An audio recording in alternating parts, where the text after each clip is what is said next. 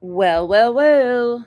Happy Wednesday. Sorry, I tried to get on here earlier today, but had more important things to take care of at the time. So I hope you're all having a great Wednesday. We got some shit to talk about. It's so funny because there's just so much that we have not gone over. And the more the more we have discussions about this, the more I'm like, well, I can prove that too, and I can prove this too. I mean, it's just kind of a thing. I hope you guys are all doing good, wonderful today. I hear there's a shit show going on with some potential bullshit around CPS again. I tell you what, one of these days, people, I hope, understand it's not something to play with, but I guess anymore it's accepted. So, whatever. Hello, everybody. Okay, let's get going because we have a wild journey to go on today.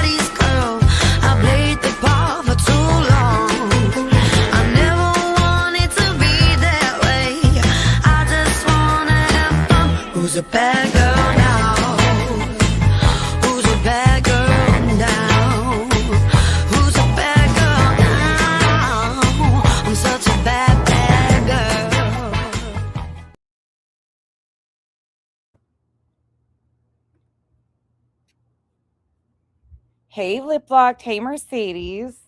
S. Francisco, Pika.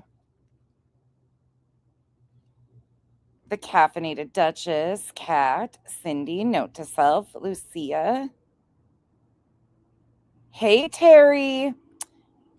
By the way, for anybody that didn't know, I didn't make a big deal out of it because Terry was busy, but Terry had a birthday. Our beautiful Terry. Terry O had a birthday in the last week. So if you wouldn't mind wishing the beautiful Terry a happy birthday, that would be amazing. And I am so glad you had a good time. Hey, Vibrator. I hope you're healing up well. Hey, Gamma, Rubber Ramada, Crazy Redneck, Lurker, Sailor, Mimi of 8, Sherry, Coco, Zero Fox Given, Sharon, Janice in Accounting. I hope your little getaway was amazing. Hey, B-Berg on Kick. Oh, shit, that's right. We are on Kick. Whoops, hold on. Let me pull up my page. I forget. Sorry. Let me get over here. Why does it say I'm offline? But I'm right here, bitches. Why is it trying to say I'm... Hello? Wake up, Kick. Anybody home? Oh, nope. Let's see. Let me pull that up. For some reason, it's airing out. And no, I don't have anything going on. It says I'm offline. Can you guys see this stream? Oh, there it is. Now it's popping up. Finally. Goodness gracious. Okay, we're good. We're good over there. Okay, Kick is up. There's mods over there. You guys are there. You can see in here. Perfect. Okay. Thank you to the Kick people over there. Hey, Dazed and Amazed. Jackie215. Hey, Hartley Munga. I'm here in the bushes. East Texas mama. Steph, not that Steph. Aisha. Oh, Aisha, I heard the clip of Queen. And that's a reminder. Thank you, Queen, for saying something and calling it out the other day. I do appreciate Queen Bee saying enough's enough. Like, this is some fucking stupid shit. I did hear it, and I appreciate that. Queen was like, look, this is bullshit. Like, I can play the clip, but she basically said, like, what's being said of nonsense is a fucking crock of shit. She's calling Julie's lies out, and I appreciate her recognizing what this is. Hey, Tebow Michelle. Scotty Dog. Thank you, Vibrator, for the super sticker. Much appreciate you. Are you home now, Vibe? Or are you still in rehab? Healing up. You don't have to tell me out here either. You can. By the way, I am through some emails. I did a few more today, so I'm glad you're here with us too, Gamma. Thank you for being a member for 9 months. Hey, Blondie. Hey, Teresa. It's good to see you. You don't, crazy redneck, you don't have to. I'm not. The only reason I'm doing Kick, you guys, is for the people who chose to go solely to Kick, for those that choose to, but you don't have to. Like, the engagement and stuff, I'm never going to solely, that's not my sole platform, or, it's never going to be something that I make a huge situation out of. So, hey, Tiana, Gypsy, AE Vasquez, yeah, let me stop and not try to butcher your name. Hey, Earth. Hey, Sea Mastiff, Brandy Wine, Kelly's Bird's Life, Becca Big Sky, Facts and Truth Only. I don't know. It did for me too, Samantha, for the longest time. Hey, Dr. Snowflakes, Bio Bo, Amy Ohio, Wise Mom, Tracy. Hello. Hit the like, please, Scotty Dog says. I appreciate you guys. Okay, I'm way behind. No, Joyce, I did not. I'll be honest. Once again, just so everybody knows, I'm over the BJ stuff right now. I'm bored with it. And I'm not just bored with it, I'm irritated. I'm completely irritated because doing the things that are happening currently with people calling CPS and stuff, again, wasting resources, something that I just stand against. But people doing that are giving her a victimhood and doing exactly what she predicted was going to happen, and people are doing it and giving her exactly that. So it's just this wash, rinse, repeat. People are going to continue to call. She's going to continue to victimize herself from it, and it's just going to be this wash, rinse, repeat. And here's the thing for me. This whole pregnancy stuff, the discussion around it, it's become just nothing but content, and I'm not interested in it. There's enough women out here that struggle with infertility issues, and the lack of awareness by so many in that space, and the disrespect and the disgusting things that are being thrown. I want nothing to do with it. I'll debunk her on shit that matters to me, and major lies and things. But for me, I want nothing to do with that. Hey, LFT. Hey, Proud Fur Mom, Emma Swan, Rotaro.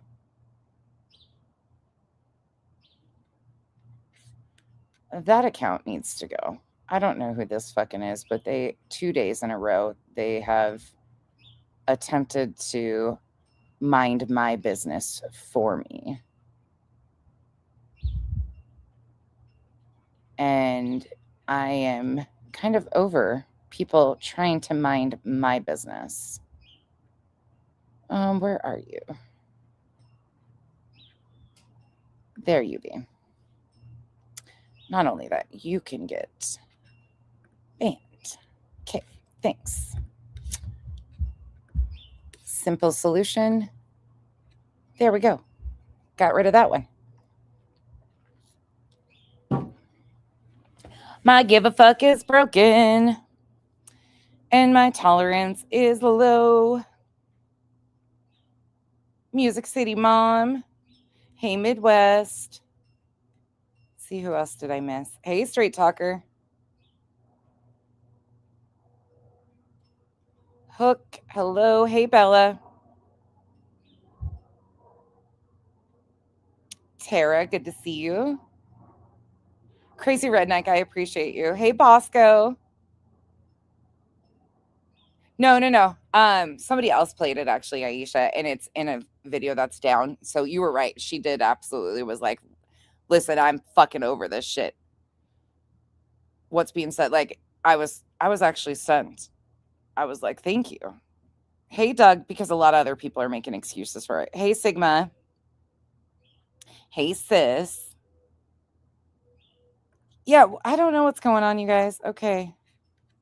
I have no idea what's going on here. It says it's live on my side. I can see it. You might have to go out and refresh. Everybody else on Kick seeing it fine? I'm seeing okay now. Hey, J-Dub. It's good to see you.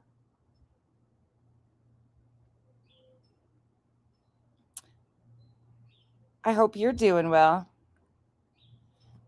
Zero Fox. Well, the good thing for me is I have my island.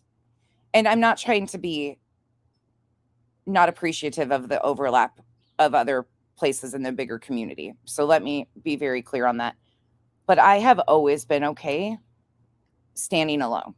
And when I say that, I mean it. This is where I thrive.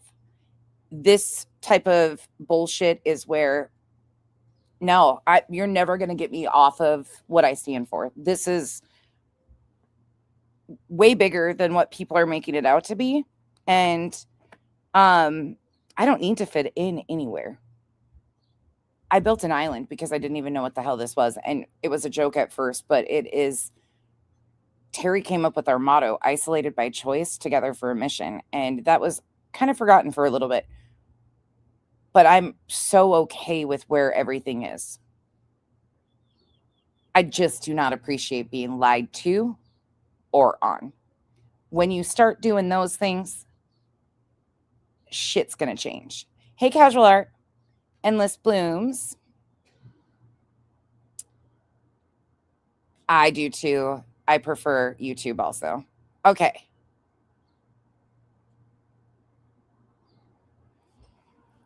Let's go. Well, that's nice to hear that she did. Amy, that's really nice to hear that. Hey, gotcha. Yeah, the bullshit's just too much. But I'm going to, once again, we're going to use Julie's words. And I'm going to show you some stuff you haven't even seen still. Because here's the thing. As you guys know, once somebody starts lying on me and causing all this fuckery, the best thing that I do is dig my heels in and continue to provide the proof.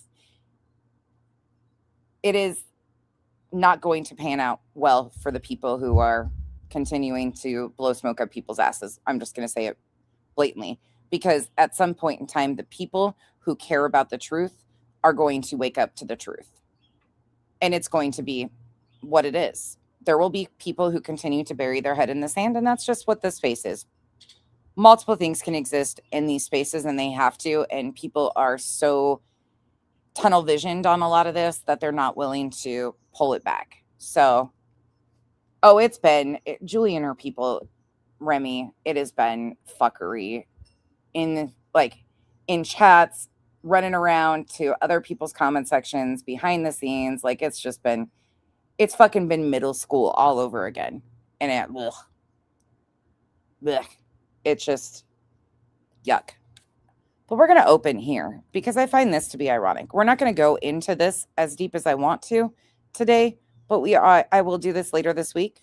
But I do find this to be very interesting. So the context of this, just so you guys know, is Julie was talking about Lauren Matthias. And if you don't know, Lauren Matthias is a huge true crime creator who tried to get a restraining order, actually was granted a temporary restraining order over some petty ass fucking bullshit. And Julie did multiple live streams. We'll be doing a little bit more of a deep dive on that. But today I'm going to take your direction, or we're going to go a little bit of a different direction, because when Julie and friends are out here lying, per usual, and trying to, once again, misinform, I'll just hit with the words that came right out of her mouth. And once again, I have 4 or 5 streams that we haven't even watched that say a whole lot for themselves. he was saying. Here we go. Hey, Doug. And I mean, you're literally like I'm talking like in the space of like 45 minutes talking about virtuous violence, and the fundamentals of you can't even read my writing, but like in the space of like an hour, he's like putting out like theory after theory after theory, you know, psychology buzzwords and things. If he did this shit she is talking about Dr. John Matthias, problem fucking lockout Lauren Matthias's sidekick, her moo buckaroo. That's who Julie is referencing. There's one part here that just really fucking stands out to me. It's a conference of psychologists. They would have thrown his ass out of there. They would have said, "What in the hell are you talking about, sir? I think you need to get off this panel and go back to college."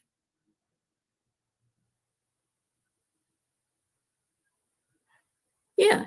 Oh, they definitely she definitely was weaponizing the court system to silence her critics. Now, why she's gone so hard about this is a little bit interesting to me. What did you just say, Julie? Let's hear that again. They would have said, "What in the hell are you talking about, sir? I think you need to get off this panel and go back to college."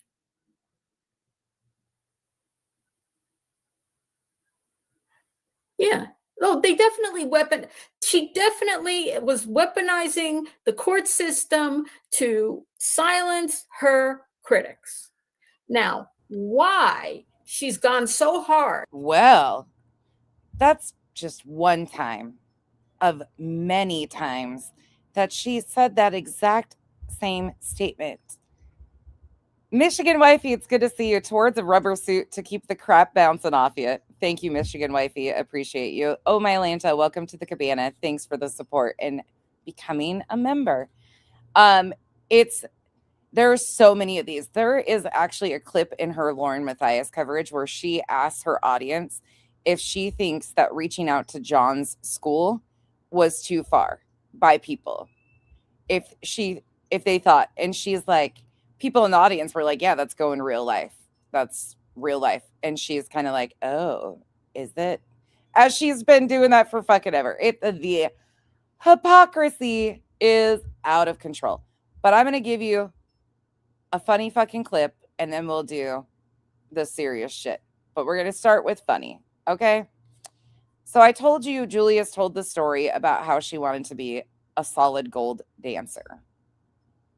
And her statements in the Lauren Matthias shit are extremely hypocritical to be wild. But this, my friends, is solid gold dancing via Julie Skolnick. Be ready. You're welcome. Oh my God, wait a minute. Is this Madonna? We stand with the truth. That can't be vibrator. Madonna. If this is Madonna, I'm going to die. If this is Madonna, I'll be back later and show you the rest of it. All right, solid gold dancers video. Sorry, it's taking me so long. Oh, get ready for it. I don't know why they don't show like. Yeah. It's not very good. Look, they'd always be on the floor, writhing around, always in the unitards. Can you believe it?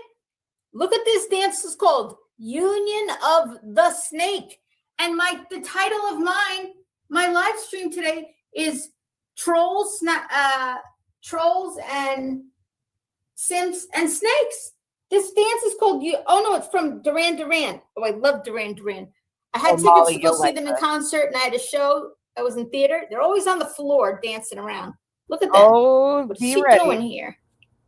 What is this lady doing? Here we go. I thought this was cool. Look at that guy. What's he doing? This shit's crazy. It's wild. A little sexed up a little bit.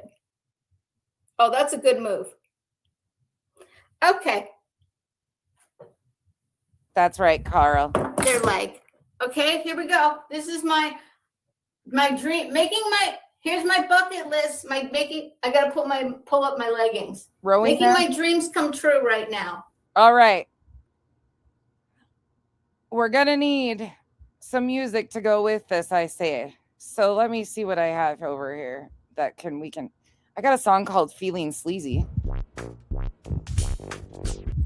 Inspector Hector. Oh, this is perfect. I'll turn it down. Okay, let's give her some music.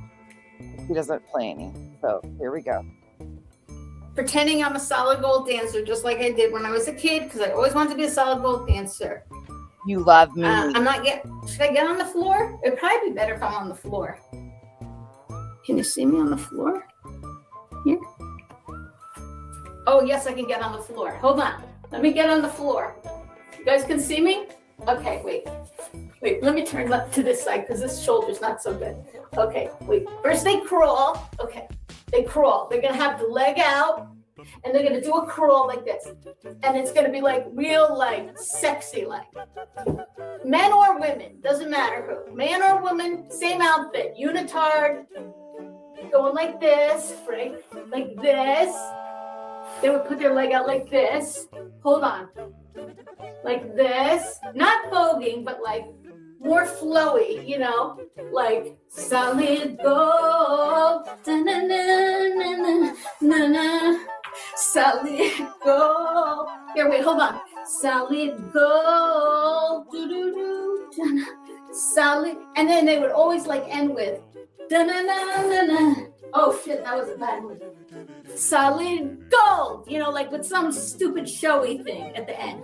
But, or like that lady with her leg out like this and her neck out. Right. Clip this shit. Gotcha. Clip this. I got it. Right? Oh my God. Look at how I had to get up. That's pathetic. My muscles hurt. If she could just do this shit all the time, I'd be here for it. Because that fucking shit is funny as hell. Now I could watch shit like that all the time. I think we need to redo it though. Because did you see those moves right there? I mean, I got chills. They're multiplying. And Julie's lost all control. Oh, yes, I can get on the floor. Hold on. Let me get on the floor. You guys can see me? Okay, wait, let me turn left to this side because this shoulder's not so good. Okay, wait. First they crawl. Okay, they crawl. They're going to have the leg out and they're going to do a crawl like this.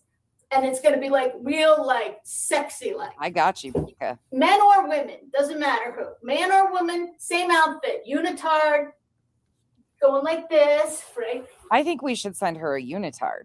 I think we should send her a glitter moo unitard. Cow print unitard. I mean, I can picture it now. I can't send her anything because she'd sue me and say it was fucking laced with something or some shit. But I really do think that this is where she belongs, on the floor with her dancing. Like this. They would put their leg out like this. Hold on. I would wear one like too. This. Not voguing, but like more flowy, you know? Like solid gold. Da-na-na-na-na-na-na. Solid gold. Here, wait, hold on. Solid gold. Do-do-do. Solid. And then they would always like end with da-na-na-na-na. Oh shit, that was a bad one. Solid gold, you know, like with some stupid showy thing at the end. But or like that lady with her leg out like this and her neck out. Okay, I gotcha. Clip this shit. Clip this. I got you. Right? Oh my God. Look at how I had to get up. That's pathetic. My muscles hurt. Is that good? My first concert was when you guys realize what that's in the middle of, though, you might have a come apart. Okay, you might have a come apart. I am a professional tuck and roll from inspecting carpets. I could teach you a thing or two about how to get up appropriately without hurting yourself, but I mean, what do I know?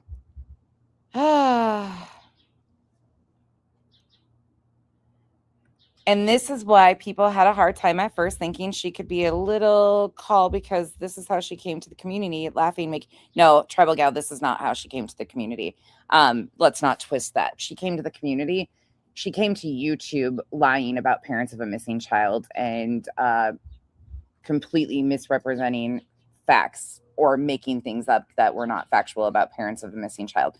She didn't come to this community being funny, lighthearted, or anything. In fact, she was probably one of the most vile, disgusting pieces of shit to the parents of a missing child. So let's not rewrite factual history here, but she had a intense history of doing the same on TikTok. That's why she's got an entire Reddit thread dedicated to her with how foul she was to parents of missing, or not missing, but parents with children on the spectrum.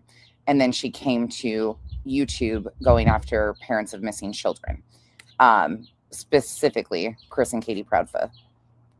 Chris and Katie Proudfoot. I cannot talk. Rowena, thank you so much for being a member for 8 months. And thank you again for joining me last night. I really enjoyed our conversation. And I forgot, but I will do it today. I will find the terroristic threat one. I got down another rabbit hole. You guys in Sending Bodies got me down another rabbit hole with this Meta and YouTube lawsuit shit that just happened, and it's kind of shocking, and I have a feeling there will be some changes coming.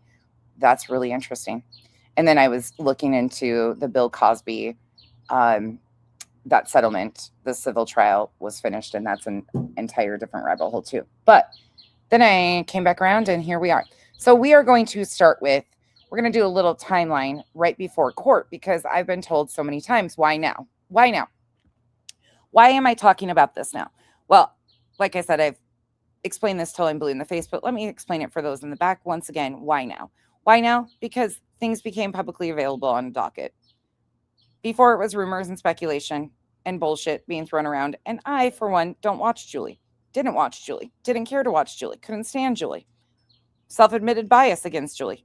Didn't like her. She threatened to sue me and came in like a wrecking ball. It is what it is. Her problematic behavior didn't change. It was just repackaged and a different target. So going back and looking to figure out what was actually the base of all of these claims and things she was doing, we found a complete different situation than has been told to the public. What has been told to so many people, I don't know where they're basing that on, if they are intentionally lying on Julie's behalf at this point. I question if people are intentionally lying for her or they've been lied to on her behalf.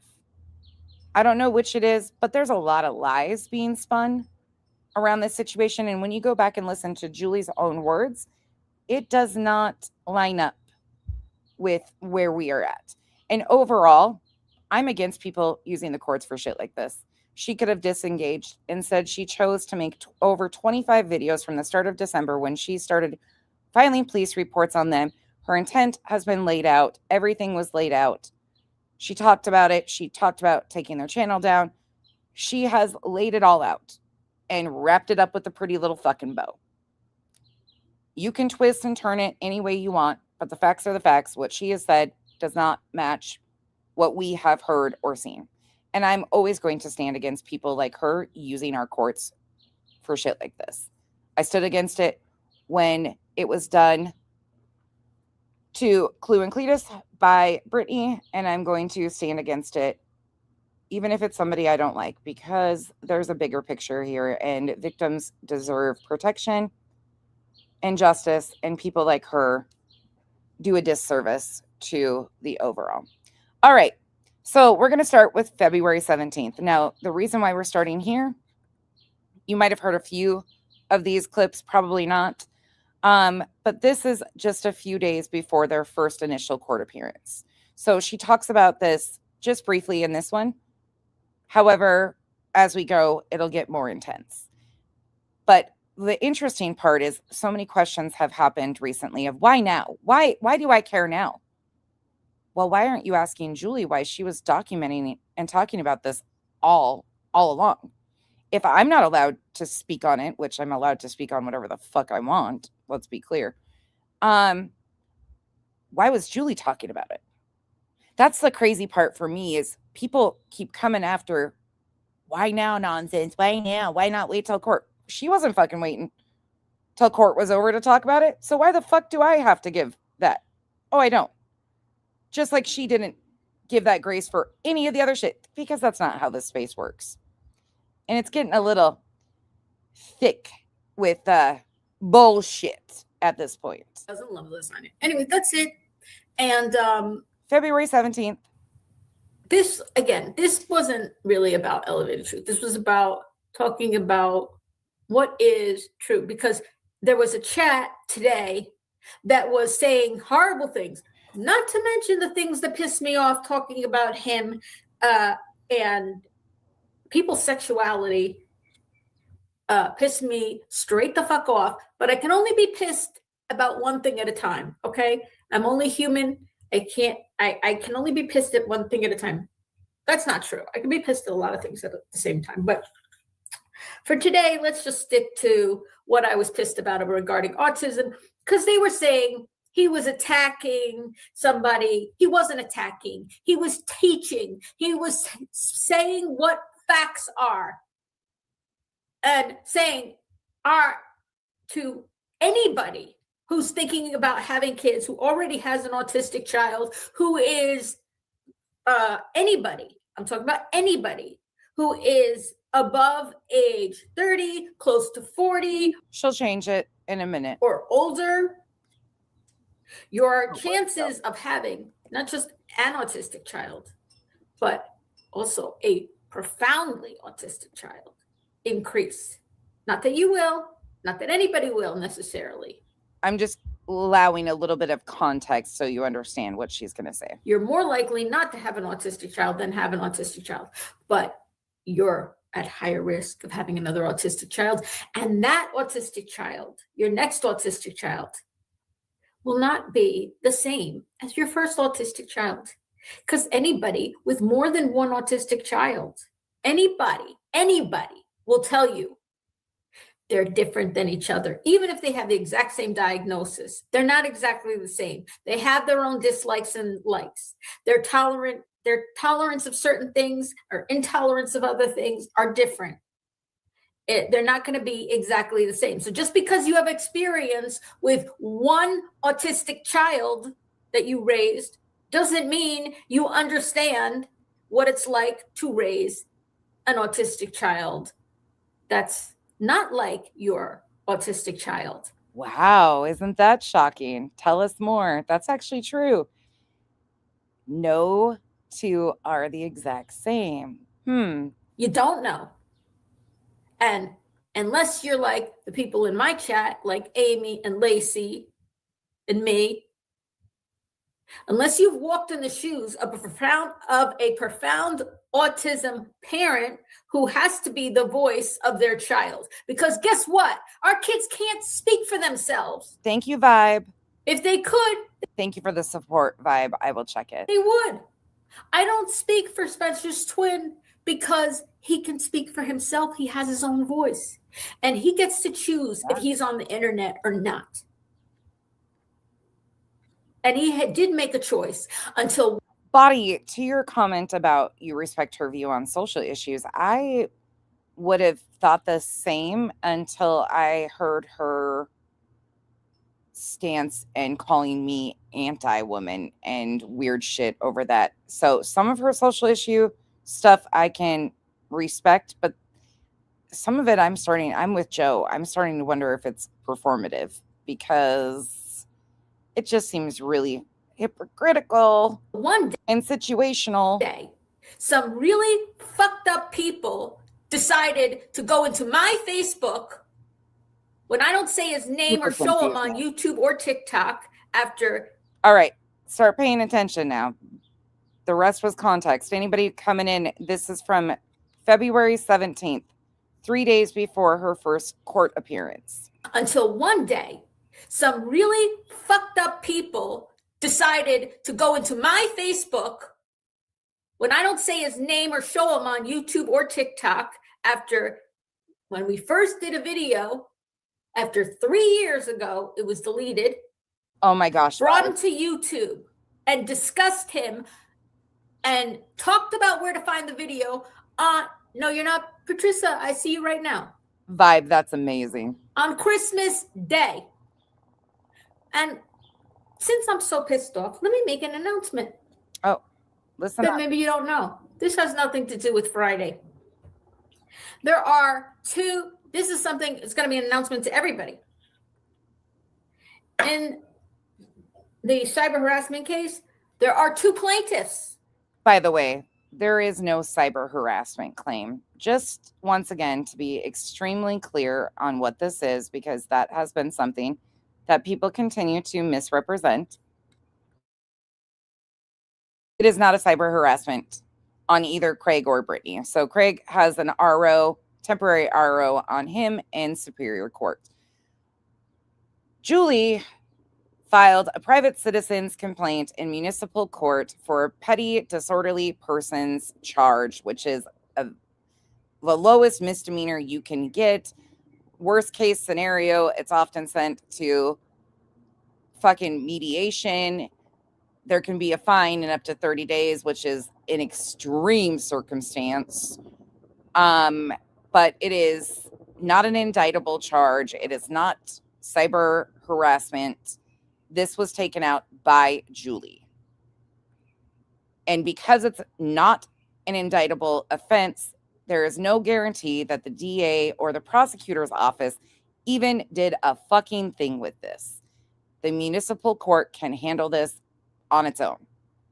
Without the DA, it doesn't have to be sent to a DA because it is not an indictable offense. So once again, that is a complete misrepresentation of what is happening. But I find it very interesting, and I've played this before, but people are forgetting about this portion. Patricia, I see you right now. On Christmas Day. And since I'm so pissed off, let me make an announcement that maybe you don't know. This has nothing to do with Friday. There are two, this is something, it's going to be an announcement to everybody. In the cyber harassment case, there are two plaintiffs. There are two plaintiffs in that case. I am one of the two plaintiffs. Guess who the other plaintiff is? Guess who the other plaintiff is in that case? It is Spencer's twin brother, who some people brought to this fucking internet against his will, to YouTube specifically, I should say, to YouTube against his will. Okay, so just to be factual once again, so nobody is confused. The twin that she is talking about, please do not use their names in the chat. There is no need to even discuss that. Was brought to social media by none other than Julie Skolnick. TikTok, Facebook. She has said both their names on her YouTube way before anybody else did. She brought this there. Okay, so she continues to claim that this video has been deleted off of her Facebook. That is not true. Julie herself has stated that she lost access, her password, to her Facebook account. So she knows as well as the rest of us do that that video never was deleted because she couldn't even get the password to go delete it. But if we want to be factual, there are other creators before War Eagle and Brittany ever discussed this video in question that scrolled Julie's Facebook in February of 2025, a year ago, went right to the video on Julie's Facebook page and played it publicly on this platform. That was White Boy Lockdown. The video is still up. He scrolls through Julie's as he's calling her out because of all of the bullshit and fuckery she was doing. He scrolls right to her Facebook down and plays the entire video with the twin on it. He was not being disrespectful to the twin either. I have looked at it because I was shocked. I didn't even know that happened. Wasn't me. But Julie has situational truth. So while half of this is true, that he was brought from another platform to YouTube, she also is omitting the fact that she herself has said his name numerous times. She has used his name in the book that she promotes very publicly, that she authored, and that before War Eagle or Brittany discussed that other creators had already had this up. She's omitting details. Using a video of him when he was in high school. And that, because I let the first fucking threat go. I let the second fucking threat go. I documented it, but I didn't press charges. I let the fucking anti-Semitism go. I let other things go I'm not going to say. Now there's been more threats. Yeah, right. That's true, Eric. But when they fucked with my kid on Christmas Day. And we have detailed what happened on Christmas Day. I've played the video directly from what Brittany played, which is pulling up War Eagle's post. It's all redacted. The name was taken out, everything. You poked the fucking mama bear of mama bears. I mean, no, I don't want to say I'm the mama, because God will say, Julie, you're not the queen of mama bears. You're not. The problem I have with this majorly is the fact that she is saying that he is a co-plaintiff. Well, when you look at the form that she filled out, you can see what she's done. I'm not coming on camera because it is early. I'm not. This is courtesy of allegedly speculating. By the way, if you are the praying type, please keep allegedly speculating in your thoughts. She has a family emergency and had to fly out to be with family. So if you could, that would be amazing. Thank you. Here is the link for this video. Done my makeup, but I just got this probably like 15-20 minutes ago, and this document is titled Certification in Support of Probable Cause. Now, this document was filed by YouTuber Julie against YouTuber Brittany. I will pull this document up. It will be watermarked. If you want this document without the watermark, you can find it on my Patreon, which will be linked below. We are going to go through this document. So as you can see, I'm going to zoom in. It is a certification in support of probable cause in the county of Passaic. Date of incident, 3 incidents in December of 2025, December 4th, December 10th, and December 25th. Municipality is going to be North Hazleton. I offer the following facts and information to establish probable cause. And I'll find out later if there's anything else she needs support with. She was on the plane when I talked to her a little bit earlier, so I don't know if she's landed yet. I'm trying not to bug her and give her space, but I will reach out and ask her if there's anything else she needs. This complaint against, and it looks like Craig's name is marked out, but originally it said Craig Black and Brittany N. Jackson. Craig Black has been marked out, and now it just says Brittany N. Jackson. And then it reads, whom I would like to charge with, and then we got NJSA 2C. So big question for me right here is her words don't match the documents. So there is no indication on here that he is a co-plaintiff in this. He's mentioned in the body of this that he was taunted, but there is no indication on the court record or anything that he is actually a co-plaintiff. She did say verbally in one of her live streams that she filed a police report on his behalf due to the December 25th live stream that was done. which we will be getting the police reports at some point in time. 33-41, criminal cyber harassment. Over here on the side, there is a note that says, I have typed and detailed more on 2 pages my police reports. That's what this square thing says right here. The first question says, how do you know the identity of the person you are charging? And Julie wrote, via YouTube, became aware of them when they included me in an exhibit in a lawsuit in PA against 2 other YouTube creators. And then it says, describe the incident in detail. Under Vibe, if I was cammed up with the facial expressions I've had lately, I'd be canceled. Because my face says it all.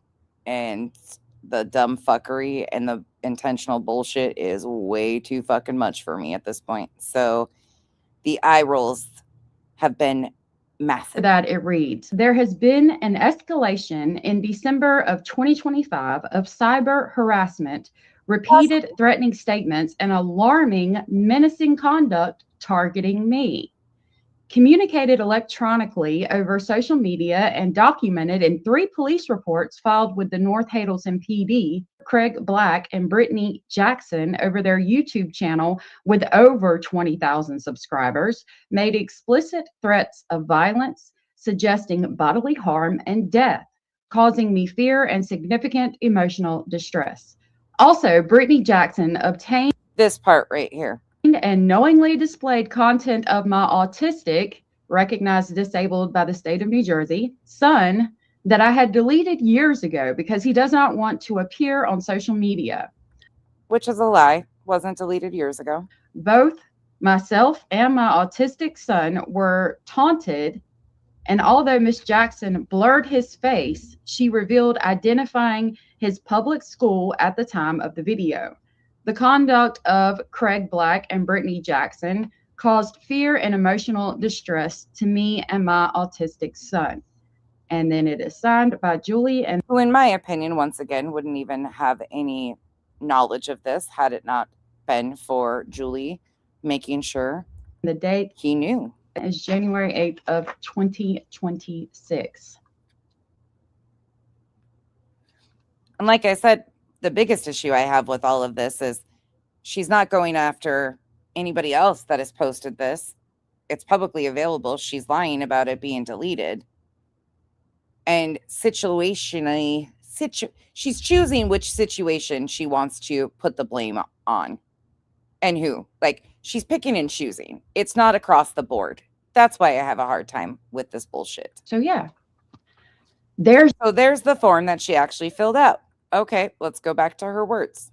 The God of mama bears. We're all mama bears. We are all mama bears. I'm not trying to say that.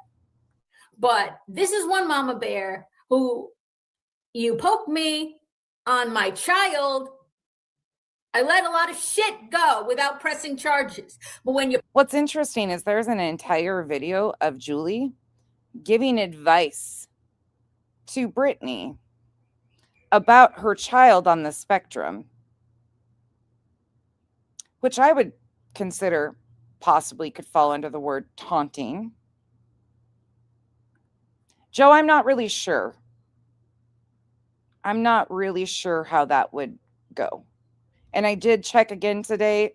There is no filing, even though it's been claimed by Julie and others that she also filed the same on Craig. That is MIA at this point. Poke me about my kid. That was enough. That's when I said, now I'm not just I have to protect myself. I also have to protect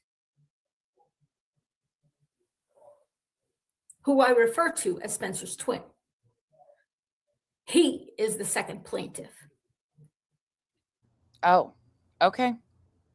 Jersey man, mama bear, right? Exactly. So, and that shit about him is not on the person that Friday deals with. Kelly's bird life, if she's smart, she won't. She would go look at the injunction that was filed, and basically the reason why a huge portion of that getting thrown out was because Tony making statements of if he was going to sue somebody, and whatever he said there, that's a huge reason why it didn't go anywhere. One of the reasons. I mean, there's a million reasons why it didn't go anywhere. But Julie made a statement the other day herself that if she was intending on suing somebody, I would be at the top of the list just for fun. So, I mean, she's not above wasting court time and resources, but it won't get her anywhere. That's on somebody else. She did that March 11th. Anyway,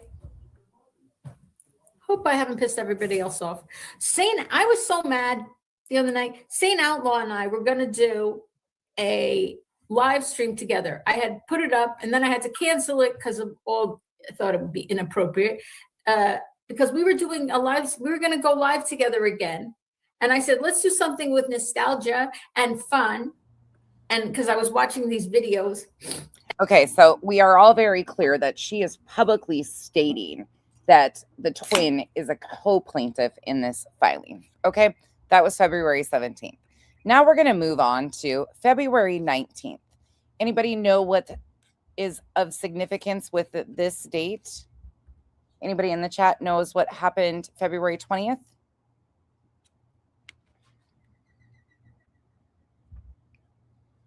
It was actually to barbecue, KB. I'm pretty sure it wasn't to Granny. I think it was that statement by Tony that he said on a live stream was to barbecue. I think. I could be wrong.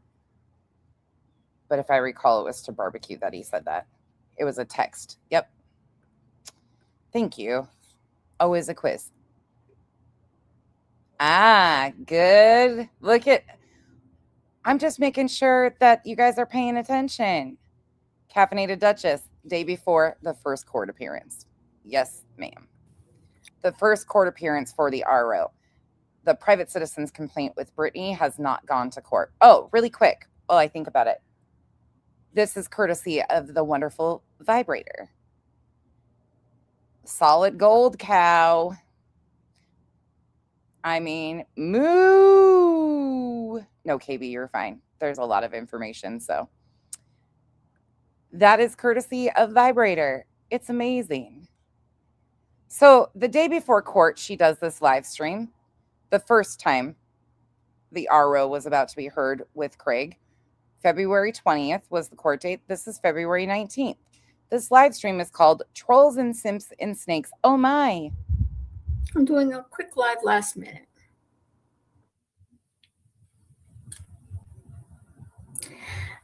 When I was, nobody is born, in my opinion, Hi Island High.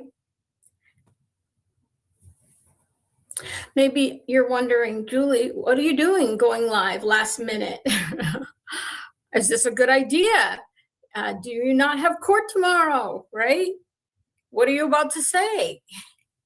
Are you going to get yourself in trouble or whatever? Okay. Hope not. I hope not. But I don't like getting pushed around either. And I don't like when people, every day with Jay told a lie about me. Says, I don't respect boundaries. I got a really interesting stream that I started watching today regarding Chroma Reels and some of the shit going on. Ask me in a week what my feelings are because my brain's still trying to wrap it around. That's a fucking lie. That's a fucking lie. Because I know how it feels in my life to have boundaries crossed. Unfortunately, more than once, more than twice, more than a dozen times. Maybe in your life, anybody who's watching, you've had boundaries crossed. So when Jay said that about me, that was a fucking lie. She crosses boundaries because she's a liar, right? She's a snake.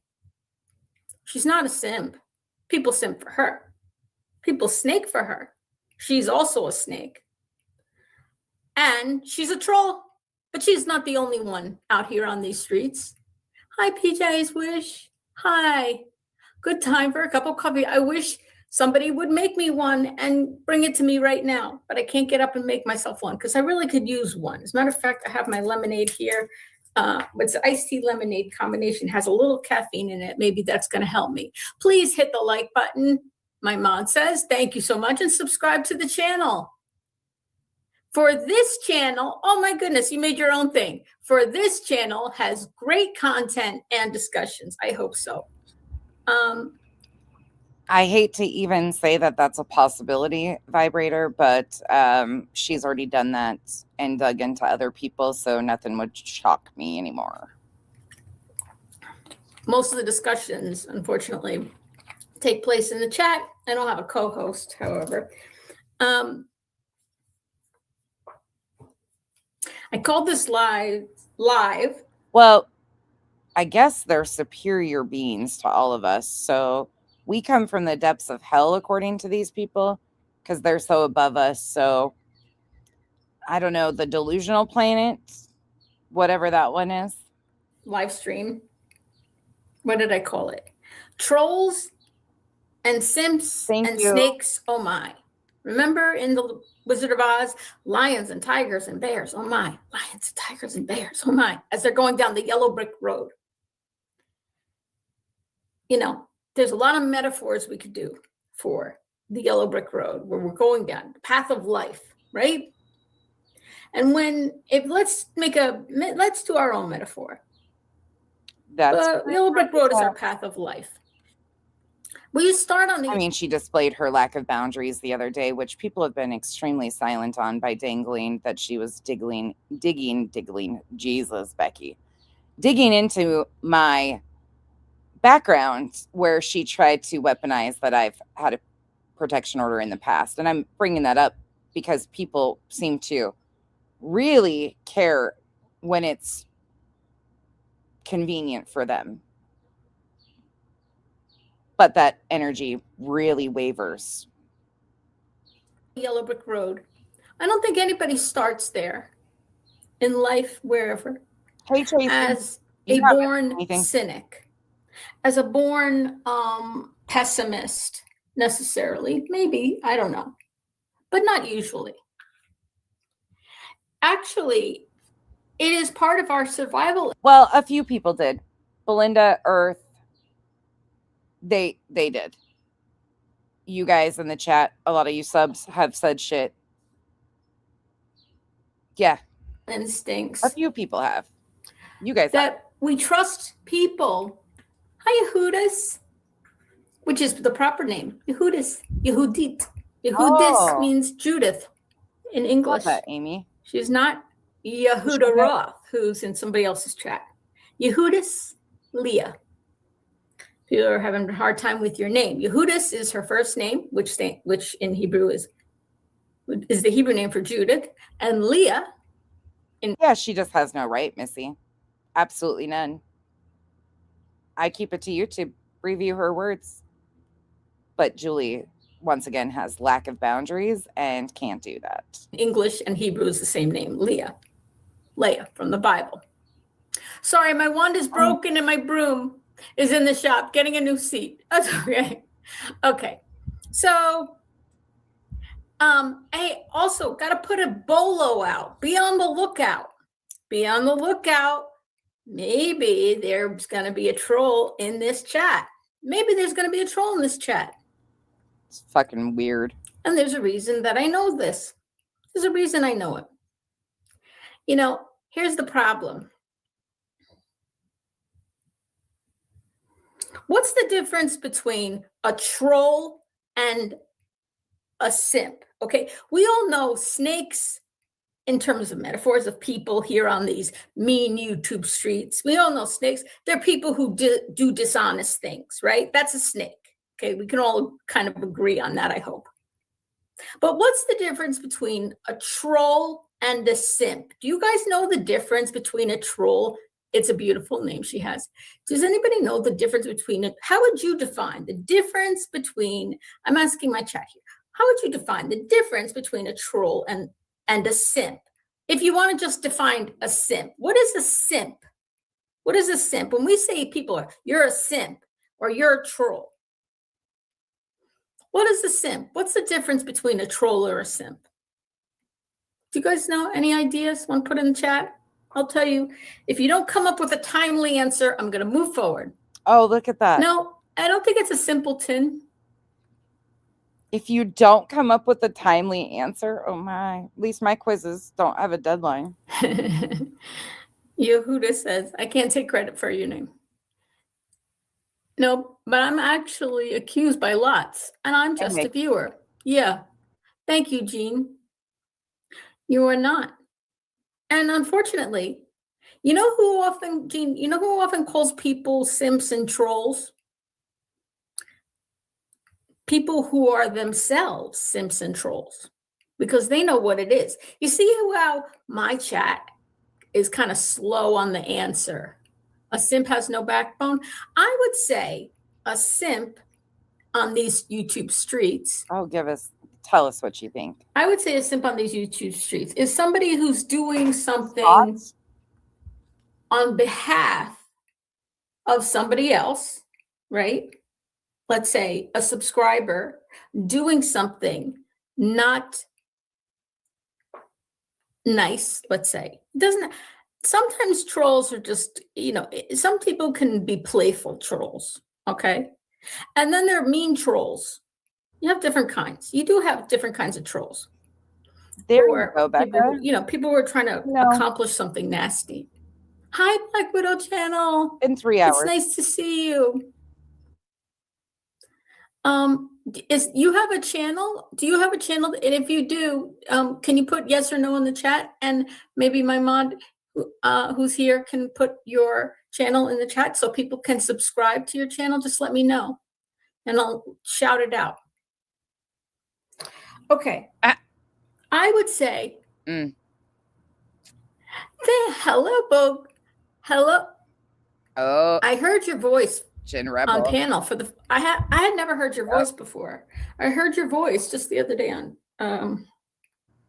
QB's panel. You had gone up there to ask a question, but dropped down before someone else came back. I would say I'm mainly a harmless troll, right? Because there are different kinds of trolls. There can be funny trolls, there can be harmless trolls, but then there could be bad trolls, right? But a simp, Bog, what do you think? I hear people calling you Bog. I hope it's okay. I call you Bog. She does, see, Nikki. I'm working and listening. Good. Thank you, Della. Trust me, I am right there with you, Jen Rebel. But I think it's very important when people are intentionally lying, Julie's people, and continuing to blow smoke up people's asses, that we come right back around and listen to Julie's own words, because you can't overcome what she's already told us. What would you say a simp is? I think, sure, thanks. It's a gardening trend. Oh, you have a channel about gardening and you're getting ready to start up for your 2026 season? Okay, the Black Widow channel. She liked the Black Widow channel. Please, everybody, subscribe to @the Black Widow channel. One word. @the Black Widow channel. And she has a channel about gardening. That's lovely. I wish I had a green thumb. I don't. I wish I did. You are welcome. You are more than welcome. I like to, by the way, I just want to, this is me making a dig at somebody, okay? I'm going to announce it. I'm making a dig. She has to announce when she's about to take a dig. Oh, who do we think the dig's going to be about? It's not me this time. This is me, a woman, supporting and promoting and helping and doing what I can to be supportive, let's say, of other women here, right? That's nice when we do that. That's nice. Sure has. I would say a simp, for the sake of this metaphor, a simp is like a person who's doing something on the YouTube streets right here, in our neck of the woods. You know who the dig's at? Queen Bee. On behalf of somebody else, likely a creator, or they're doing it for nope, not necessarily for attention, but nope, Queen Bee had said, and she'll say it, she'll land the plane eventually, but Queen had said she did not agree with what Julie was doing. Not once, but twice. Julie's going to tell you that, but I'll just blow the apprehension, because everybody's on their edge of the seat. No. She was taking a dig at Queen because Queen had said she doesn't agree with what Julie's doing. But to get praise or, a praise or attention or notice or whatever of somebody else. Maybe it's a creator, maybe it's somebody else. Maybe it's to impress your friends, right? You can go back to your little discords and laugh, ha, ha, ha, ha, look what I did, right? That kind of stuff. It's not necessarily for a creator, but it could be for a creator, right? Sometimes people do that for creators, right? They have to do little things to get their attention. Nobody has to do anything with me except be kind. That's it. And not just to me, to each other as well. Because I watch how people treat one another.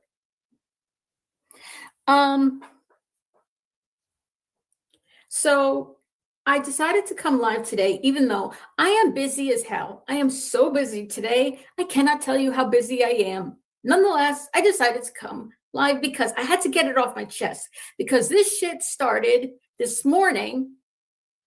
Actually, I'm sorry, I should back up. This shit started days Off with your heads, peasants. How dare you not agree with Julie? ago. You anti-woman women. And I made a video about it and I kept it in my drafts. And I said, you know what? I'm not going to show this video. I'm not going to do this video because it's like, it pissed me off what this person said because I had a very, very, very short history with this person. I realized they were not a person I would ever want to be dealing with. Now she's switched to talking about Hey Jude. And I cut all ties with them, including blocking them on my phone. And when I have you muted because of my meeting, but a simp to me, okay, Bog says, but a simp to me is a person that blindly supports someone regardless of the outcome, supporting bad behavior and everything else that person does. That's a good description. I accept your description. Okay. So do we have a word, Bog, for a person who does something either on behalf of a creator, let's say, or to get the attention or whatever of their friends or a creator? Do we have a word for that? Is it different than simp? Can I use simp in that way? Is that okay? You gave me a description earlier. I'm sorry, I missed it. Let me read it. Thank you for putting, by the way, the Black Widows, plural. Oh my God, the black, what did you put here? The black, no, you put the Black Windows. It's the Black Widows. WIDOW. The Black Widows channel for the gardening. I'm gonna have to go check out your channel because I do have. We're gonna bump it forward. Are Sims like Mask Guy from Pulp Fiction? I don't know what that is. She does every time, Bulldogs, every single. I missed your description. I'm sorry. I apologize. Okay, because I got to keep it moving because I really, really, really am busy. So she's really busy. She's really fucking busy, don't you know? There's a person, bitter tea, member for 1 month. Throw your hands in the air if you're a true player. I know I have not forgot. We have to talk offline. Please understand. I've had a busy couple weeks, obviously. It's been now over a week. Spencer's been in a group home. Moving him in has been hard. And I have had to go to court. And I've had to do a whole bunch of things. And now I have to go back to court. And get ready and everything like that. Okay. So, and this is about that to a certain extent. Maybe for court. So I came on the platform. It wouldn't be Julie talking about court the day before court, would it? Oh yeah, that's exactly what's going on. I started out by saying, on the path of life or on the beginning of the Yellow Brick Road, I don't think people start out as cynical or distrusting. We're not in Kansas anymore. of others. In fact, my messages are hidden. No, I see your messages. They're not hidden. Oh, they're hidden? Why are they hidden? Oh my goodness, I'm so sorry. I don't know why they're hidden. They should not be hidden. They shouldn't be hidden. I could see no idea to survive in this world. Oh God. Our need to believe that people are telling us the truth, right, is actually part of survival, not survival skills, but it's part of our survival, our ability to survive in this world, is we do depend to a certain extent that when we talk to others, that they're telling us the truth, right? Because we will listen to it and we will, because we don't automatically, we're not automatically programmed, I believe, in my opinion, to believe that when we speak to somebody, they are, someone new especially, that they're automatically telling us a lie, right? You stop and ask somebody for directions, right? And they say, I need to find this street. Well, we used to stop and ask, now I'm showing my age. We used to stop and ask people for directions when we didn't have Google Maps in our phones. Back in the old days, we used to stop and ask people for directions. He'd say, roll down, here's another sign I'm old. I'm doing this sign for rolling down a window, right? No, there's another sign I'm old. I'm not old. You're only as old as you feel and act, in my opinion. Sorry, this is called the torture test. Welcome to the fucking jungle. It doesn't get any better. Duchess, thank you so much for the support. I gonged you. Thank you, Vibrator, again. And the caffeinated Duchess. Help! I'm stepping into the Twilight Zone. I hear you, girl. I'm sorry. It's torture. Anyway. Thank you. You roll them and say, where's such, where's this place? I'm going to a doctor's office. Where's that doctor? I'm looking for this street. And the person on the street says, she'll wrap it back around eventually. Oh, yeah. Sort of programmed in us, I'm going to bump through some of it. In my opinion. You can have your own opinions. It's fine. You can. Give you permission to have your own opinion. You're welcome. So when I came onto these mean YouTube streets, I wasn't naive. I had been on TikTok. I had trolls or whatever, but it's different over there. It's just different. I can't explain the difference easily, but it is very different. The trolls come in and make themselves known. It's kind of like going live on a vertical. The trolls come in immediately and say something like, what color is your underwear, right? When we're talking about autism. It's like, this is a troll. This is not somebody who should be here. You and Alice, parents of Spencer, are top-notch. Thank you so much. YouTube is rough. It is rough. Oh. And I learned the hard way. And guess what? I'm going to be naming not actual names, but screen names, some screen names that people go by for this one. Is that a good idea? Because this one I'm going to talk about in particular has different alt accounts. They had the one that I met them under. No. And then they actually, when I blocked Vibrator, do not even suggest such torture. Them, came back and pretended that they were a friend or something to me online. Like they came in and did what they call a long troll, where somebody comes in your chat and they act nice and everything and pleasant and get along with everybody. So you accept them, right? And then you think, and then they get in, and then they gain your trust, and then they fuck you over, right? What a fucked up kind of person is that? That's kind of a fucked up person, don't you think? I would never do that. I would never spend my time doing something like that. It's a little bit psychotic in my opinion. No, Julie just likes to dig into the background of anybody and everybody because she has no boundaries. She could never have an alt, but she will dig into anything and everything personal. But oh my God, would fucking cry if somebody put out all the shit on her. It's a little psycho. And any creator who's going around under alts, if I ever found out a creator had alt accounts that they were going under, because I swear to God, I have no alt accounts, nor have I ever had an alt account. Julie Skolnick Hard times. is my real name. This is my real face. This is my real house. My husband is not a paid actor, right? Nope, it's still there. I'm real. People on here are fake. So when I first came on these mean YouTube streets, I believed I was isolated over there on TikTok.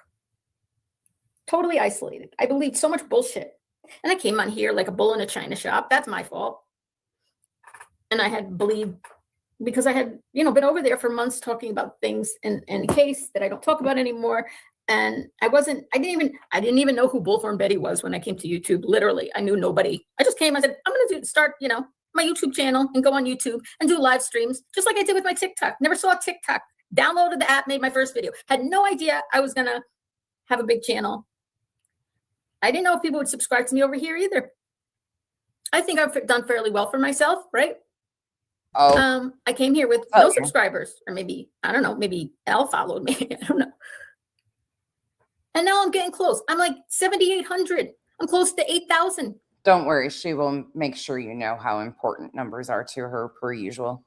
You know how I know? Somebody who's been, unfortunately, I've had to think about a lot. Said something the other day. Yeah, she's got 7,800, 8,000 followers. And then someone else who is saying things that in my state are against the law said, you got 800,000. Oh, can you imagine I had 800,000 subscribers? You have 8,000 subscribers, bitch. You're nothing, right? And Carter, remember for 1 month. Hey, Julie, gangster. Throw your hands in the air if he's a true player or a gangster. Hi, Hartley. Nice to see you. I trust no one online, but my autism makes me take everything at face value. It's a strange dichotomy in my mind. Bog, I'm glad you said that, because that is so true. With a lot of people, not all people who are autistic, everybody's different, but there are a lot of people who share similar, things about them. And I know, let's say with Spencer's twin, one of his traits is to take things very literally, right? He has a difficult time understanding, let's say sarcasm, right? It's hard to decipher. Is somebody joking or are they being serious? Oh, Cynthia Russo, hi. I almost contacted you today because I actually need some help today. I know you're really busy, so I didn't want to bother you. But if you should have an hour to help me with something today, please text me afterwards, because I do need your help if you can help me. And it has to be today, unfortunately. But if you can't, I totally get it. Because I know what's going on in your life. And I'm really sorry. Just not with you, I don't want to talk about what's going on in your life. Anyway. Unfortunately, that throw your hands in the air is kind of like me saying, welcome to the island. That's her thing. So let me cut to the chase here. Oh, please do. I came on YouTube and I started getting views, right? I started getting views pretty quick. I got up to basically where I'm like 7,000. I was like just at 7,000, almost at 7,000 when I hit like the year mark. Now it's been, whatever. Now I'm at 7,800. By the way, let me take this moment at this very stressful time in my life to say, if you haven't subscribed to my channel, go ahead and subscribe, please. Ask your friends, ask your family, ask your friends, coworkers, neighbors. When I go out with people, I say, you have YouTube? And they say, no. I say, give me your phone. Let me download the app for you. And let me make you a subscriber. There's only one reason that I care about that. My competitiveness. Anyway, so one of the first, I didn't know any of the creators. And what happens is people reach out to you when you start getting subscribers and you're new. Well, you didn't just tell us that you're competitive and you're fixated on numbers. You sound like a bunch of other people around these and whatever. People reach out to you wanting to befriend you. This particular person not only wanted to befriend me, said she could be helpful to me because she knows everybody on YouTube. she Vibe, we have not started it, but that is on our to-do list. mods for. Justin, Clutch Them Pearls, she mods for Smiley. And I think she said some others, but I remember those two in particular. She modded for both Justin of Clutch Them Pearls and Smiley, and said she wanted to help me. And I thought she did. It didn't take me long to figure out that this woman was not a person I wanted to deal with. And I blocked her completely. I mean, not that long. And her screen name at that time, and she still does go by this screen name. And maybe if you go back to, let's say, Justin's live streams, you know, I don't know when, I think she uses all these accounts. She uses multiple accounts, but the name I met her as was Hey Jude. Hey Jude, like the song, Hey Jude. Hartley, have you heard of Hey Jude? Have you ever heard of Hey Jude? She was modding for Justin. He would say hi to her in the chat all the time. Hey Jude, Hey Jude. Smiley says, Hey Jude.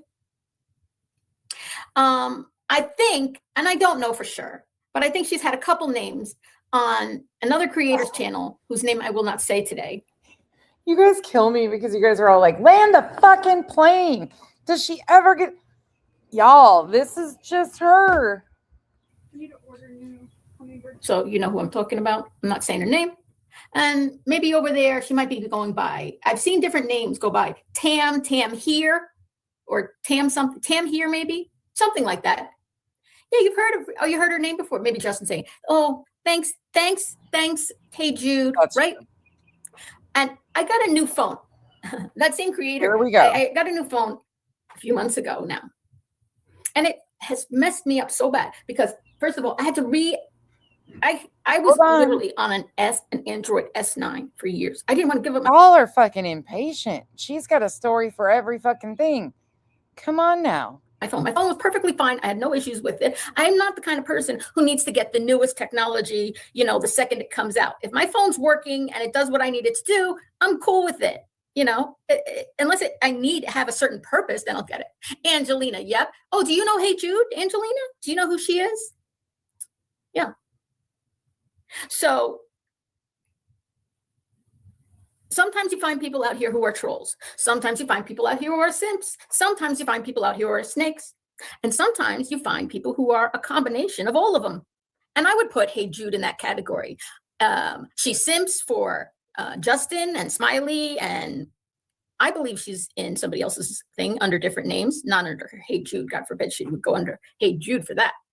I wonder if that creator knows it's Hey Jude. It's funny when I see shit like that on the streets, you know, but like, I don't care because I'm like, whatever, you know, not my business. Not caring. I wouldn't call her all of it. Snake, simp, and troll. And I had to like download all my apps, and I'm still locked out of my Facebook because I started my Facebook 18 years ago. The email that I had and the backup email that I had for my account 18 years ago, I don't have neither of them anymore. I got to go. Oh, but you deleted this video. Be sure to hit that like for Aunt Julie. Yes. Thank you. So, now, here's the problem. Hey, Jude, if you're listening, or Justin, or Smiley, or whoever else she's doing this for, whatever. Sometimes they don't get enough attention that they want, right? They really want the attention of others. Sometimes, not everybody's like that. You know, sometimes people want to be snakes and keep it on the down low that they're snakes. Alma Carrera, I just want to come and send you good vibes for my thank you. I have to go back to work. Alma, thank you. And I appreciate your prayers because I can't talk about it today, but I hope to be able to say something tomorrow. Oh, she later. Talks about something. I don't know what or how, but yes, it is an important day for me and my family. I don't want to talk about that right now, but thank you so much, and I appreciate it. And I've been busy. Let me tell you. Okay, so busy.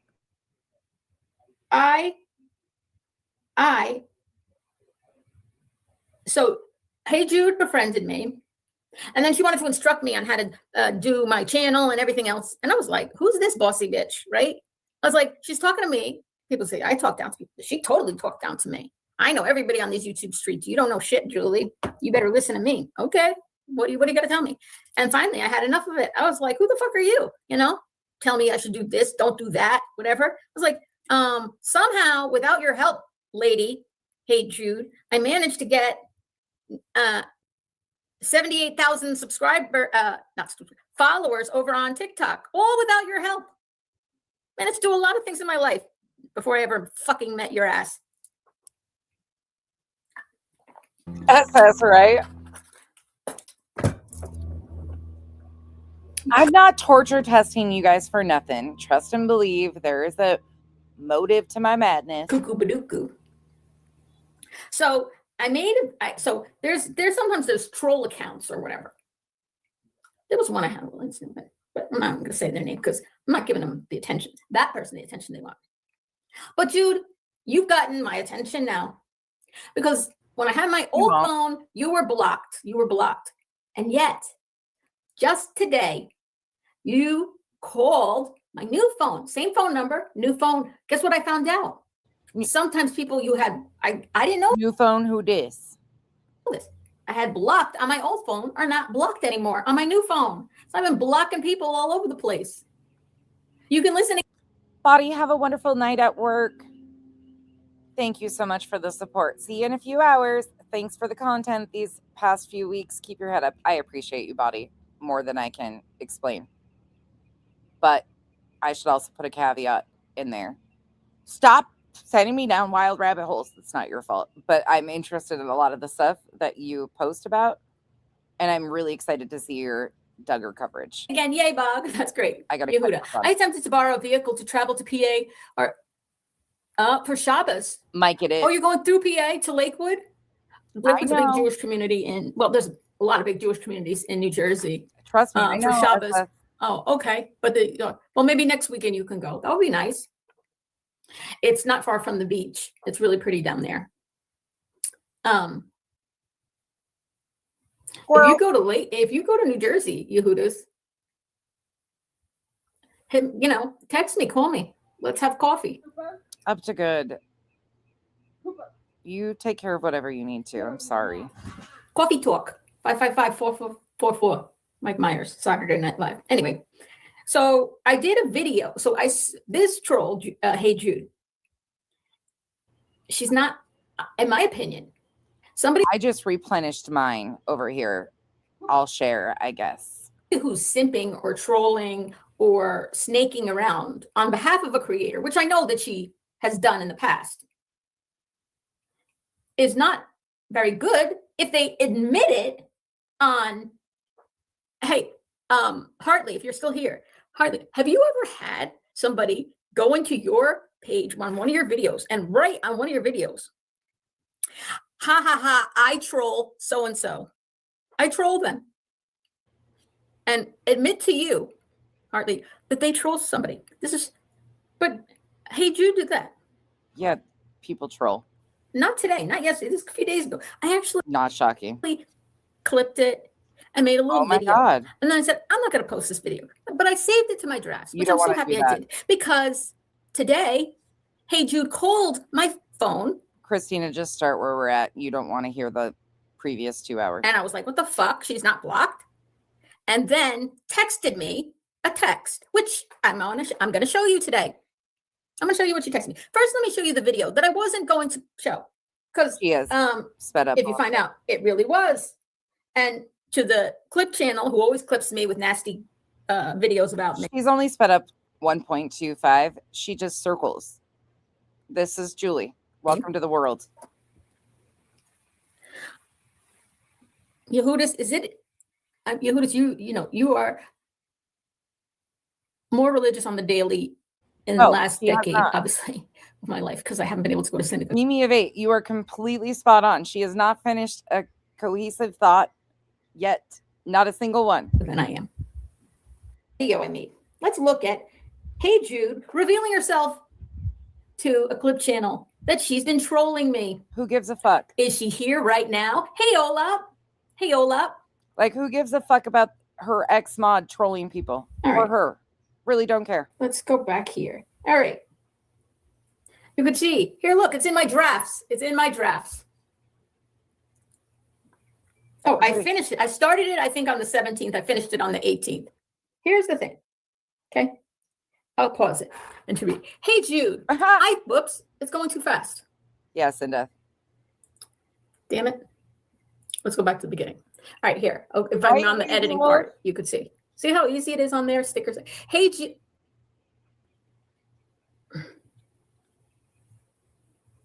It's the hair for me and the looks. Oh, sorry.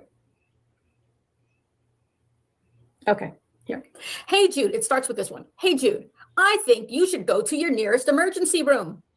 This is from a Clip Channel video, not saying the creator. I actually pixelated out the creator. I think you should go to your nearest emergency room. Okay, cool. This is part of that creator's clip of me. I don't usually give them any attention, except they tag me and everything, so it'll come up on my feed immediately. She's so sensitive. Because they tagged me. Fine. Take me. Keep tagging me. I think you should go to your nearest emergency room. I don't know. That's her. I keep saying Hey Jude, not saying Hey Jude. That's her name. At Hey Jude. None. At Hey Jude. Talk to a professional there in that emergency room. Tell them about your activities. You don't have to give them. You don't have to have your own diagnosis. They at that emergency room can diagnose you. They have doctors there who can help you out for your problems. Just tell them what you've been up to. Describe things. You could just describe. Go to the emergency room and tell them that you made a comment in a chat that you like to troll people on YouTube. That makes a lot of sense. This situation. Start there and go on from there and tell them about, all the other thousands of fucked up things you've done. Talk to a professional in that emergency room. I'm playing my video. Whoop. Sharns, it will. Now it says, hey, Jude, would you like to share with the class? Look, she couldn't help herself. Olap. I've been mispronouncing your name, right? Your name is actually supposed to be pronounced Olive. I read you wrote that and said it's like olive, right? Like olive. Am I right? I should say olive, like olive. All right, this is number one way people say your name, and then here's number two, and then the number two way, and you put in the chat which I should say. Olap is one, olive is two. Which way? Y'all are fucking getting suggested to go to the emergency room if you like to troll. Just in that way. Olap one, olive two. No, which way? Which way is it supposed to be pronounced? Olap one, olive two. If you put fucking, by the way, if you put fucking 3 in the chat, I'm gonna be mad. But which one is the right one? 1 or 2? I have to admit something to you. Olap. Oh, okay. Olap. I've been saying it right. That's why Hillbilly Belinda says it. Okay, I misread that. And it's a good thing you told me, because unbeknownst to Olap, I always have creative things going on in my brain, in my life. Things nobody knows. Not even, even Al doesn't know what goes. Still hasn't finished the cohesive thought. Now we are on to, she's got creative thoughts in her head at all times. On in my head all the time. Thank God. What goes on in my head all the time? It's been, I don't remember, a week or so, maybe. I just had this idea that Olap would say things in chats, not on your videos, in chats, comments in chats that were hysterically funny. Sometimes people would pin it, sometimes they don't. Agent 99, I'm not being a smartass or anything, but if you don't want to listen to it, tap out. There is a bigger picture here. Of course, I'm not just making you sit through this. And again, you don't have to sit through it. For people that have been watching Julie with me, this is very on par. And you can see how she circles and then where she goes with it. You don't even know this. You'll see. I started taking screenshots of the comments that you make that would make me laugh, the ones that make me laugh. And when I look back at it, and I saw them kind of in a row, I said, I'm going to keep doing this because I saw a few of them in a row. And then I don't remember what the context is that you were saying that, but the comment still makes me laugh. So I'm going to keep doing that. You never know when I'm in the chat. So you just, be you, right? Look, I know it's torture. I get it. I completely get it. And I'm not trying to be disrespectful in any way, shape, or form. I'm not forcing any of you to sit through this. She's a lot. She's a fucking lot. But where this ends up, you're going to be like, huh? How the fuck did we go from all of that to this? But I was thinking, a lot. I'm going to put together a little reel of the highlights of your don't get comments that make me laugh, because there's not that many people who can comment in the chat where I Row literally to laugh row. out. When you say Spot laugh on. out loud, I literally do laugh out loud. And it's actually funnier when you don't know the context of what it is you're talking about when you make your comments, when you show the comment without any context at all. It's going to be a good, it's a little project I'm working on. One of probably 100. Okay, back to him. I know Hey you guys Jude are. wrote, hold on. I'm with you guys. I'm not taking offense to your guys' comments. I'm just saying, like, it's a lot. I get it. I'm not taking offense at all. It's a fucking, trust me, I've been watching these on my own. I'm feeling for all of you. I'm not trying to be rude at all. Like, I don't want anybody to sit here and be like, oh my God, it's a fucking torture test. Straight up. You guys can fucking clown all you want. I am torturing you. And I've tortured myself because I've already pre-watched this to get to this point. Trust me, I know. If I end up in an insane asylum, you know why. I've been watching Julie. I'm with you. Can you see? She wrote to this creator. Oh, you're good. You're good. I troll Julie at the bottom. I know you can't read it well. I'll post. You guys are good. I'm not taking offense to it. I'm just saying, like, if you do have other things, don't feel bad. Post it. I troll Julie at the bottom of her chat daily. Fucking crazy. And she wrote it under her main name, Hey Jude. That's the name that you use when you were mod. Are you still modding for Justin Clutch Them Pearls under Hey Jude? Love you too. Are you? 99. And Smiley is Hey Jude? Because you admitted as Hey Jude. I thought about taking all of this out and just playing the end, but you won't understand the fucking drastic fucking switch that this shit takes. I can't understand. I troll Julie at the bottom of her chat daily. Laughing emoji.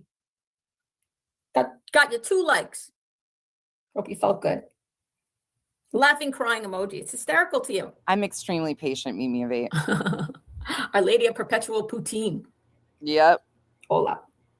I swear to God, I was like thinking, have I been mispronouncing your name? I saw you write that in the chat. See, I take 2 things too seriously. Okay. Oh, it's so great. Now, next one says, SS, if I didn't enjoy fucking slapping people in the face with the facts from her own mouth, I wouldn't even entertain this. But now it's kind of like, you want to continue to fucking lie and gaslight people? All right, here you go.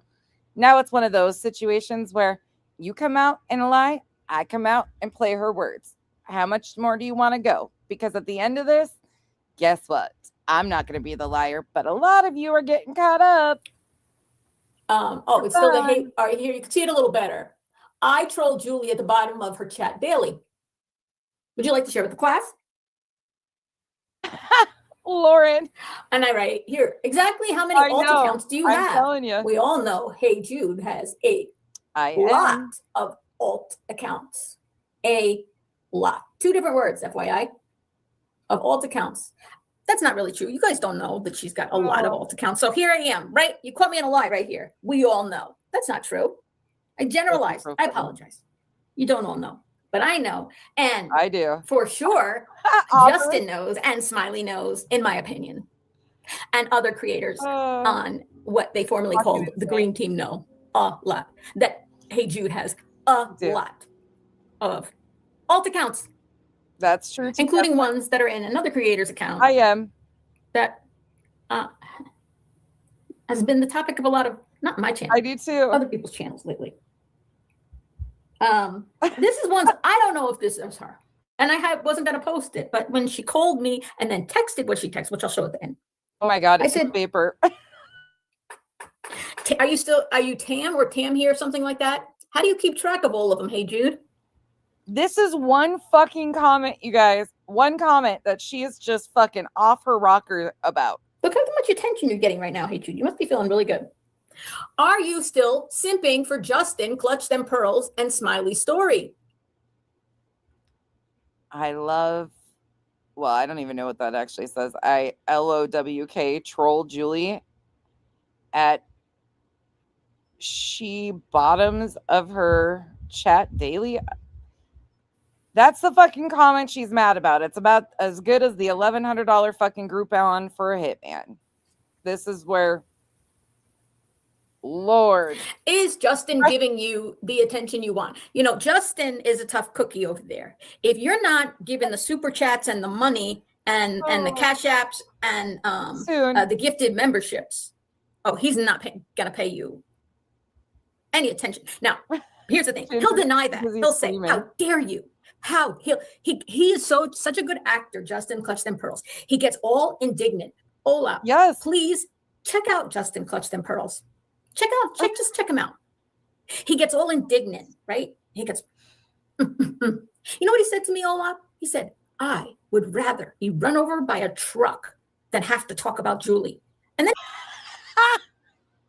Justin Spanky said that. Listen to this. They went on to do 3 live streams and a panel discussion with him, Tony Mathis, and Josh the Lab, the one, you know, they call him the blue gumball because he put one in his foreskin. Yeah, that foreskin. They're mods for a lot. The 3 men sat up there for an entire live stream talking about me. And he doesn't do drama, and he doesn't talk about other creators. But he did 3 live streams on me. But first he says, I would rather be hit by a truck than talk about Julie. I mean. And I'm like, well, I made a funny video back to him on that. And I played him saying that. And then I showed. I think this is the one time that the Islanders agree with Spanky. That Spencer's real life godfather, okay, in real life, Catholic, have godfathers, actually has a waste management company in. Now we have a fucking godfather. Another relative and a nonsensical explanation for people for no reason. Northern New Jersey, for real. Like, I know it seems like a stereotype. It is a stereotype, but in our life, it's actually the case. He has and I said, Justin, why didn't you tell me?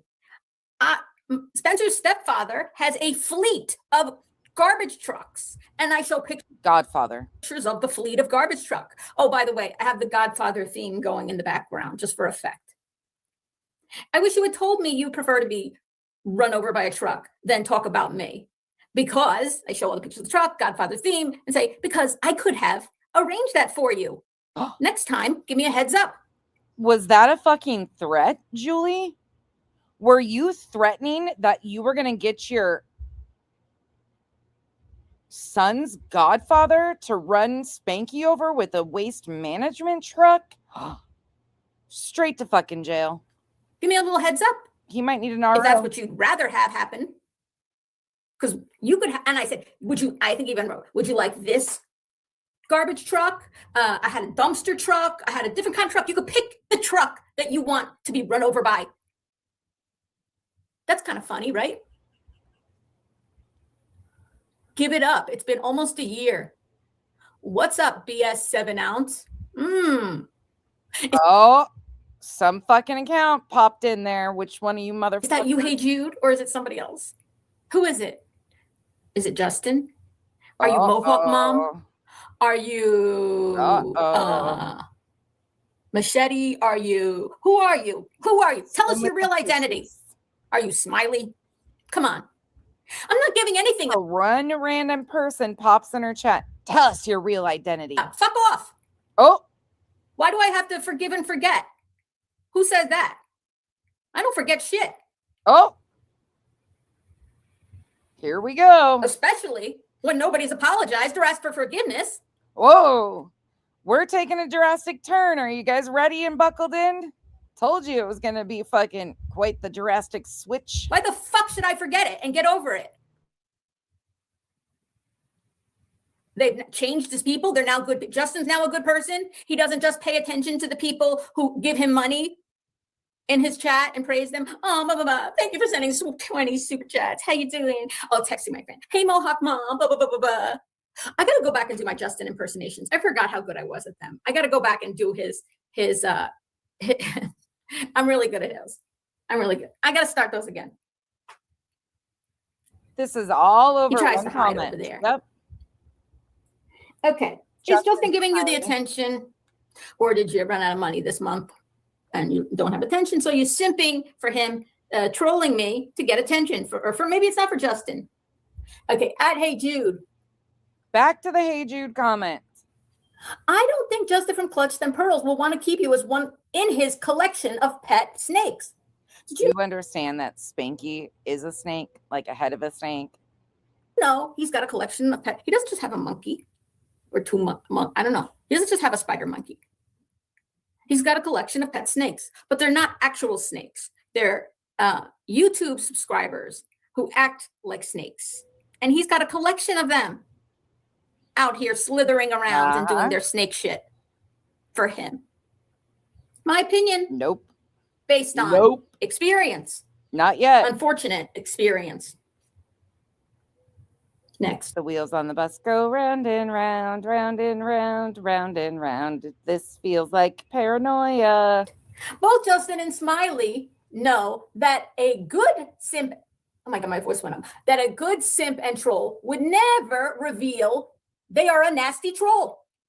If you're going to be out here snaking and simping and trolling on behalf of a creator or to get that creator's attention, the last thing you want to do is admit on a Clip Channels page, I troll Julie.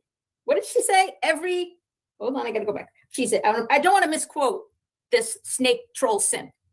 God forbid I should misquote her. I low-key troll, she wrote low-K, but I think she meant low-key. Okay, that's my opinion. Troll Julie at the bottom of her chat daily. So to my mods, anybody else who's here a lot, maybe we can figure out who the fuck it was, go back and look. Who was she? And then we could figure out, hey, Jude, we figured out another one of your things because tell me, Olaf, would a good troll ever reveal under their regular, legit moderator on big channels, a moderator for big creators. Hey Jude is a moderator for big fucking creators. One fucking comment, people. One fucking comment. 4, 5, 6, 7 times the size of my channel. No, Sean, they're trusted mod. Would a good troll ever admit they're a troll? No. You fucked up now. You fucked up, Hey Jude. Because now you're so fucking desperate for attention and whatever. I troll Julie, ha ha ha, at the bottom of her chat every day. But you wrote it under your own name that you have been, the name that you've used for years, associated with major large creators in the true crime community. You've been a mod for them under this name, Hey Jude. Are they going to want to associate with you anymore? And why is that? I asked the question. I don't think he's going to want to keep you as your... She's so busy. Because I say, both Justin and Smiley know that a good simp and troll would never reveal... You guys, I'm serious when I say buckle the fuck in, because that solid gold dancing is in this video. This is where the solid gold dancing comes up. This is like a fucking roller coaster ride without any warning. They are a nasty troll. How can you go back into Justin's chat as Hey Jude anymore? Snake emoji. Talking to you, Hey Jude. You too, Justin and Smiley. Couple fucking bullies. And oh my God, Justin. Oh wow. Does he get the indignant attitude that he can, the theatrics that he does are hilarious to me when he is accused of doing something he really fucking does. I would never. You're a proud troll, but you would never troll me. Well, thank you. But don't you think you're a proud troll? But this is a stupid troll, in my opinion, because Hey Jude, she's been a moderator for years. I don't know who she still mods for, but my guess is at this moment, her wrench is being pulled as we speak. Imagine that. Canceling mods all over YouTube. Because at one point in time, she was buddies with Justin, and then Justin went in and basically told her that she was ridiculous, and that was that. Crazy Aunt Julie out here canceling mods, exposing fuck shit, stomping on snakes' heads. That's me. Right? Like, would you do that if you're a trap troll? But if you're a good troll, you never admit. I mean, the first rule of Fight Club is we don't talk about Fight Club. Am I right or am I right? You don't put What about the mob? The first rule of the mob, being a gangsta, is you don't talk about being a gangsta. family business out there. Oh. What other metaphor can I use? The first rule of Fight Club is you don't talk about Fight Club. A spy would never say, hey, guess what? I'm a spy. Ha ha ha. You're right. Terrible troll. She's a terrible troll. Not terrible just because she's mean and nasty and ugly and pitiful, but terrible troll because she admits to being a troll using the name that she does, that she mods for major YouTube channels. Who else? Hello? Who else out there has Hey Jude? Any major YouTube channels in the true crime community of YouTube have Hey Jude or has had Hey Jude as your moderator? Might want to rethink that. You done fucked up. See, guess what? Who gets the last laugh? Me. I get the last laugh. You laughed and got 2 likes. This, Rowena, I never, ever, ever want to hear caregiver burnout in relation to this again. One comment, one stepmom comment got 3 lives. Yuck. Spot on, Rowena. Spot on. Thank you. Right? Saying, I troll Julie at the end of every live. Right? You got 2 little likes for that. He's trying. Dead. She's but I trying. get to expose you to people who will now want to distance themselves from you, especially Justin. Oh my God. Seems to me she's really trying to bring attention to Hey Jude because of one fucking comment. And it seemed that comment really fucking worked. Can you imagine if Justin should let Hey Jude, maybe he'll do it just to piss me off. Hey, baby. If he does, good for him. Good for him.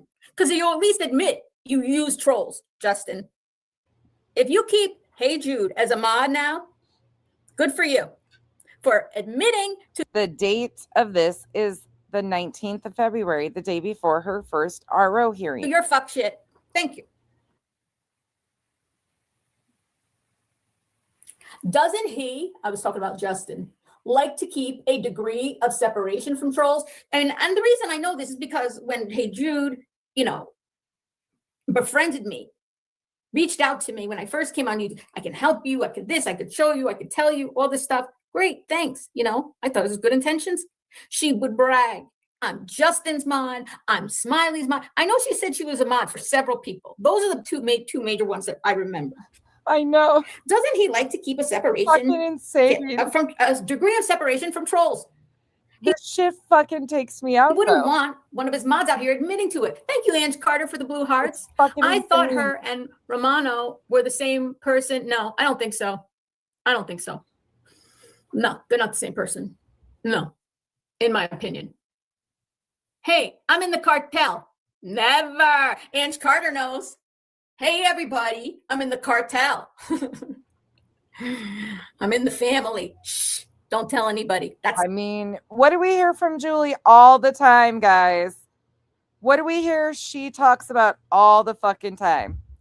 Bosco, thank you so much for the 5 gifted memberships. Welcome to the cabana. Welcome to the jungle. We got fun and games. The sign, by the way, we're in the family. Don't tell anybody the sign. The mom. She's a gangsta. Your glass of foggy they come. No, they are not. Hey Jude's been around for a long time. Yes, she has. But she trolls under other alts. And you see, Davis, she admitted to trolling under her name, Hey Jude, trolling me. So let's put this together as a story. Justin and Smiley bullied me. There's videos on my channel where you could watch me reacting to them coming to my chat, bullying me, not many because I only have it one time. And I'm questioning Justin. And I say to him, Justin, why should we, take your word. Why should we believe this? Just because you, the almighty Justin, said it? That's why? And he was like, so pissed at that. Because I said, just because I'm talking and he's in the chat. And I'm like, just because you, the almighty Justin, said it, that's why we should believe it? I don't think so. And he went and he had to do Mr. I don't ever do drama. I don't ever talk about other creators.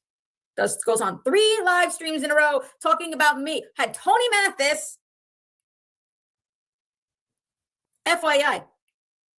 Justin, he's been involved in recent stuff out here on these YouTube streets a little bit, dabbling here and there. Wants people to think he's a nice guy. No, no, no, no, no. No, no, no, no, no. Justin cares about money. That's it. Money, money, money. Maybe some other things. Right? She forgot where she was going. Hold on. Who's coming? But he and Smiley came and they bullied me. She lost her own plot. She just. And then Smiley did a live stream and she announced she's gonna roll my skull. My skull. Why do people? She actually said she was gonna skull drag you. That's what she said. Smiley said she was gonna drag you by the skull. Have some fixation calling me because my name is Skolnick. They're so fucking. You're gonna love. They're such losers and so immature that they make fun of somebody's last name in a very, sixth grade way, and it's stupid. Yeah. And then threaten me, you're gonna roll my skull. Okay. I didn't think it was a credible threat. But what about that word, credible threat? I did not think that was a credible threat, even though Smiley said directly that she was gonna drag you by the skull. What's the threat? Okay. Oh.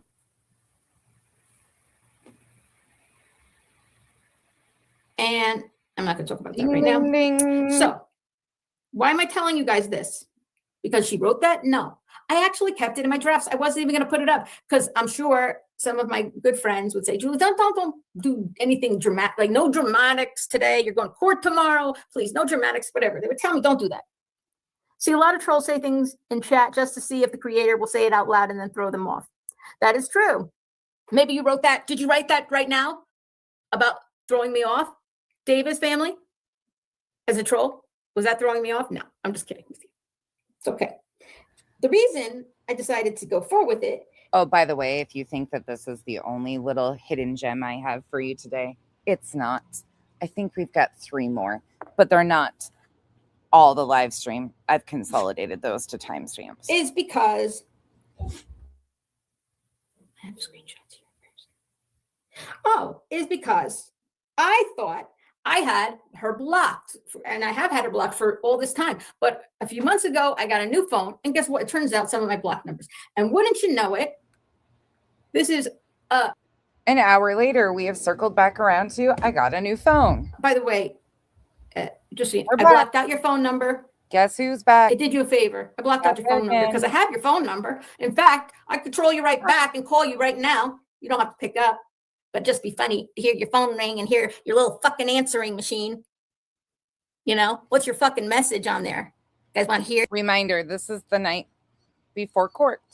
The first hearing for the RO with Craig. Hey, this is Jude. How are you guys? Leave a message. Hey, Justin, love you. Smiley too. Okay, here it is. This is today. I cut out things. I blacked out the other numbers. You see, I got an outgoing call. That's me making a call at 10. Oh, no, I have to go backwards. I made an outgoing call at 9:29. Then at 9:41, there's a call that comes in. You see that little red thing? It means I didn't fucking pick up the phone. Then there was another call. I didn't pick up the phone. I don't know who that was. Probably telemarketer or something. And then this was another outgoing call by me at 10:37. Okay, that's today. Now, when I didn't answer the phone, you think she stopped there? You think Hey Jude stopped there? No, she had a message for me. What was her message? What do you think somebody who is a mod for years for Justin and Smiley, what would their message be for me today, the day before court? What would their message be? Under the name Hey Jude. If Hey Jude is a subscriber of yours to any of the creators out there, she texted this to me today. One or the other. And listen, I'm going to show the text. I blocked out the number. Combination of all the above. I don't fucking know. This is your brain on Julie, folks. And maybe there's people out there who agree with her. Guess what?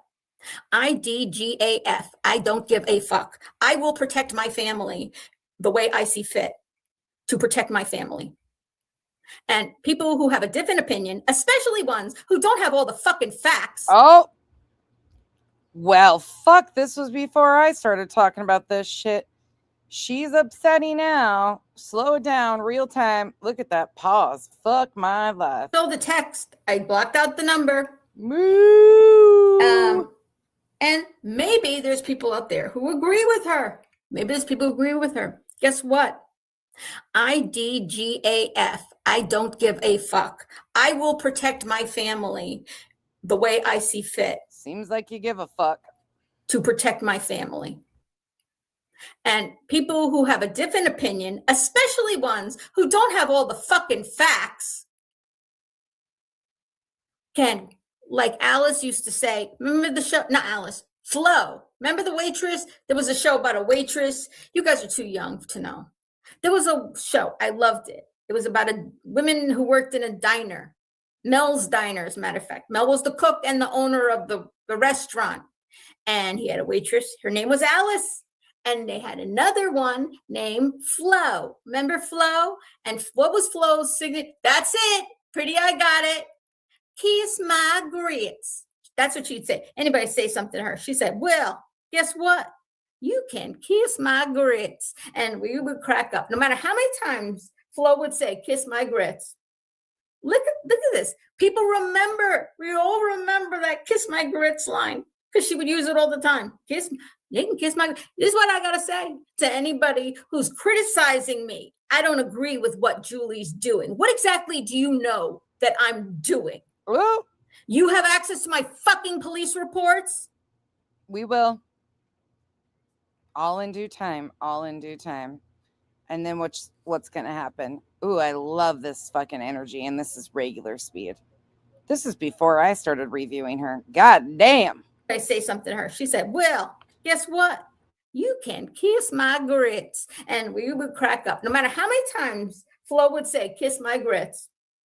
Look at this. People remember. We all remember that kiss my grits line because she would use it all the time. You can kiss my. This is what I gotta say to anybody who's criticizing me. I don't agree with what Julie's doing. What exactly do you know that I'm doing? You have access to my fucking police reports. You have seen the evidence that I have. You know every fucking detail that I know. All the fuck shit that's been pulled on me. Well, yeah. Or threatened to me. Yeah, we do. I don't care if you are. Why don't you go on and read from your notes and tell us again? Because there's been some confusion about these threats that you have received, and I think you should detail it again. Subscriber, if you're a hater, or if you're a big time creator who I just called last week a bully, and now Talking about Queen. that same person who I called a bully is saying she doesn't agree twice live yesterday. I don't agree with what Julie's doing. What? You don't agree with me? I made a post about it. I'll read it afterwards. Hold on. Hey Jude wrote to me. No, there is no. Okay, so Endless Blooms. She has stated that she was going to add Al and her mom to this RO. We have absolutely zero proof that that actually happened. Al would make sense because he lives in the house. The other parties you mentioned do not live in their house. So there's no proof that anybody additional has been added to the RO. That would have had to have been reserved with additional parties being added to it. So nothing as of right now. We have no proof of that, just what Julie says. That's just like Julie claims that Craig was court ordered to appear in person when there's zero proof that that has ever been the case. In fact, quite the opposite. If you follow the story, it's quite the opposite that Craig was ever ordered by the court to appear in person. Their attorney was there.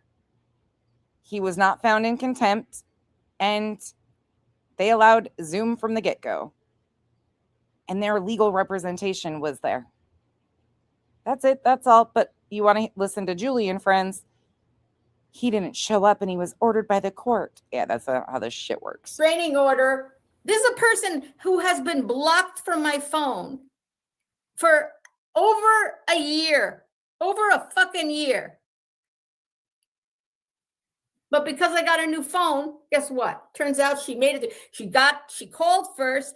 It didn't. I saw her name. I didn't pick it up. That part, So Bob. she texts me immediately. You saw what was the timestamp for the call? The timestamp for the call was 9. This is how desperate she is. Did not. 9:41. She calls. I don't pick. It is my belief, Belinda, as you've heard me state numerous times, that he was not required by the judge, either the first judge or the second judge, to appear in person. Their attorney is handling it, which is the standard procedure in something like this. Pick up. There would have been a default judgment or something else that came of it. The court isn't going to require somebody to appear in person, and then when they don't, numerous times, continue to just postpone this. It's not going to happen. They're going to get a default. Breaking judges' orders is like one of the biggest slap in the faces to a judge. But believe what you want. Believe Julie in the fucking bullshit lies that people are telling. This isn't how this works. And people are getting really comfortable thinking that nobody can access these transcripts of this court hearing after the fact. Just letting you know, I'm pretty much 75% confident that we will have the transcripts when this is all said and done. I said what I said. Guess what? 9:44. It took her, a few minutes to write it out and send it and receive it. Very much over lying. the interweb. This restraining order BS is embarrassing, Julie. Well, Jude, Absolutely. thank you. Well, hey, Jude, Tam here, whatever the fuck name you're going by now, or names plural, you can fuck directly off because I will protect my family. This is that pre-court energy. And just because, I don't know, have you been threatened by a man and then All right, start tuning in. Sorry for the roller coaster you've been on, but I need you guys to understand the chaotic, erratic behavior, the threats, the things she is saying to others, and watch where we go. stayed with him or took it like a little bitch? And how fucking dare you? This is disgusting. I'm sorry. But this take it like a little bitch, a lot of people unfortunately stay in abusive situations because they're scared to leave. The most dangerous time is when people are trying to leave. People stay because of fear. And how fucking dare you try to call somebody a little bitch? You have no fucking clue. And thankfully, you obviously don't.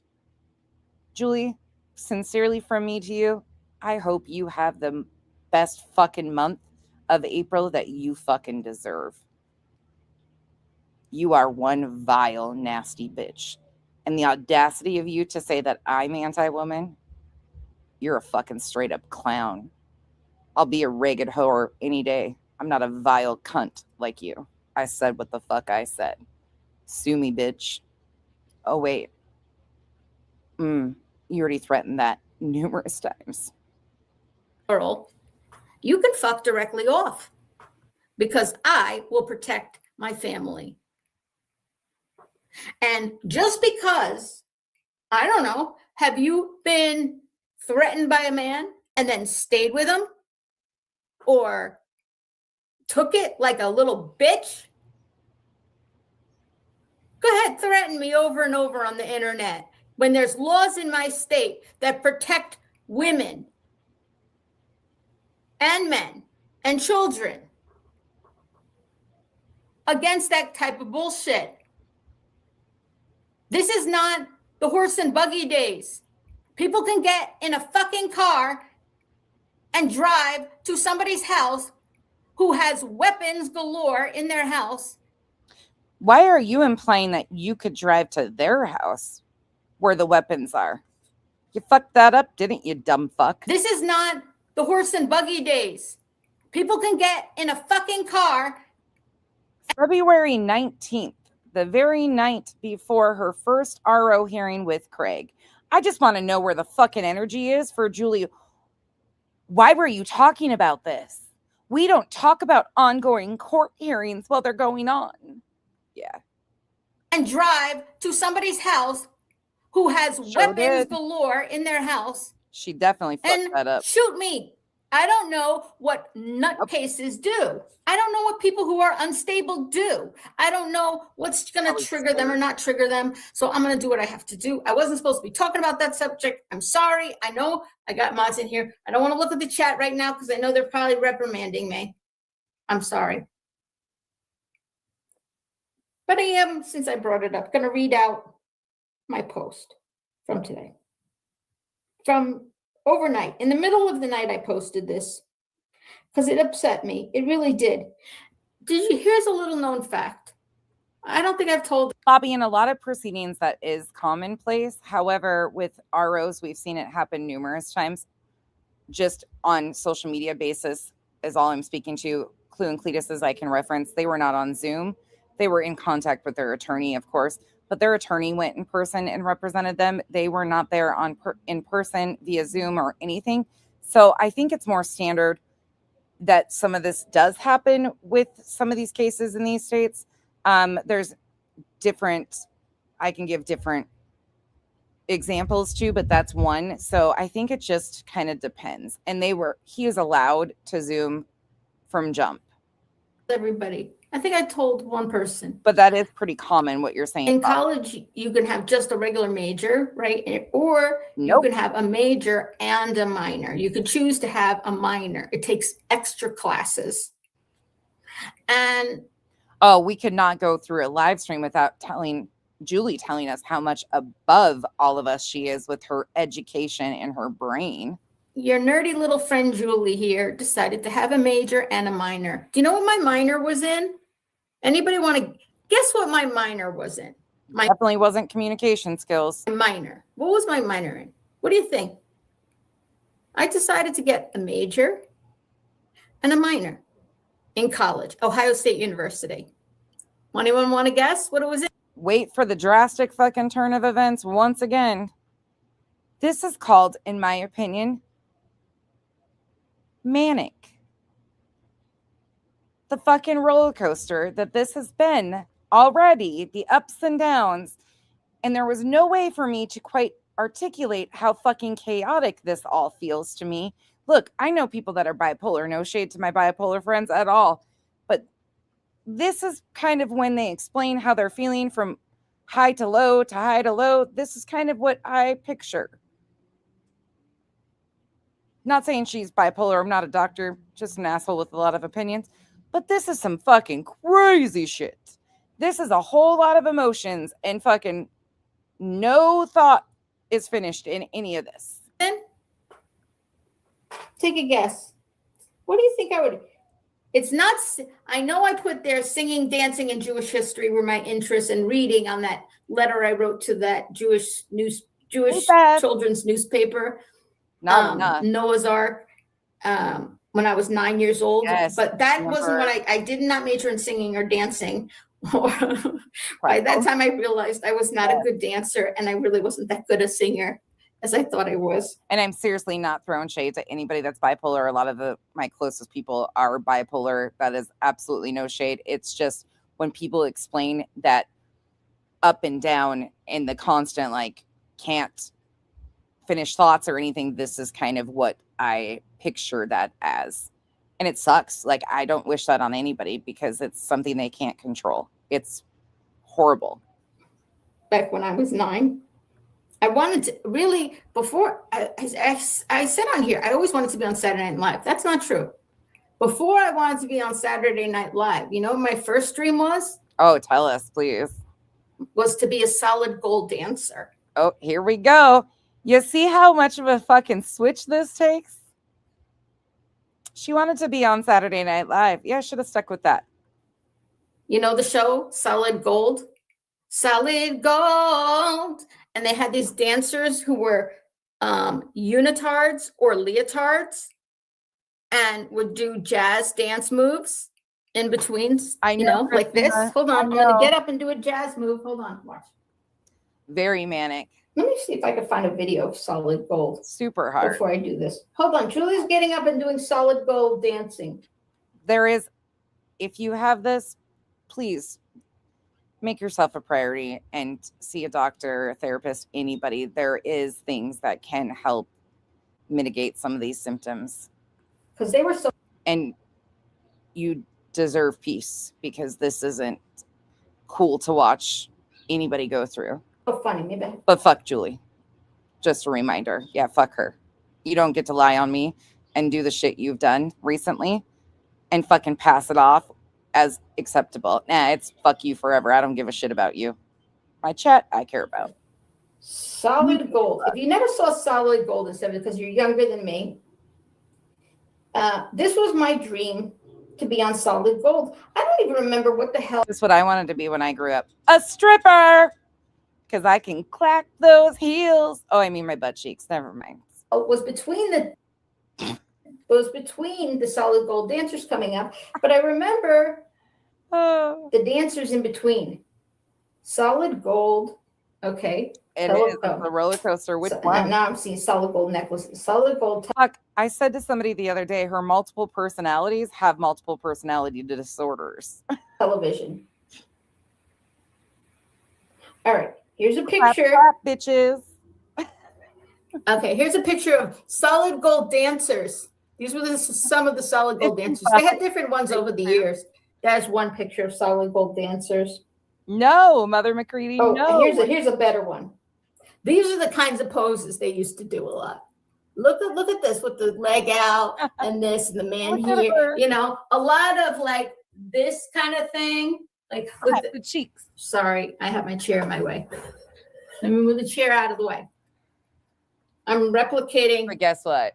I can successfully say I made it, friends. I didn't strip on a pole, but I did become a ragged whore. The solid gold moves. Sure did. Okay, here's the inspiration. Goals.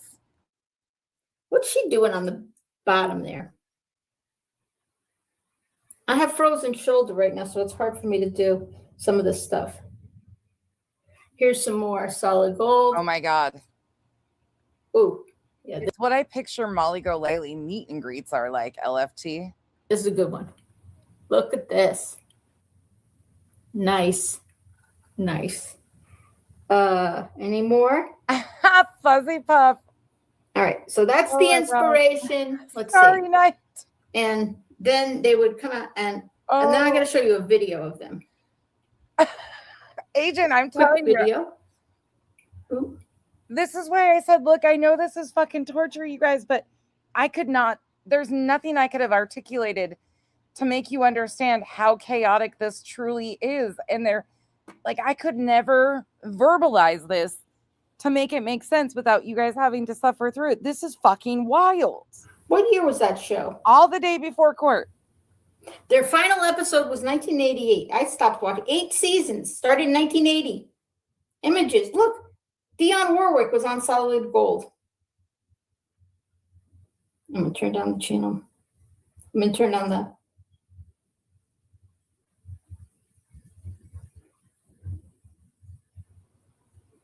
Show number 16. Everett, what are you fucking talking about? Because this isn't a live that we've even watched. Everett, I think Julie's calling. One of her personalities. Go on. You guys are so fucking weird. So weird. The chat will tell you. The people who have been watching, they didn't see this yesterday. But I'm glad you did. I hear Julie calling. Moo! Go back to pasture. Because the milk is... Oh, they have little sketches in between. And then they have musicians. Hold on. I want to see.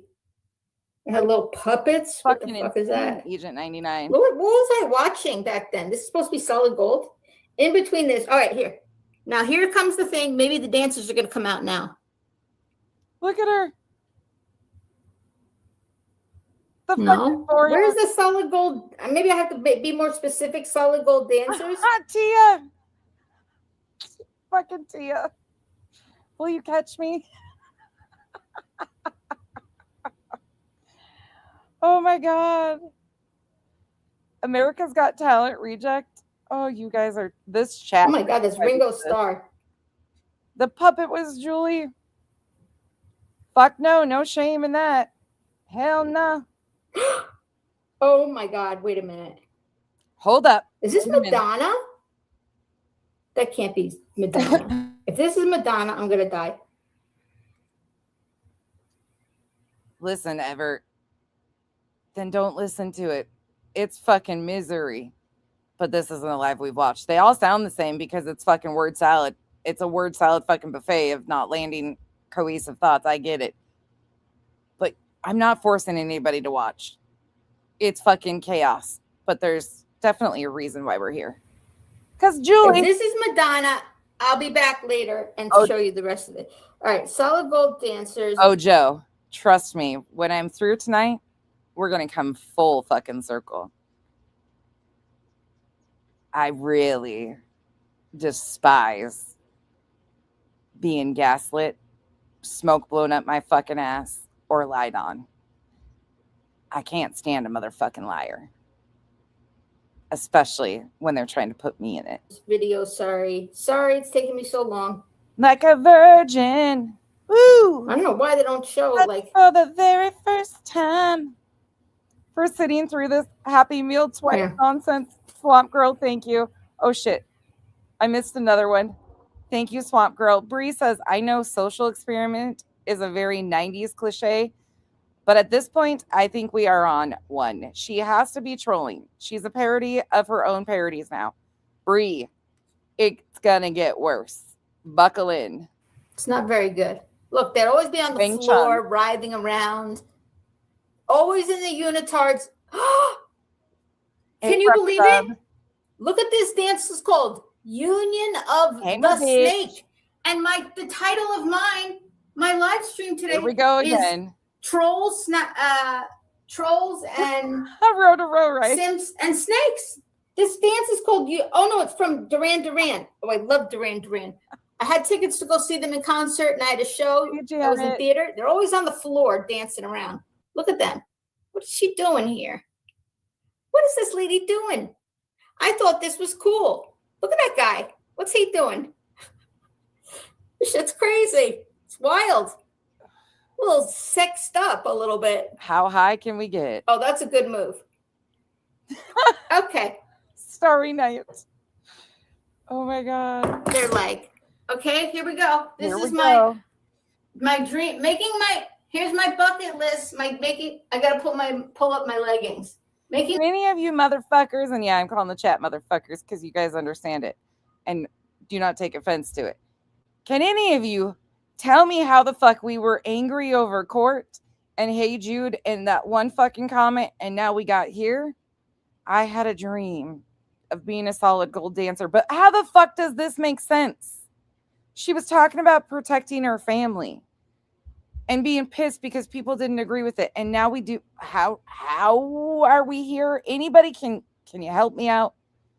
Because I even get lost. And this is the second time I've had the pleasure of viewing this shit show. my dreams come true right now. Okay, all of our dreams come true. Pretending I'm a solid gold dancer, just like I did when I was a kid, because I always wanted to be a solid gold dancer. Should I get on the floor? It'd probably be better if I'm on the floor. Can you see me on the floor? Yeah, Bog, for sure. Oh, yes, I can get on the floor. Hold on.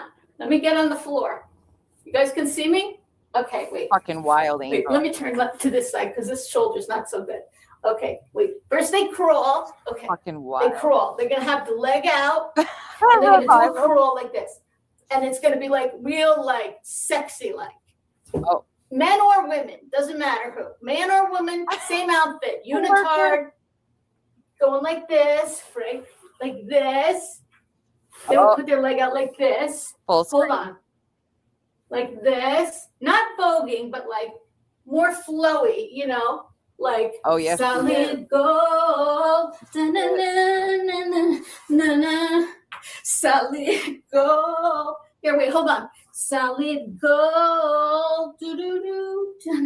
Solid. And then they would always like end with Revival, I don't want to ever hear another fucking word out of your mouth about my bent knee toe kick, okay? Just telling you right now, because I can do this. I can get down on the floor and crawl around too. here.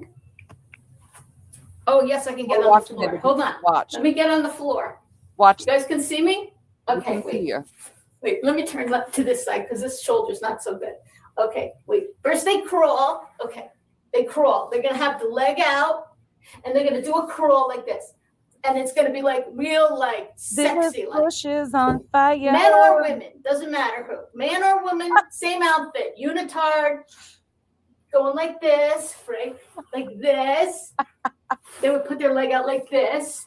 Hold on, like this. Not voguing, but like more flowy, you know. Look how Like serious she was. solid gold, da-na-na-na-na-na-na. Solid gold. Here, wait, hold on. Solid gold, do-do-do, da-na. Solid, and then they would always like end with da-na-na-na-na. Oh shit, that was a bad move. She is. Solid She's gold, serious. you know, like with some stupid showy thing at the end. But or like that lady with her leg out like this and her neck out. She's showing us. Clip this shit. Oh, we Clip got this. Tootsie. Right? Look at her Oh get my up. God. Look at how I had to get up. Here we That's go. pathetic. My muscles hurt. How the fuck did we end up there? And she was dead serious. She's dead serious on this is what she wanted. I had a dream. Is that good? My first concert was Rod Stewart. That's a great. She asked if this was good. Now, mind you, there's self-admitted trolls in her channel at this point in time when she does this. She just went on a fucking rant off the fucking chain about one comment about trolling her. Did a video and everything, just fucking flipping her lid. And then she does that. Concert. And then we have this up close and personal. I love Rod Stewart. Don't get me started. I swear to God, I think Madonna was on this video I just pulled up. Probably can. Well, you see why I never became a solid gold dancer. Yeah, we saw it. You guys really want to see that again? I mean, I'm good with it. I don't care. Here. Here you go. Don't, Oh, yes, I can get on the don't shoot floor. the Hold on. messenger. Let me get on the floor. You guys can see me? Okay, wait. Wait, let me turn left to It would this have been side because best this if she shoulder's popped not so her good. ass right there. Okay, wait. First they crawl. Okay, they crawl. They're gonna have the leg out, and they're gonna do a crawl like this, and it's gonna be like real, like sexy, like men or women, doesn't matter who, man or woman, same outfit, unitard, going like this, right? Like this. They would put their leg out like this. Hold on. Like this, not voguing, but like more flowy, you know, like solid gold, na-na-na-na-na-na, solid gold. Here, wait, hold on. Solid gold, do-do-do, solid, and then they would always like end with da-na-na-na-na. Oh shit, that was a bad move. Solid gold, you know, like with some stupid showy thing at the end. But, or like that lady with her leg out like this and her neck out. Clip this shit. Clip this. Right? Oh my God. Look at how I had to get up. That's pathetic. My muscles hurt. Is that good? My first concert was Rod Stewart. That's a great concert. I love Rod Stewart. Don't get me started. God. I swear to God, I think Madonna was on this video I just pulled up. The gong. Well, you see why I never became a solid gold dancer. We do. But that was my dream. That was a dream. That was my initial dream, was to become a solid gold dancer. All right. Anybody remember why I got on this topic? I remember. If you don't, No, we don't remember how you got here. if the class was taking notes, you should know why I got on this topic. The topic was, I asked the class a question. Sorry to address this class. People accuse me of talking down to people like they're in class. I asked you, what do you think my minor was in college? My minor in college was Della Jean. Did I tell you? Your minor was international finance at Kent State. Oh, the famous Kent State. famous for That is one thing that we have accomplished, Julie, is I think all of us walk away from this going, yep, I'm in a pretty good place. I mean, fuck. You should have seen, I watched this by myself. I did need somebody to hold my hand. for a very sad reason. They I was killed like, what? you know the song "Four Dead in Ohio." I say Ohio like the song "Four Dead in Ohio." Who wrote that song? Four dead in Ohio, four dead in Ohio, right? Crosby, Stills, and Nash? Or was it Crosby, I mean, we are still turning in circles here. Stills, Nash, and Young at the time? Four Dead in Ohio was about the nation during the Vietnam War. The students at Kent State,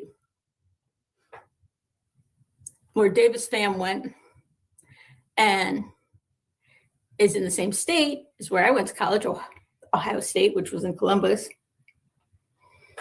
They had a protest against the Vietnam War in the 70s, very early 70s. And I don't know if it was the governor or whoever called out the National Guard.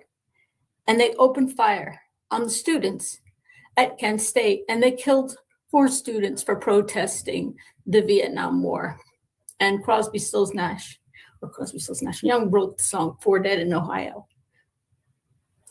10 soldiers and, I know the lyrics. 10 soldiers and Nixon's coming. Maybe it was Nixon who called out the National Guard. 10 soldiers and Nixon's coming. We're finally on our own. That, something like that. So I hear them drumming. 4 dead in Ohio. Well, you're right. My minor at Ohio State was women's studies. Oh, Women's studies. really? I know a lot about. I'm a professional woman. No, just kidding. I have a degree in being a woman. Everybody would say to you, what are you going to do with my family? Would say, what the fuck are you going to do with the degree in women's studies? What are you going to do with that? What a waste of time. I don't care. I liked it. Fuck off. You know? Honestly, because it gave me a language. It gave me a vocabulary. You got to keep in mind, I went to college when I was 17. I was very young. You got to keep it separated. All I can think right now is random fucking tunes. I'm going to college. I was 17 years old when I went to college. The other one that keeps popping in my head is because I got high, because I got high. I was started in school too early. And they taught us words like, objectified. That women can be objectified, treated like objects, not just by people, but in advertising. You would have advertising where all you would see in the ad would be a leg of a woman, not her. There would be no head, just a leg in the ad. You'd see an arm. You'd see this, right? For the shoe. You wouldn't just see shoes. They would have ads not showing. Her minor was in women's studies. Remember, I did this thing about ads. Killing Them Softly they did a documentary, Killing Them Softly, was about how advertising was hurting women. And anyway, I did a paper on advertising in the pharmaceutical industry and ads from the 70s and 80s, early 80s, that were directed, and 60s, that were directed specifically at women and men, but for women. And one of them was for, I believe, when they used to be able to advertise, and they're back to advertising now, drugs, which they shouldn't on TV, in my opinion. Drugs. They had magazine ads at the time, and I found this magazine ad. I put it in my paper. It was for I think it was for Valium or Xanax. I can't remember. And it was a picture of, which we all probably could use about now. A woman. I know I'm off topic, but I remember this is really good. It's really cool. It was a picture of a woman dressed as at that time. A typical housewife, curlers in her hair, wearing a house dress muumuu, and she's got a mop and a bucket, and kids are running around, and she's looking like, real haggard and everything. And the ad said, you can't set her free, but it was remember, this is for Valium's Xanax. You can't set her free, but you can make her less anxious. That was literally the fucking ad. You can't set her free, God forbid, from birthing children and mopping floors, but you can make her less anxious. I'm sorry. And you got distracted talking with the wife about real life shit. I do hear you. I love you love your housewife gig. Yeah, but I'm just saying, I'm not putting down anybody being a housewife, obviously. But it was saying that, like, at that time, you had limited choices. In the 60s, you could be a librarian, you could be a nurse, you could be a teacher, right? You could be a secretary. That's it. Basically, maybe you work in factories and shit, like real low level job. You're not going to be an executive or anything like that. You're not going to be a president of a company or, God forbid, any cool shit like that. So give her Valium, make her less anxious to deal with the way her life has Give me Valium and make me less fucking crazy feeling. ended up. I was a women's studies major. Oh, And I not learned what major. sexism was, and I learned about Now she says she's a women's study major. a lot of things. And Yes, it was. Yep. and I learned also that often women can be the keepers of the culture Oh, listen. in a good way or in a bad way. We just hit a plateau. Um, Oh my gosh. Vibrator, that'd be that fucking women terrible. can themselves reinforce stereotypes I know. about women to other women. Mm. Why? Here comes the rap back around. Kind of like the troll, because they get ass pats from men or from others, right? For reinforcing that. Sorry, I put something in my mouth. Sorry. Okay. They would get, and think of Phyllis Schlafly as an example. You can Google her, but don't listen to anything she says. Just Google her and then step away because she was fucked up. Severe. Women shouldn't be in politics. They're too emotional to make decisions that are important. Yep. Cloudy cake. Right? Hateful women who say and do things that are not in the best interest of all women, in my opinion.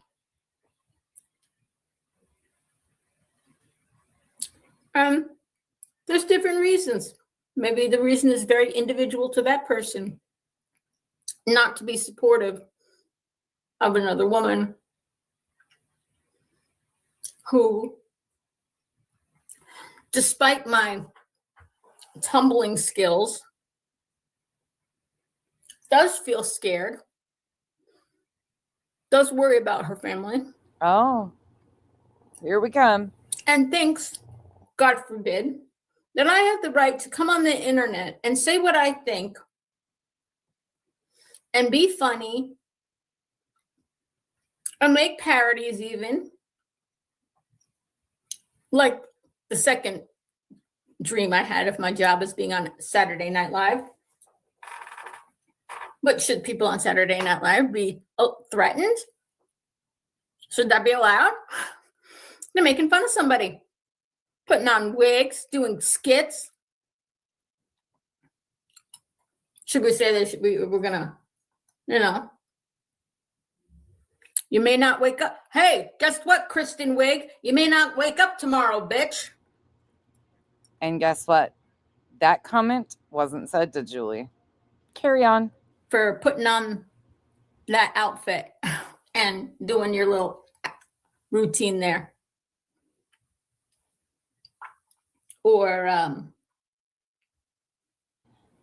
I don't know what bot might be getting you gender. you're gonna die on a something, bitch.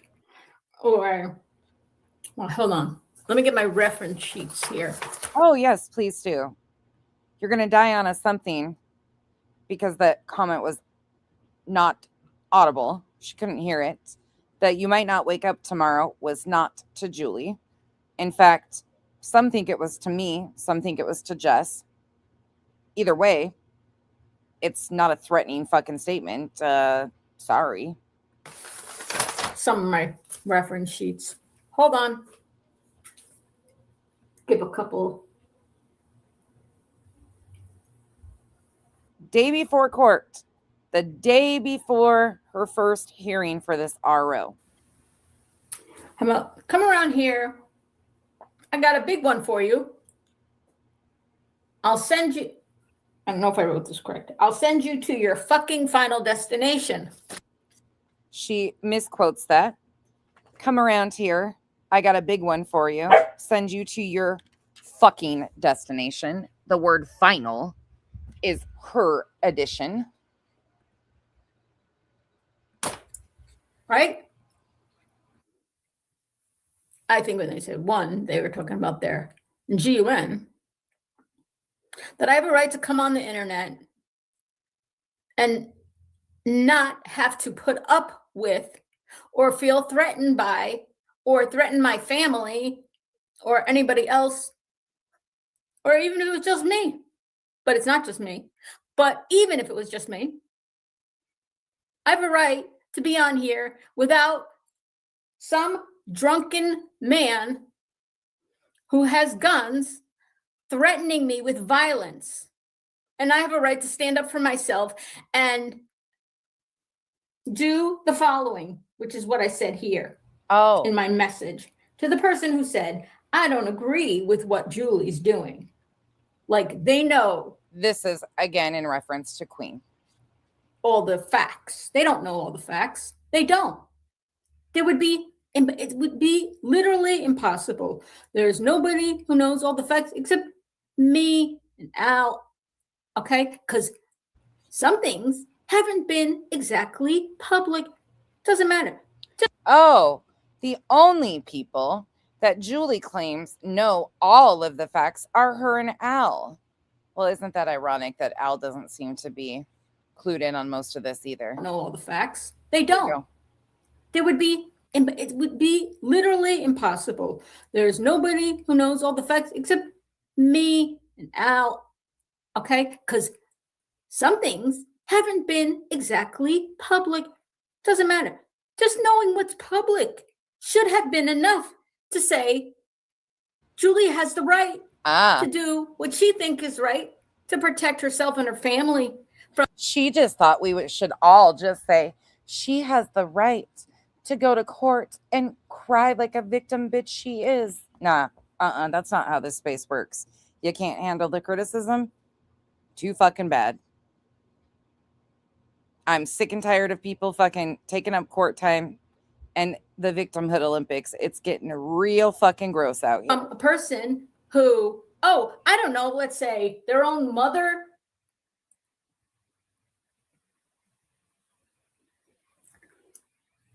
and communicating threats.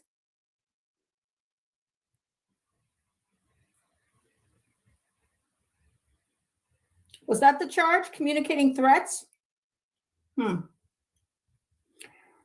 Here it is. Sorry. Got to get rid of my solid gold dancers. Thank you, Julie. Here's what I wrote. Because Queen... I didn't come on to say this.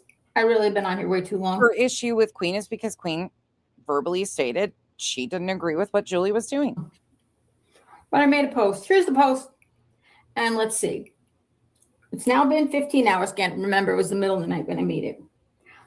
I've gotten like 189 likes. 36 comments. And you know what?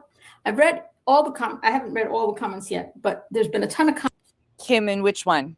Which statement? Because all of those come from different live streams. So the one where he says, you might not wake up tomorrow, bitch, is I'm being reviewed by BJ, who's reviewing Sinner. So it's a Sinner reviewing me and BJ playing it. That's when that statement, you might not wake up tomorrow, bitch, is said. The one about the come around here, I got a big one for you, send you to your fucking destination, is in the same stream from December 4th, where she also attempts to turn and twist they do sodomy on the street in front of children. She tries to make that about her too, when it's pretty clear in that stream other people were being spoken on. And yes, BJ switches to Julie, but Craig's continuing to ramble nonsensically in the back and does not make a direct threat at anybody. It's just statements he makes, but Julie has twisted it in. Nope, he did not ever say her name. Not in any of them. Nope, not once. Comments where people wrote paragraphs to me on this, paragraphs about their own life experiences, being threatened or dealing with fear because of another person. And everybody who wrote about their person. Well, Kim, he has made direct threats to others, just not to Julie. I mean, it's just what it is. I think this will be tossed on the basis of the law. So in New Jersey, for a final order of protection, because they are permanent, you have to pass the Silver v. Silver 2-party test for a final order of protection, and it's extensive. It details all the predicate acts, the previous issues, and it's a pretty hefty burden. And I think it'll be tossed on the basis of the law more than anything else. Personal experience, because they chose to, I think is very wonderful and brave, and thank them very much, because it made me feel better too. It's about supporting people. I said 15 hours ago. Nope, she wasn't. That's me. That's my post. There is nothing wrong with a woman, capital letters, availing herself with the laws of her wild. state, capital letters, of her state, the state of New Jersey, which is not the same laws in every state. It's different. I got some laws in New Jersey because we're really fucking smart here. Oh, is that what it is? Okay. New Jersey. The whole damn state is smart. Availing herself of the laws of her state when a man communicates threats, and I write next to that, plural, to her. Threats, plural.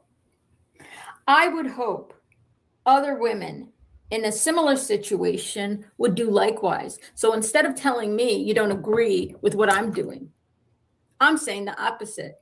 Not only as what I'm doing, there's nothing wrong with what I'm doing, availing myself of the laws that are there in my own state. Guess what? I don't get to enforce the laws. The police, the judges, the court systems get to make the decisions.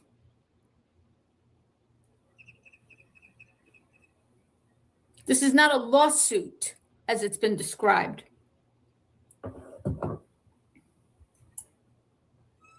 Well, it's because she had been threatening BJ with a lawsuit for months on end.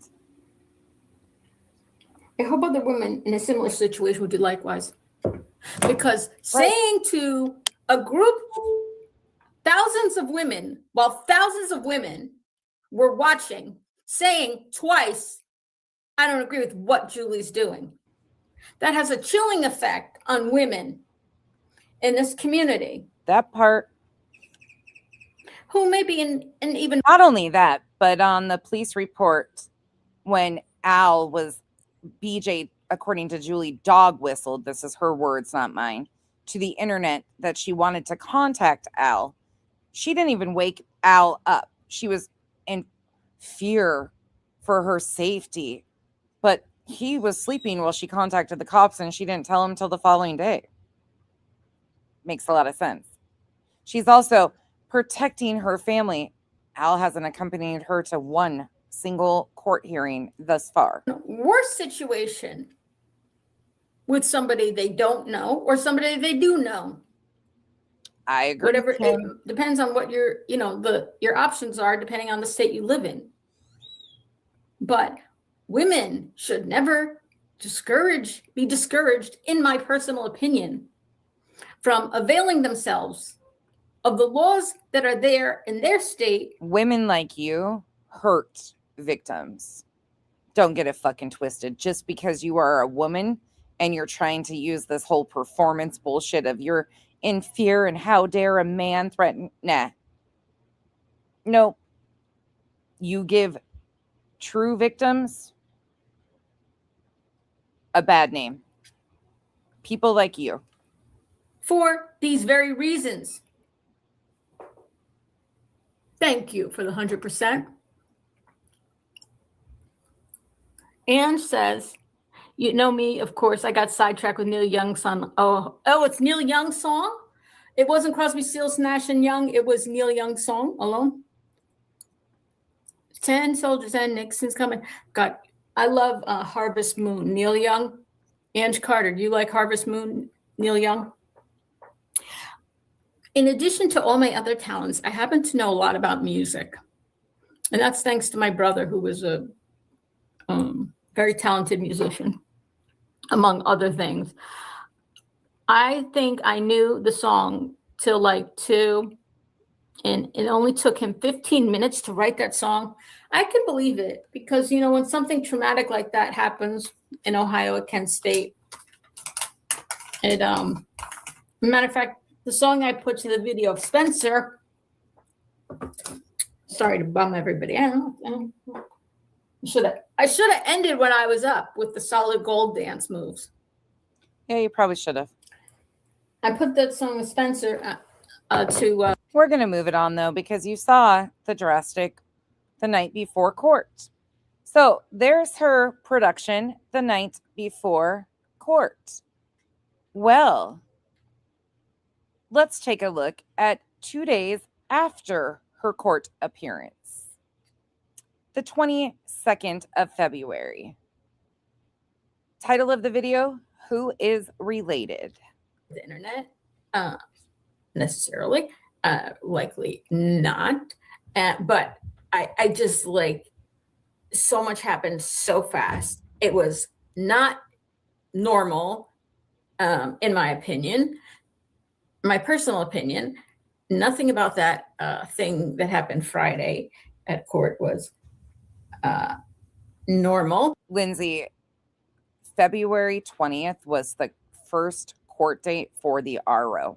The video we just watched was February 19th, the night before her first court appearance for the RO. This is now 2 days after the first RO hearing. And I'm going to cut a huge section of this out. There's just a little particular part right here in the beginning where she talks about it, and then we will move on to the end. My personal opinion, nothing about that thing that happened Friday at court was normal. Definitely not. I mean, I don't know. I haven't been to too many courts. Yeah, we can tell. JC, thank you so much for being a member for 11 months. Loving you. That's funny. Hi, Bama G. I hope I'm feeling better today. Yeah. We went out to dinner last night, Al and I. And so that's like the third time we've gone out to dinner in 5 months, but we met our friends and we went. Okay, I'm going to bump it forward because she kind of gets caught up in a bunch of other shit. Let's bump it to the end. Okay, here we go. Is it possible somebody's sitting next to them going, say this, don't say that? Oh, here's where she starts to give a performance of her court hearing. Money, like maybe, I don't know, 10 grand or something like that, right? Mm-hmm. And he contacted them and then ago. This is now Al's father was the second youngest, and he had a younger brother. They've all I'm gonna passed give you- away now. All of his siblings have passed away. Al's grandparents obviously passed away. Everybody's passed away. But they never, and this brother and sister never got married. They each never got married, and they never had kids. Obviously not together. They're brother and sister. Okay, they had separate. So you know, this is Jersey. And It's not unusual up here. Think of 8 Crazy Nights, the brother and sisters. Okay, I'm going to bump it a little bit even further just because this is kind of nonsensical, but you can hear kind of where this went. What the fuck is going on with this mosquito? I see mosquitoes all over the place. I don't It's think It's talking about mosquitoes. I mean, it's the typical fucking wild it's state shit. level or county level, not the city level. That's a little weird, but who am I to judge? I was like, I don't think you're doing that good a job. I'm getting bitten all summer long. yep. Those fucking mosquitoes. She filed a complaint on them too, I'm sure. Anyway, I hope you guys have a good day. And I Here we ordered go. a transcript from my proceedings because I need to have it reviewed. Oh, are we hearing this? Do you hear what she's saying kind of under her breath here? Who am I to judge? Pay attention. I was like, I don't think you're doing that good a job. I'm getting bitten all summer long. Yep. Anyway, I hope you guys have a good day. And I've ordered a transcript from my proceedings because I need to have it reviewed. A different attorney. Yeah. I can't wait if you ever do share that. Oh my God. I don't know. I'm sure I can. Yeah, I wouldn't. Not anytime soon. My attorney is, like I said, he's a fan. What did we just hear her say? My attorney? Different attorney. Yeah. I can't wait if you ever do share that. Oh my God. I hope she does too. I don't know. I'm sure I can. Yeah, I wouldn't. Not anytime soon. My attorney is, like I said, he's a family. He's for Al's business. He's our friend. Oh, he's like family yeah. to us. And I try not to take advantage of him. And this was not his area. This is not his area of expertise. Obviously, he does a lot more stuff about business and things like that. He is, though, also a judge. So he knows all the laws. But I got caught off guard because they filed that one thing to have it be a Zoom meeting when I had already expressed to him that Where was everybody screaming, Julie, we don't talk about court until it's over? Oh, right. Situational. I didn't want it to be a Zoom meeting. And it seems counterintuitive, but literally, other than the judge coming out and reprimanding him for his non-attire, you understand what I'm saying? Yes. Like every shenanigan that I thought could get pulled, I think did in fact happen. Mm-hmm. You know, like I worried about, for example, faking internet problems. Not to say anybody faked them, but there were connectivity problems, like with the sound. Yeah. He only gave her a referral. That's what her news story is, Revival. Specifically, Hmm. I know specifically that somebody out there mutes a lot somebody else, right? Yep. And all of a sudden, sounds were the sound was cutting out, not for the courtroom, but over there. All of a sudden, the sound was cutting out. Video didn't cut out. Yeah, Angelisa, I would never. I have nothing. Absolutely bullshit. I'm not going to even fucking, like, that's such stupidity. But what Julie is trying to set up by that is Julie knows this is not going in her favor. She does. She's been misrepresenting what's been going on since Jump. That is my opinion based on the fucking stories that she has told. She is being extremely dishonest. And because of that, she knows that this is not likely going to go in her favor. And it shouldn't. If she is so comfortable telling stories about an abuse victim that is actually denied, like somebody that had a lot of evidence, her words, not mine, who was denied a final order of protection, she should feel foolish. But I think she knows and sees the writing on the wall. Based on the law, it should be tossed. Based on her own fucking bullshit, it should be tossed. So she's setting this up to never take accountability on her own. She's trying to concoct and create some sort of conspiracy of why poor Julie didn't get what she wanted. And she's trying to use me as the reason for it. Nah, Julie did all of this. Julie gave BJ and Craig all of this. Get the fuck out of here with the shit that I have anything to do with this. I'm reviewing her words. If she didn't put them all out here, we wouldn't have them to review. What's the sound? It seems like Was that somebody- internet works when it needs to, What? but conveniently doesn't when it shouldn't. Is it possible somebody's sitting next to them Identical. going, say this, don't say that? Mm-hmm. You know? Probably because, you know, his IQ is so high, he doesn't want to scare everybody off and give, you know, smart answers. Everybody said to me, you know, why? I mean, honestly, why can't she sit next to him? That's what a supportive spouse, just because Al's not accompanying you. They're both being accused of shit, and they're both wrapped into both situations, because without one, you don't have the other. Without BJ hosting and platforming him, you don't have him even saying that stuff. It's kind of wrapped in. You should expect that.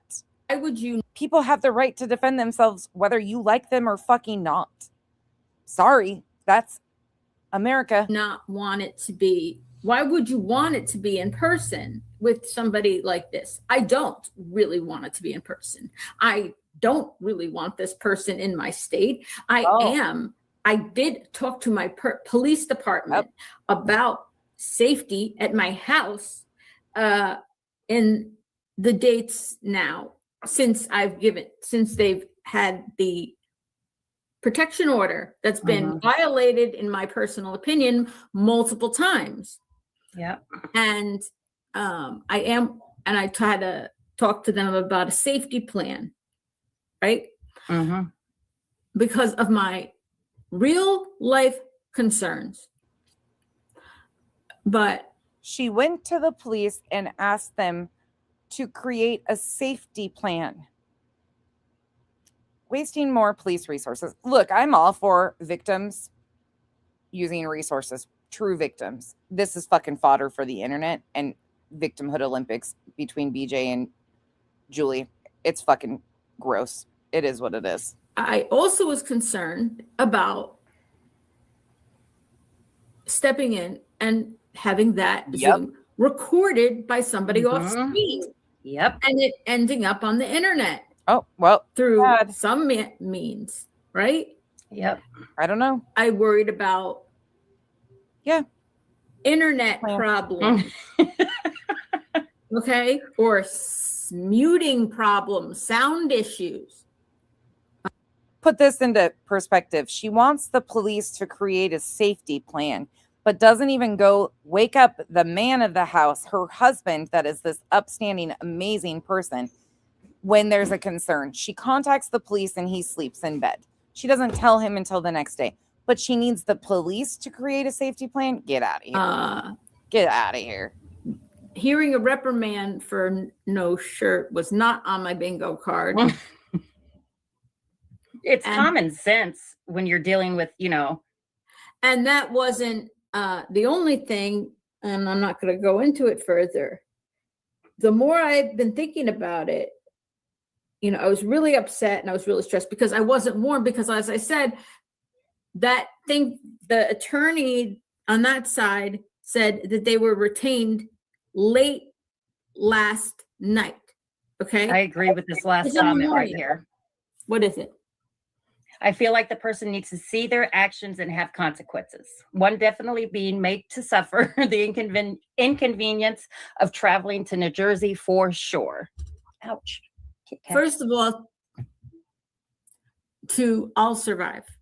You have Yeah. been so nice to me. I want you to know how much I notice what you have written on comments on my videos, comments in chats. Okay. You have been so supportive, stood up for me when people were questioning, what anything about, my reasons for wanting to protect my family and myself, and not allowing somebody to threaten me online or other forms of harassment against me or against, let's say, Spencer's twin. Amy, this is February 22nd, 2 days after the first RO hearing with Craig. People are confused, and I wish I could come out and give a whole TED talk about exactly every little detail of everything, but I can't. But I can tell you that there's the protection order issue, and then there's the cyber harassment issue, and that is separated by the person, right? Mm-hmm. Because there's two, and that for the Amber says, I think this is the comment they're asking me to read. It takes away from real victims like my friend that was murdered while waiting for her RO hearing and police ignoring the warning signs because they were so busy. It's maddening. I'm really sorry for your loss, Amber, and everybody in the comment section that has experienced something similar. Unfortunately, there's a lot of you in here. And I'm really sorry. That is a huge situation, and one of the reasons why I will continue to scream from the top of the roof that this is fucking bullshit. Because victims, true victims, deserve better, and they deserve better protections from our courts as is. And people like Julie are a mockery of that. protection order, it's just one individual involved, and the other one, there's more than one individual, there's two individuals, and for one of them, there's only one plaintiff, and for the other one, there's two plaintiffs. So for the other one, the two plaintiffs were for different reasons, right? For different things, because there's been multiple things that have happened. But I'm one of them. And Spencer's twin has rights himself, and he's another one against the other plaintiff. And if the prosecutor decides to move forward with that, which is why we ended up here because of the backlog of cases, and the continued activities, nobody gave me advice legally about this. You get that she is admitting and acknowledging that there's a backlog of cases where she still is doing this bullshit. Okay. At the prosecutor's office, but they had me go there and they made me aware of what was available to me to protect myself and my family in the interim between then or that date and whenever that would be decided by the prosecutor's office. And thank God they did, because there was another threat after it was obtained and granted by a judge and before it was served. There was another threat before it was served. So that doesn't go against the protection order, but I really wanted to have that hearing because I want on. Where's this other threat? Is she referencing the dog whistle to contact Al? That wasn't a threat. I disagree with people reaching out, but it's not a threat. Friday, because I wanted to present to the judge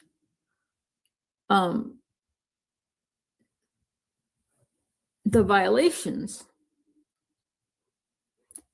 and the seriousness of this situation for me and my family, and that I didn't feel like the defendant understands the rules that are written now very clearly,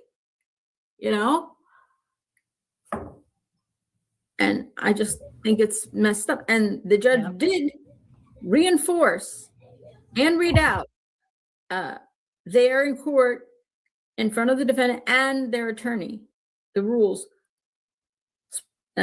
and advise them to, if there were any additional questions, to ask their attorney. In my opinion, no. Amber, that's my opinion though. But I don't know. Her baseline seems skewed to begin with. So trying to judge her acting skills. But based on her behavior, I mean, after she's filing all these police reports, she's reaching out to people, being as invasive as possible, talking about BJ's childhood and whether her family was poor or not, shit like that. Doesn't seem much fear. Handing information off to creators who came out here and ran with it when her fucking information was wrong to begin with. For any clarification on anything you might not understand about what you're supposed to do while you're under the protection order. And, we're talking, that was, in my opinion, there were problems. He was served on the 14th.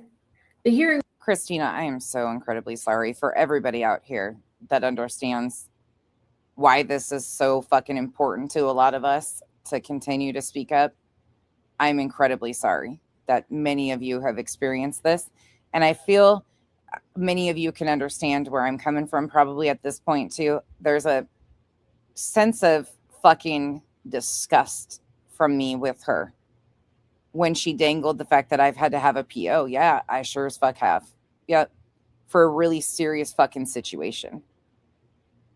And she tried to dangle that the other day as she was trying to create this conspiracy. The level of fucking disgust, not because of, I'm not ashamed. Shit happens. Life happens. It is what it is. But the fucking audacity of her to think that she could weaponize that situation to condone her fuckery on the internet. There is just this level of fucking disgust and filth that I see in her.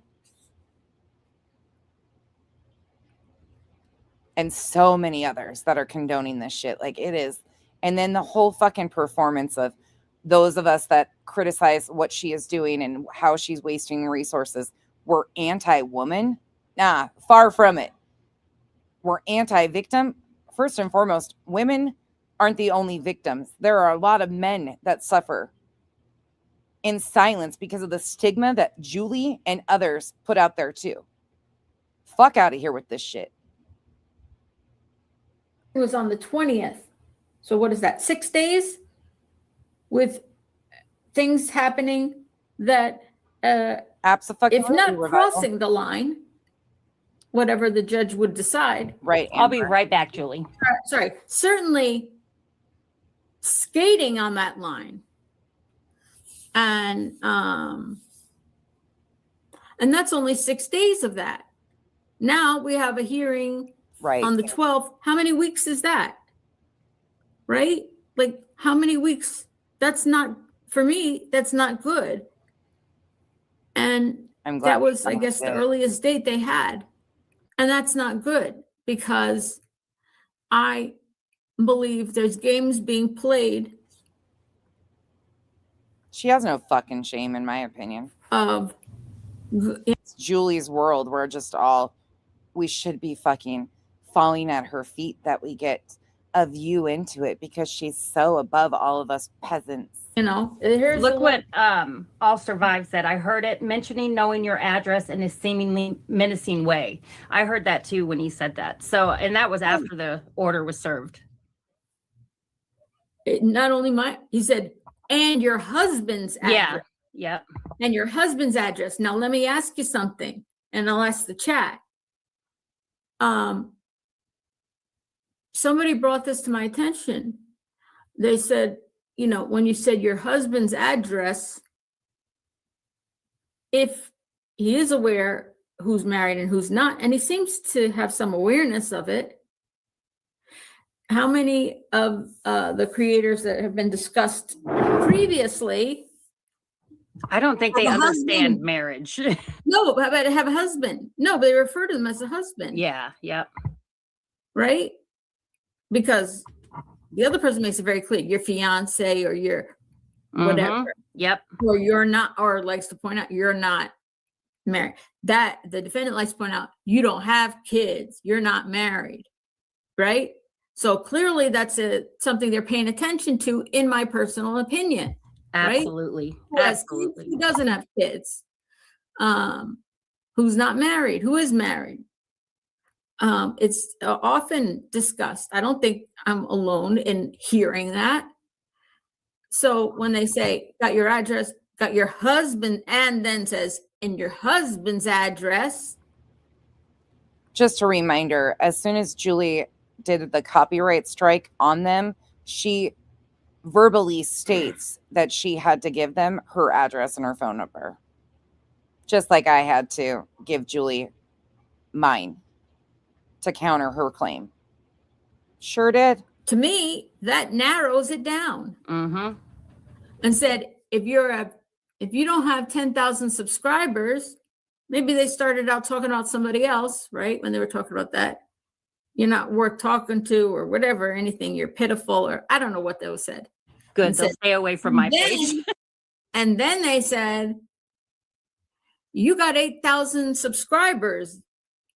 What came after that? I have to go look, rehear it. But I think it was something like, not nice. You only got 8,000 subs. You are some bad word or something not nice surrounding that. Hold on, let me get my phone. What is my, I'm just gonna look. Hold on, give me a second. Wasn't that truth he was talking about?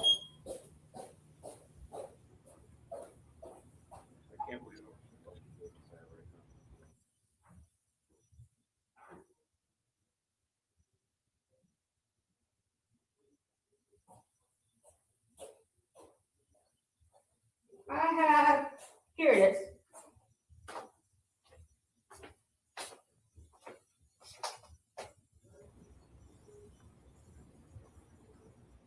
Oh yeah, Crackerjack. She sure thinks she can. Almost 9.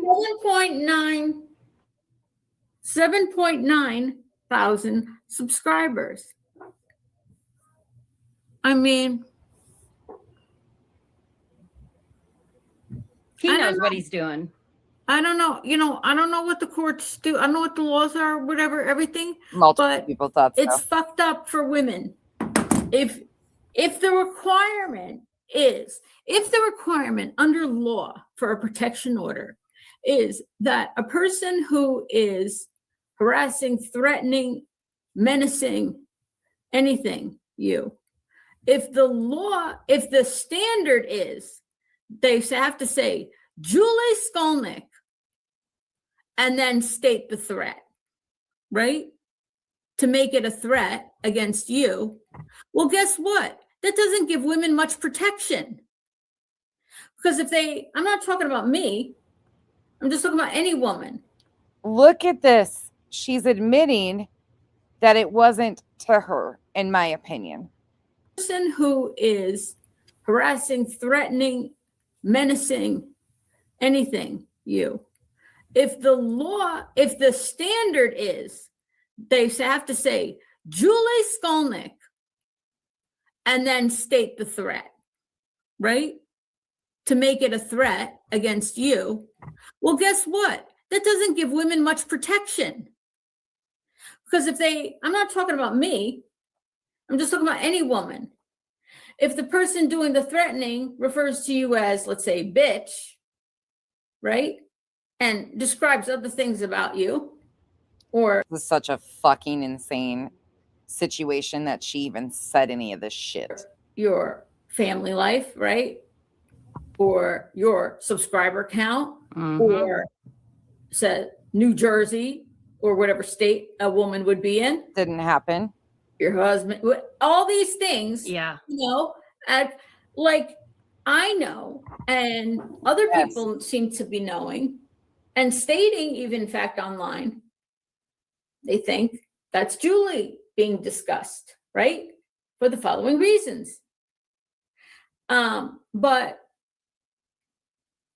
And we know it, right? And they know it. Sorry, Amber. And I don't know what I can't say that the next one is going to be any easier either, because she turns on the fucking tears and the victimhood Olympics is fucking on full display.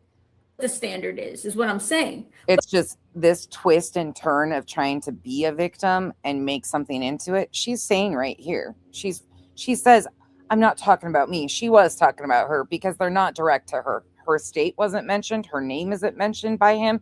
None of it. Sorry.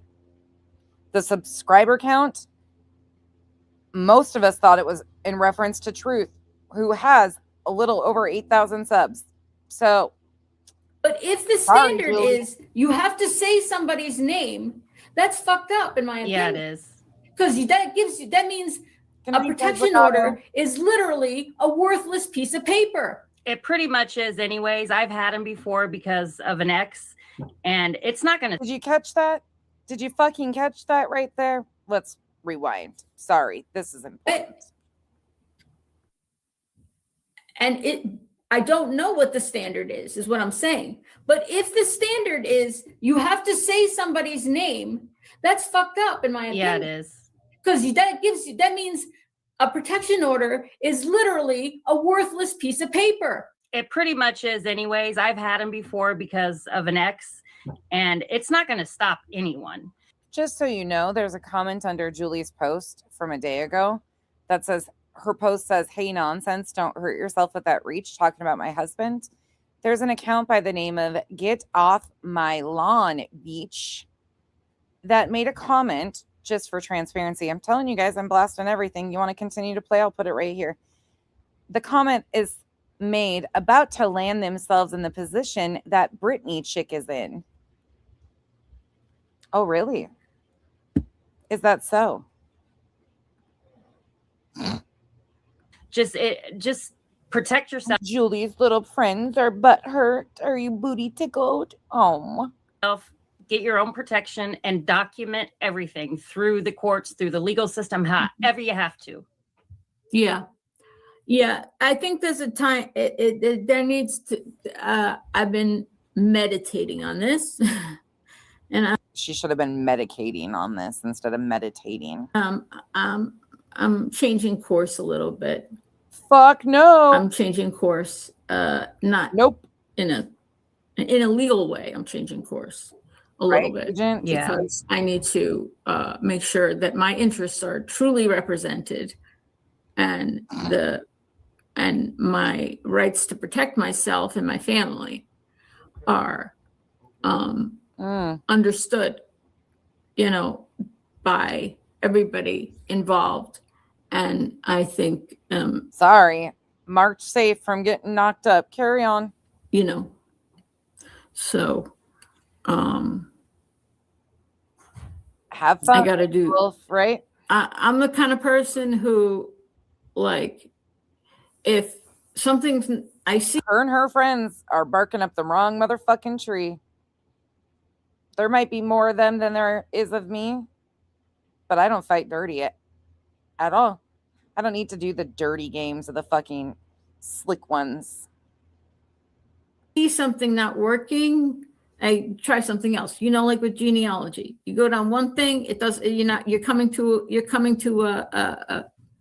an end. You're Brick wall. roadblock, brick wall. You're hitting a brick wall. It's not getting through. You gotta. And ultimately, I'm going to say one thing, Julie. Listen in. I'm positive that you're lying to Al. 100% positive that Al doesn't have a fucking clue. 99% of what you have done, what you have poked for,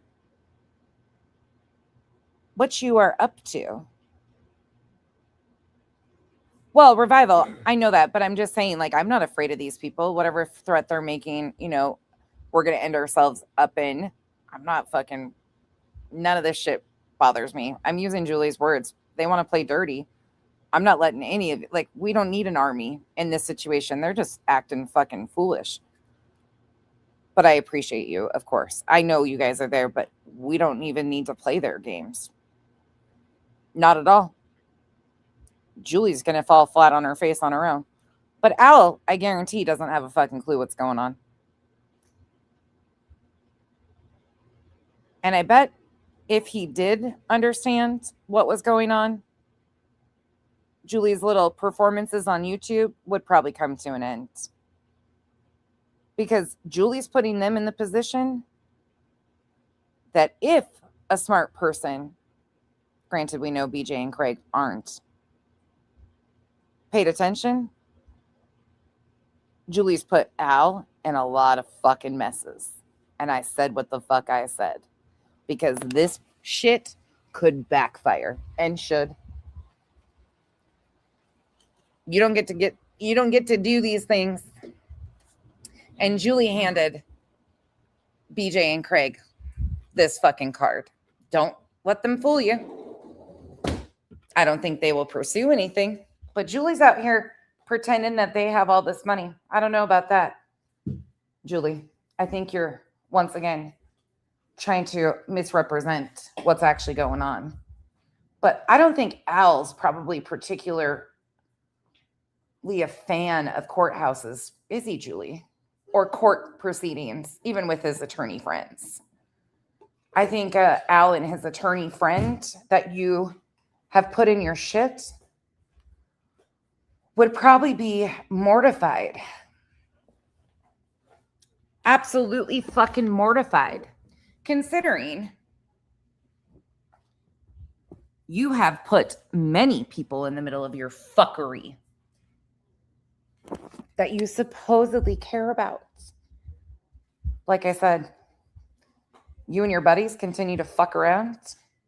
I'm not in the fuck around stage anymore. I'm in the motherfucking find out stage. You might be more educated on paper, but I run fucking circles around you and your dimwits. Their entire fucking group of them, all by myself. Like I said, April's going to be surely a great month for you. Try something else. Go to a different site. Go to use a different resource. Use a different this. That applies with me. I use the same kind of thinking myself. My concerns, I don't know, are, I think they're hitting a brick wall here. I think he can push it. I think if anybody was to sit down and look at the things that have been said and shown, I think there's a concern. I think there's a reason for concern. And I think if somebody looked at the whole picture, that they could come to the conclusion that, yes, you deserve OP, protection order or whatever. Yeah. But like I said, I'm saying it's not being like, if it's not going to be enforced, what's it worth? Oh, yeah, that's true. Like, isn't this fucking ironic? And isn't it interesting how when she first started this in the beginning of this, that attorney that she claimed the other day had only given her a referral, once again, fucking straight up lies based on Julie's own words. However, I don't think this man probably did anything wrong. I would likely say that he's an innocent bystander in her bullshit to begin with. But she stated that this man wasn't well versed in this type of stuff. Was it the fact that he's not well versed, or the fact that he told you that it was frivolous and bullshit and not necessary, Julie? Because I have a feeling he probably told you what was available to you, because I'm sure he is plenty well versed in these proceedings in New Jersey and can find out if he's not, even if this isn't his specialty. I have a feeling that he told you that it probably wasn't worth your time. And I think the reason why you probably convinced your mom, who is in her 80s, which I think you are victimizing for your fucking games and stressing her out when she doesn't deserve it. I feel bad for your family, actually, because you're using all of them in your fucking games of manipulation on the internet. But I have a feeling the need for the switch of attorney was because, Al's friend, family of sorts, that he's known forever, was going to possibly tell Al what the fuck is really going on. Not another one of these situations where we manipulate the very loved ones around us and exploit them for victimhood. Well, fuck, that's awfully reminiscent to BJ tactics.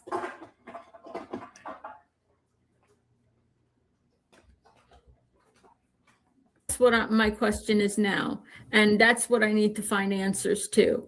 And Yeah. I wasn't able to talk to at that hearing at all about the concerns I have around those things. The only thing I was able really to get out was only a couple things about what was going on with my concern that Your friends should have let you know that the biggest mistake you made going into this was the very first time I streamed about you. You came out and tried to turn on the tears and manipulate people, trying to say that I was going to use videos of your son to show your exploitation. I don't need to do that. In fact, I could show your exploitation of him just based on your fucking words. But the worst thing you fucking did was when you opened that mouth was lie about what I was doing and why.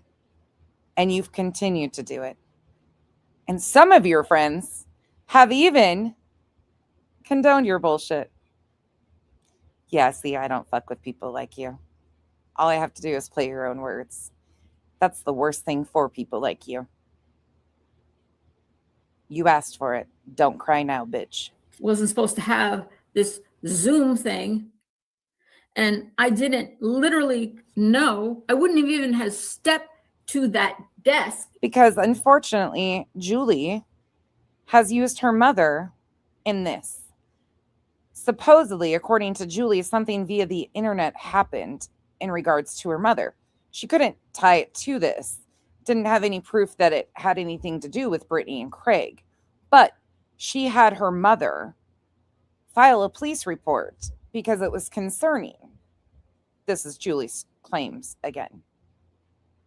But then she turns around and goes to her mother's house, who she has detailed to the audience over and over again that she is unwell medically and having procedures. Julie finds it appropriate to then go show the entire layout of her mother's home because she's a self-serving, petulant fucking child who needs victimhood in any way, shape, or form.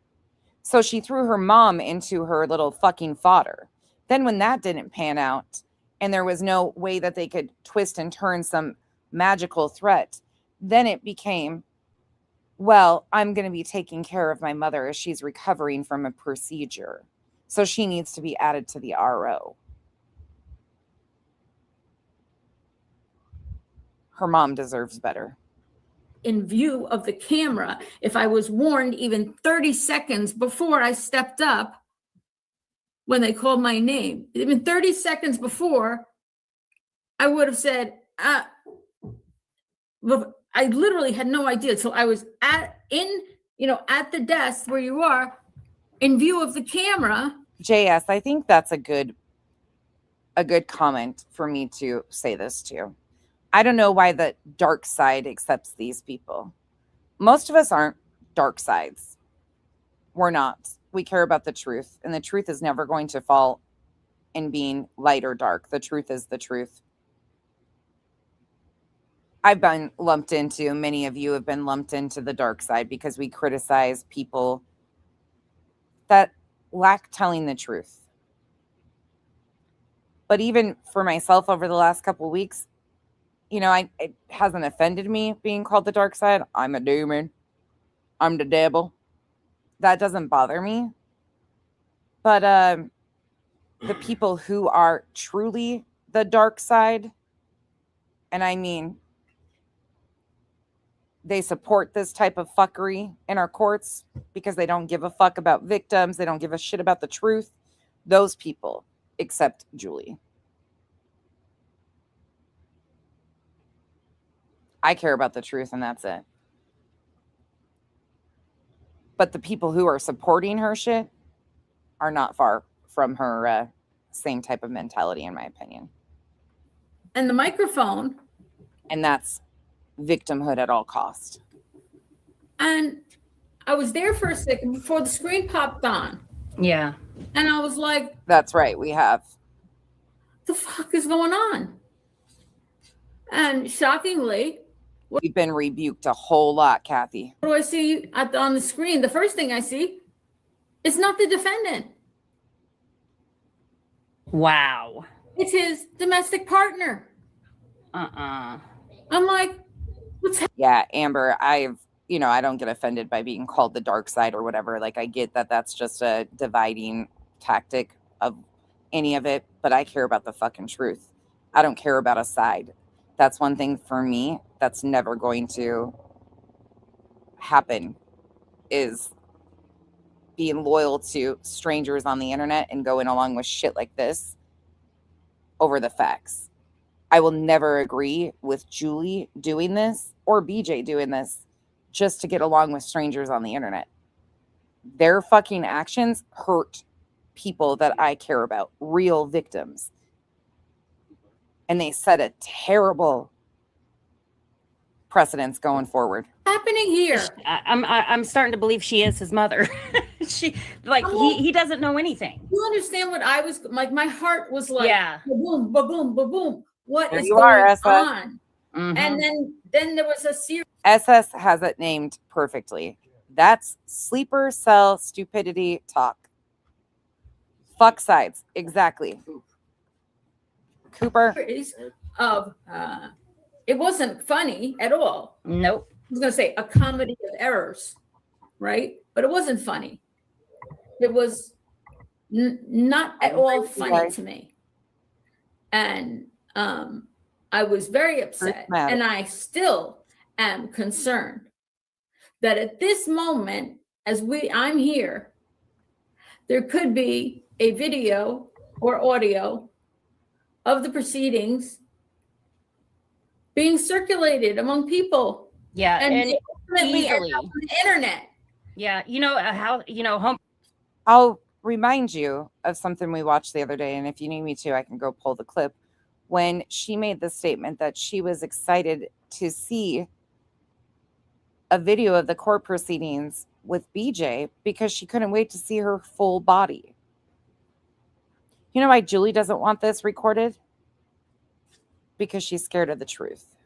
Protection, like your cameras. You could turn the camera facing inside and record everything. Like it can be done. So I think there needs to be some kind of protections that it doesn't. That's right. Think about this. You got a laptop here, right? A person's appearing on a laptop. Another person standing to the side with their phone. Yep.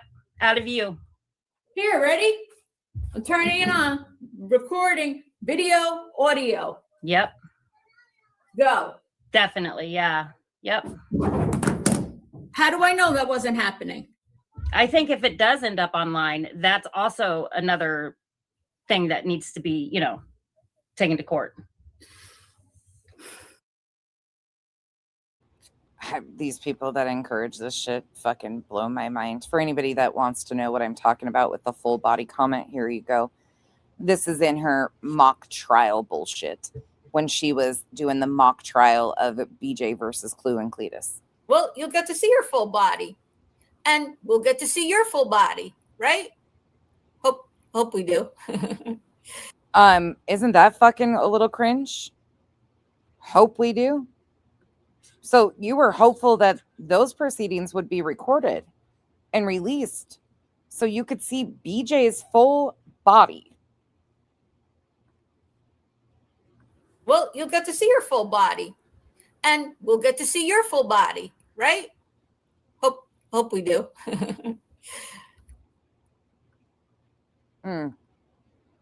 Things that make you go, The only way it would, because I was in the courtroom. Yep. I had to turn off my phone. The bailiff literally comes over to the people on the bench who they put and say who are waiting to be heard.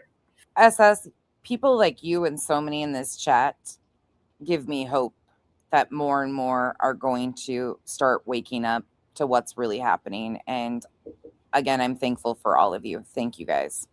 And say, all phones, make sure they're not just on silent, they are off.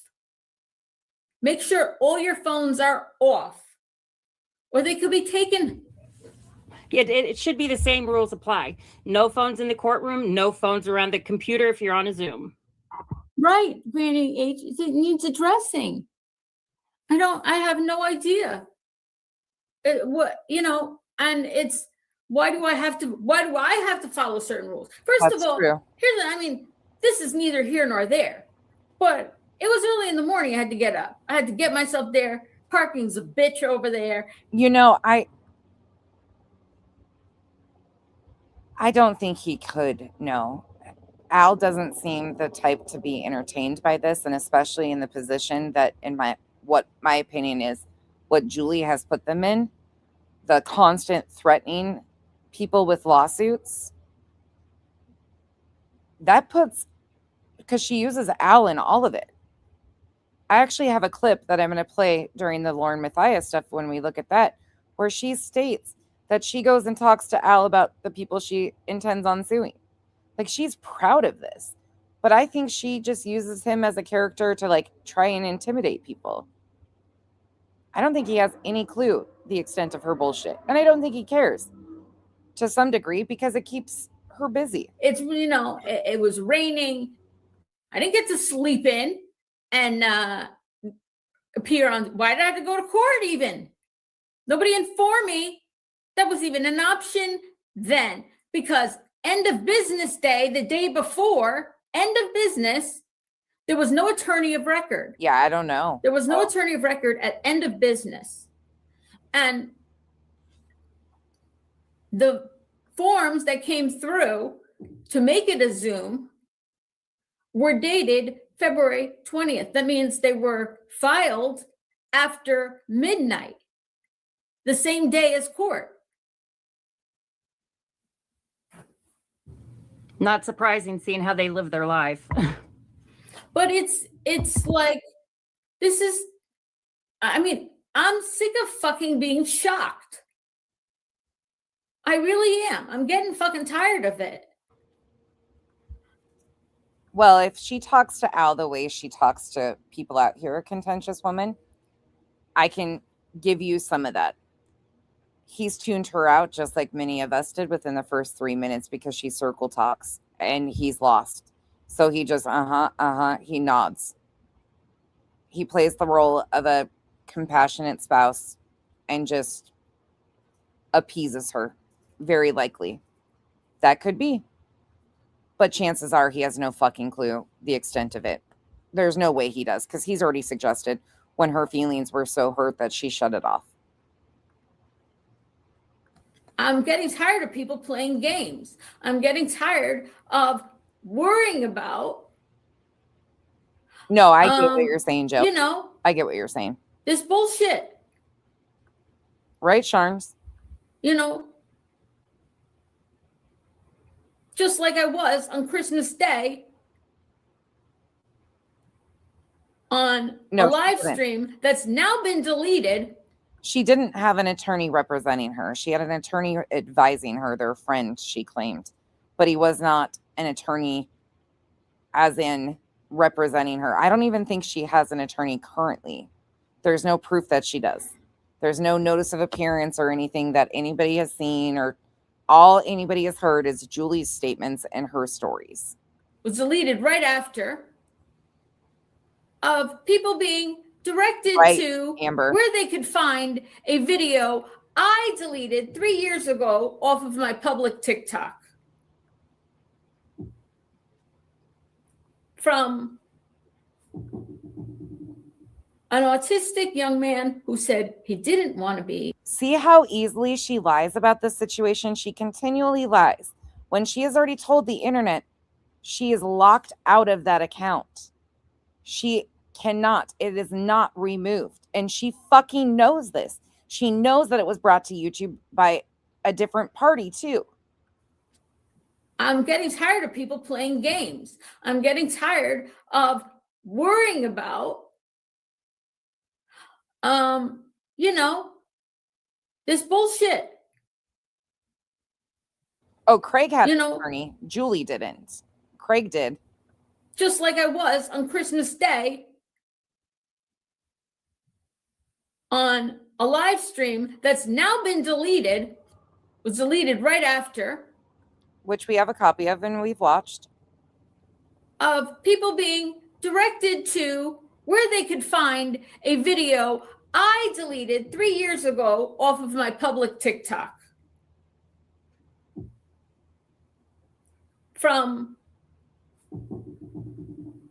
an autistic young man who said he didn't want to be on social media and got to be discussed on social media on Christmas night.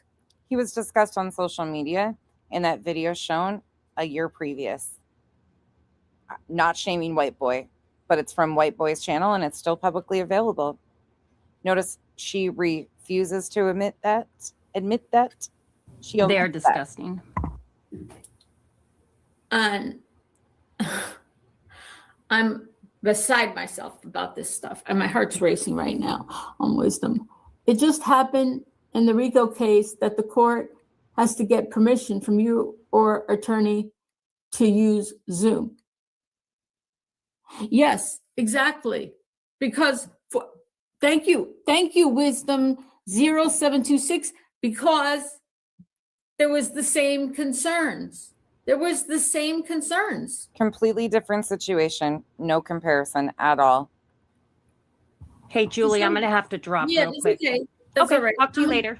I'll talk to you later. Love you, hon. Thank you for being here. Yeah, No I better get problem. off too before I just make myself upset and whatever.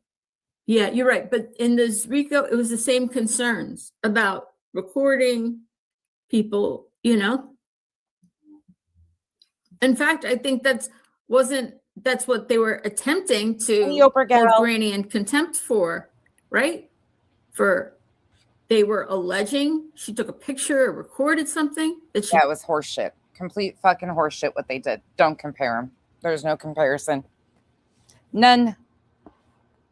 You've used that as a fucking pass long enough. Fuck you with that. didn't. And then they withdrew they ended, I don't want to speak for Granny, but what my understanding is they had to withdraw, Initially, her intent was to remove BJ's channel. or else they could be the attorney for the plaintiffs against Granny and Barbecue could have been held in contempt as well. That was my understanding. I apologize if I got that wrong, but that was, I think I'm understanding that. At least, like I said, that's what I think. If I got it wrong, I apologize. But yeah, there's real concerns. It's wild. And frankly, it's not worth it to me. It's really not.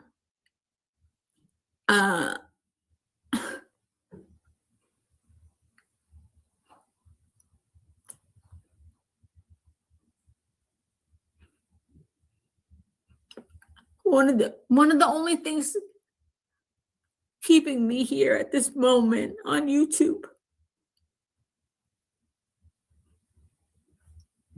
is to ensure that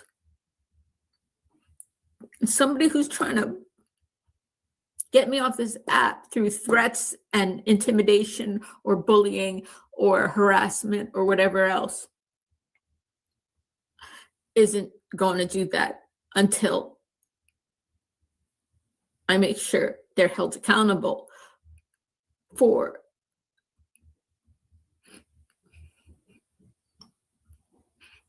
what they're doing and saying, and that's against that things that are against the law in my state, which is different than every other state. Not every other state, but it's not the same in every state. Thank you, Breezy. I appreciate it. Because it's not fucking worth it for me. This is not my income for my life. This is not my, chosen career as a career. It's part of it, Oh, but it's not, right, I- Collective Breezy? But Hey, Freddie is ready. I know that if people aren't held accountable, they'll continue to do it to others. And just like I remember Cluminati talking about that, saying, if you don't press charges against an abuser, let's say, not talking about my state count, what she's talking about, her life or other people's lives, right? Not me. You leave the next person open to become the next victim. All right, I gotta go. I love you guys. I'm so sorry. So don't ever let them chase you off. We love you here. Thank you. Appreciate it. Oh, I have video. Spencer, we took Spencer grocery shopping yesterday. He's every time we see him, he's still asking to go home. And that's the hardest thing. And he's not allowed to come back to the house to visit our house here until March. And we're getting closer. It's the 22nd. So I think the second he's going to be allowed, this maybe March 2nd, he's going to be allowed to come back and visit the house here. He won't be able to sleep. And just to be very clear, I'm just going to fill this in. That's pretty common when people are adjusting to facilities like this, where they have requirements because they are trying to get a consistent schedule and things. So that's not, she's explained this enough, but I've cut a lot of it out. Over just yet, but he's been asking to come home. That's the hardest thing. But we did go. Well, you notice how every one of these, she goes back into that. In my opinion, that's also manipulation. Where we have the problem. Where he doesn't need it, but he takes multivitamin. And I'm going to skip forward to the next one. But you see right there how it goes. All right. Now we are going to continue to move along. This happens to be February 25th, 2026. This is her live stream titled Cluminati Crew is Like No Other. We're going to start about the 1 hour and 15-minute mark, the end of this. So this would be factually 5 days after her court appearance. Keep your spit shields up. You'll need them. In her fist, and an eagle will fly, and it's gonna be hell when. Oh, actually, let's get the performance in here. There's that Toby Keith song. Yes, Country singer absolutely. who he died. I don't remember how long ago it was. Not that long ago. Shameless. He wrote a bunch of really good songs. A lot of really good songs. One of them is about a woman who talks too much about herself. I want to talk about me, I want to talk about number one, me, my, what I think, what I want to know, what I want to see. I like talking about you usually, but occasionally I want to talk about me. Yeah, Another sometimes I talk variety about show. me too much. I'm the other side of that. He's wrote a song about the sucker punch. It was after 9/11. It was after 9/11. Sorry, I'm singing. For fair warning, Julie's gonna sing a cappella early in the morning with raspy voice. Hold on. I don't know if this applies, but I like the song anyway. That's Toby Keith, but I don't think he sang If You're Going Through Hell. No, he didn't. But he sang a song after 9/11. He sang the song, American Girl, American Guys. Okay, look, I know a lot of people are really sad about Clue losing her channel. But using a song that was wrote after 9/11 just doesn't seem appropriate to me to try and do what she's doing here. Again, this is on Julie, but seems a little off-putting to me. Always stand up and salute. They always recognize when they see Old Glory flying. There's a lot of men dead, so we can sleep at peace at night when we lay down our head. My daddy served in the army when he lost his right eye, but it flew a flag out in our yard till the day that he died. He wanted my mother, my brother, my sister, and me to grow up and live happy in the land of the free. Now this nation. Hold on. You guys got to see this face. Fucking headache.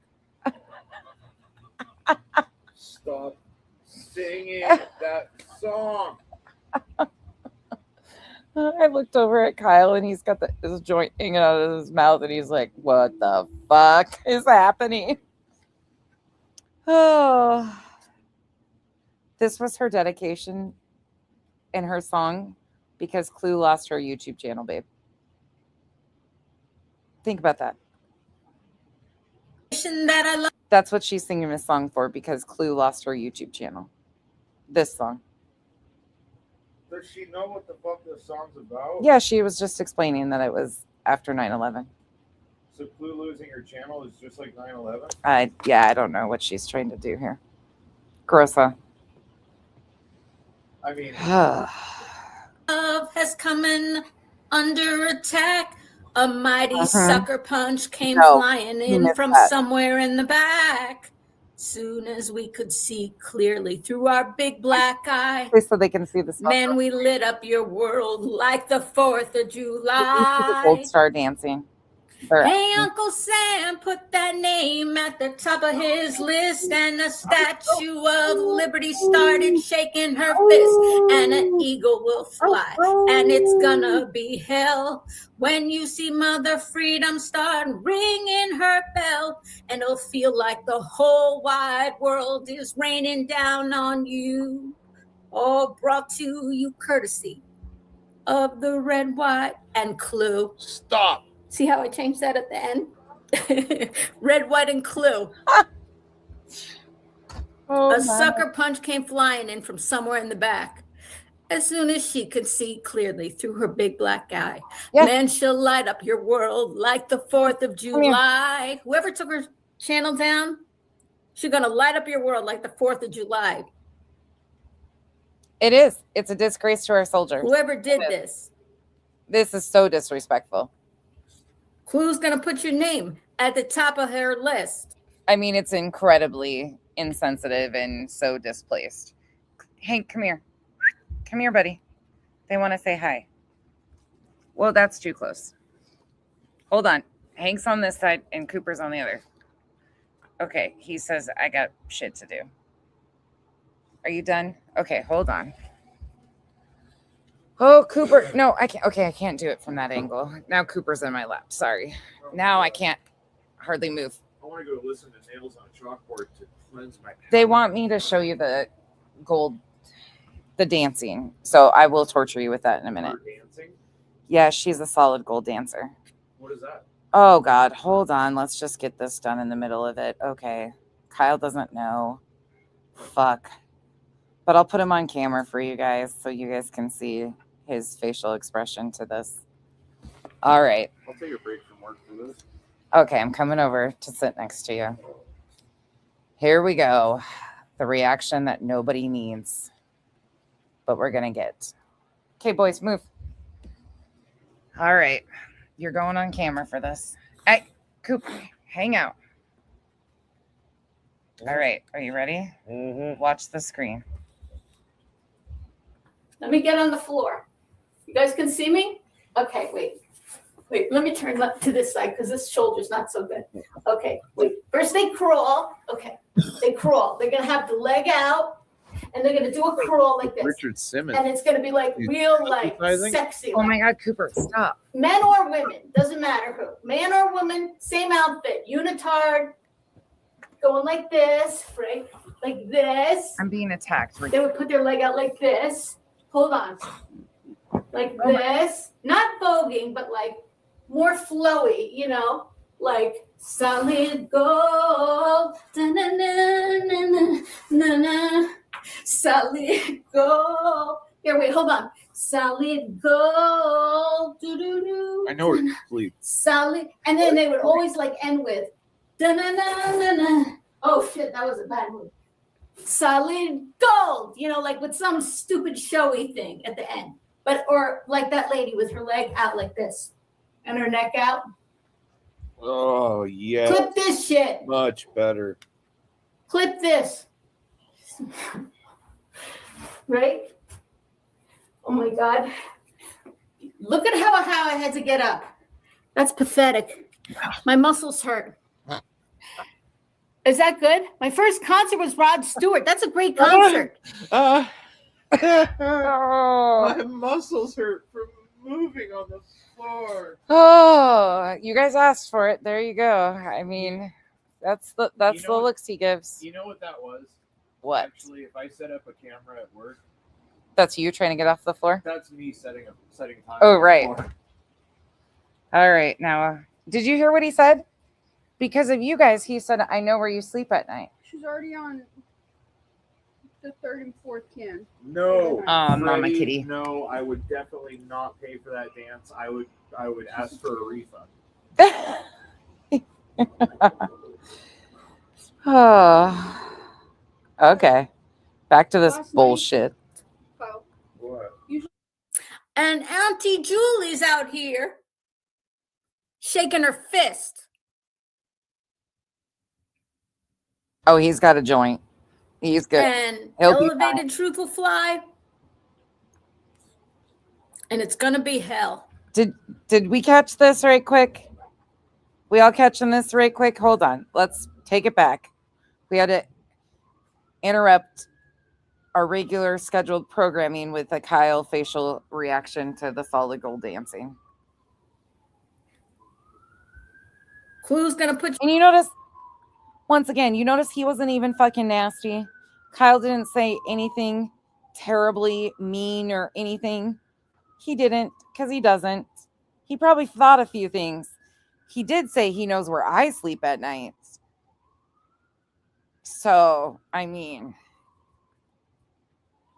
your name at the top of her list.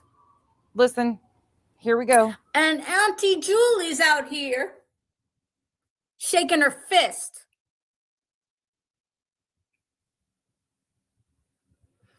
And elevated truth will fly. And it's gonna be hell.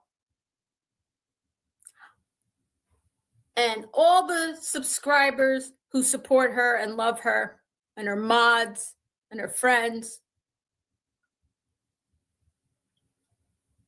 There you go, Blonde. When you hear that loud voice, We do. that combined loud voice ringing the bell, it'll feel like the whole wide world is raining down on you. Brought to you courtesy. What colors does she use? Pink, black, and Clue. Applause. Thank you. I did that on the fly.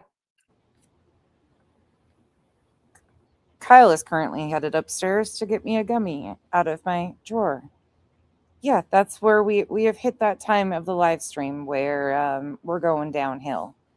Because you just heard what she said. I want to listen to that one more time because I want people to really take this in and understand what's going on here. It'll feel like the whole wide world is raining down on you. Brought to you courtesy. What colors does she use? Pink, black, and Clue.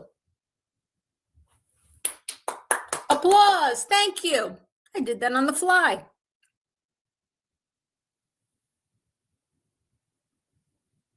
Yeah, I do, Stormy. I say, when people mess with me, sometimes you might win this round. You might win this round. You might win the next. You might win a few rounds. But the fight's not over. Fight's not Oh. over. It's not over for Clue. I was in. And you know, you gotta decide who you wanna I already have it wrote who you around. wanna pick a fight with. And it also matters how you engage, right? Mm. Because I could stand up to bullies, let's say, right? Mm. And say, you're picking a fight. Yeah. Okay, maybe that's how you view it. That's not how I view it. I view it as calling things how I see it, speaking my mind, standing up for myself, standing up for others, whatever. Need a fucking lobotomy for this. But it's not about that. It's about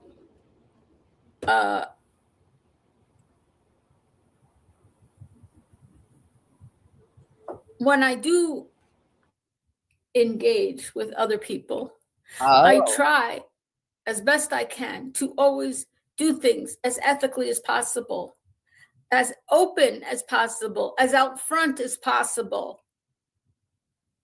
bullshit. Even when it costs, there's a cost to me. That's fucking bullshit. Ethical. That's a word that I would never use for you. Honest, transparent, also words I would never use for you. Performative, sure as fuck. But I want to fight fairly. When people do things that aren't right and not fair, and you get a sucker punch. And I'm going to say something about Oh. court Here we go. on the 20th. So, once again, going back to talking about the court hearing, this is February 25th. So, 5 days after Julie's RO against Craig. I'm going to say something about court on the 20th. I did not want it to be a Zoom court hearing. People said, why would you want somebody who is, you swore in front of a judge, has threatened you, presented evidence of those threats? Oh, Why would you want them in your state? I don't want them in my state. But I also know who I'm dealing with. And I know that there's a lot of messed up stuff that happens. Like, you know, somebody gets muted a lot by somebody else. Wouldn't you know it? They had sound issues. There were sound issues in that last one. No video issue. The video was fine. Just the sound. Couldn't hear somebody talk. Interesting, right? Checked the end of the business day, the day before on the 19th. sure does. No attorney on record. Their attorney said they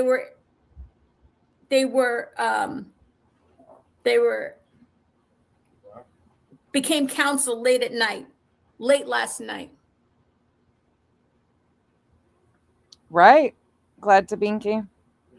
Oh no, I don't. You're right, fat squirrel. There's absolutely security. The security.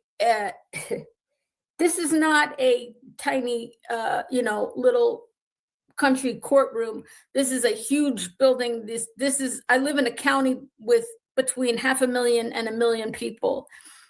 There's different courtrooms. There's different whatever. This is a building in a city with many, they got floor after floor with different offices and courtrooms and things like that. The security is tight. You have to go through metal detectors. You have to there's 1 million cops all over the place. There's waiting rooms here. The security is amazing there. Amazing. Well, duh, it's a courthouse. It's pretty fucking typical, dude. But Whoop-de shit. I knew there would be things done that would be messed up, and I felt that the judge needs to assess the person in person without the possibility of somebody muting their mic or filming me or coaching them, so they can assess based on the judge's questions, what, the judge can make a decision. Is this person actually a threat based on their questions to them, right? And in the courtroom, I had to have they came over the bit, your phone, they made us turn our phones off. They said, turn your phones off. There's no filming, there's no taking pictures, nothing. Turn your phones off. And they told us if we see that your phone's on, we could take your phone. They didn't say anything about giving it back either. There's nothing on their side that guarantees that what happened on the 20th wasn't already filmed. What? Spider. Wasn't already filmed. This glitched. The other thing that pissed me off, besides that, I wouldn't have even stepped in front of a camera had I known What is happening? that it was going to be a Zoom, because they retained an attorney in the late hours, and the attorney filed their paperwork and the date on it. And this is public record, so I could talk What about is it. happening? This is public record My computer just on glitched. the 20th. The same, it came after midnight. Uh-oh. After midnight to make it a Zoom meeting for an early morning hearing. So there was no notice to me. I can't pause it.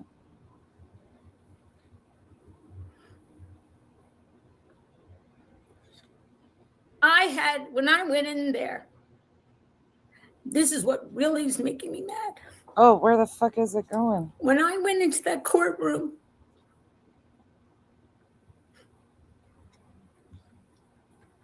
because of all the stuff that happened there, Uh-oh. What the fuck? I wasn't able to say anything about what was going on. Can they still hear me? Couldn't present any evidence, nothing. Can you guys still hear me? My computer is... They just got an extension Freaking to out. another date. Okay. That's all.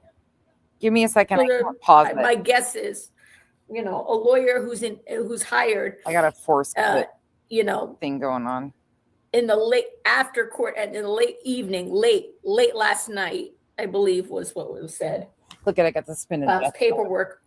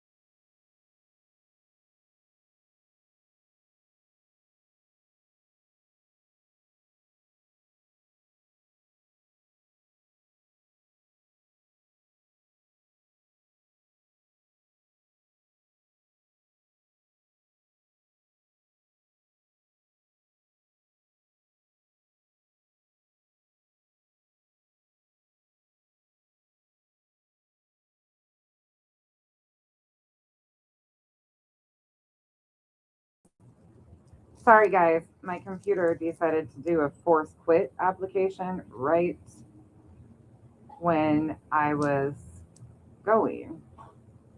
So we're going to close out some tabs here and see what's going on. If it does it again, just know I'll be back. Sorry about that. For some reason, it just decided at that time that it was done. So she didn't want him there in person, and she didn't want him there on Zoom. How did she expect him to appear? There are only two options, right, Bree? Thank you for the support. Okay.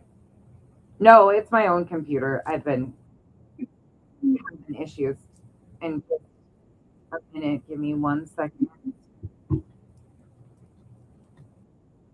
Let me pull it back up to where we are. Sorry. Okay, back to this. Let me see. Give me 1 second. Let me back it up a few minutes. If that happens again, though, I'll be back. It's just my computer is messing up. Okay, here we go. I wasn't able to say anything about what was going on. Couldn't present any evidence, nothing. They just got an extension to another date. That's all. So my guess is, a lawyer who's hired, in the late after court and in the late evening, late last night, I believe was what was said. Files paperwork after midnight. It gets into the system. Has to get up to speed, right, with their client. That's understandable. But it denied me the opportunity to talk to the judge about my safety. Oh, But why extending this weeks out? this is ridiculous. Complete ridiculousness.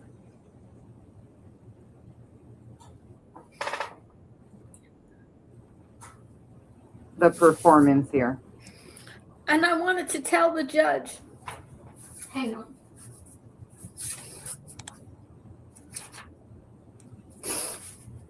One second, I gotta get something. I wanted to tell the judge back on the on the 20th. I wanted to tell the judge when you file whatever you have to file for a PTO, right? You have to write it out, handwritten. Right. What happened that you need this PTO, right? And this is a special kind of PTO. It is not somebody said on the dispatch when it was served, it was a DVPTO. It was not. This is called a VASPA, VASPA, protection order.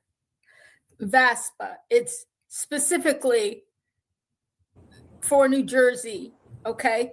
And you could look that up. Tight hugs. Call, they are all listed and do answer, call back. I don't say, ask your question. If she'll answer, she'll try. I'll go with, if you're going, yeah, this is what was so frustrating is that when I had to write out what was happening, right? We'll take a look at what a VASPA is in a minute. And I had to appear before a judge, and the judge had to look at my evidence, and the judge granted the TPO with a hearing scheduled for February 20th. Which we know. That was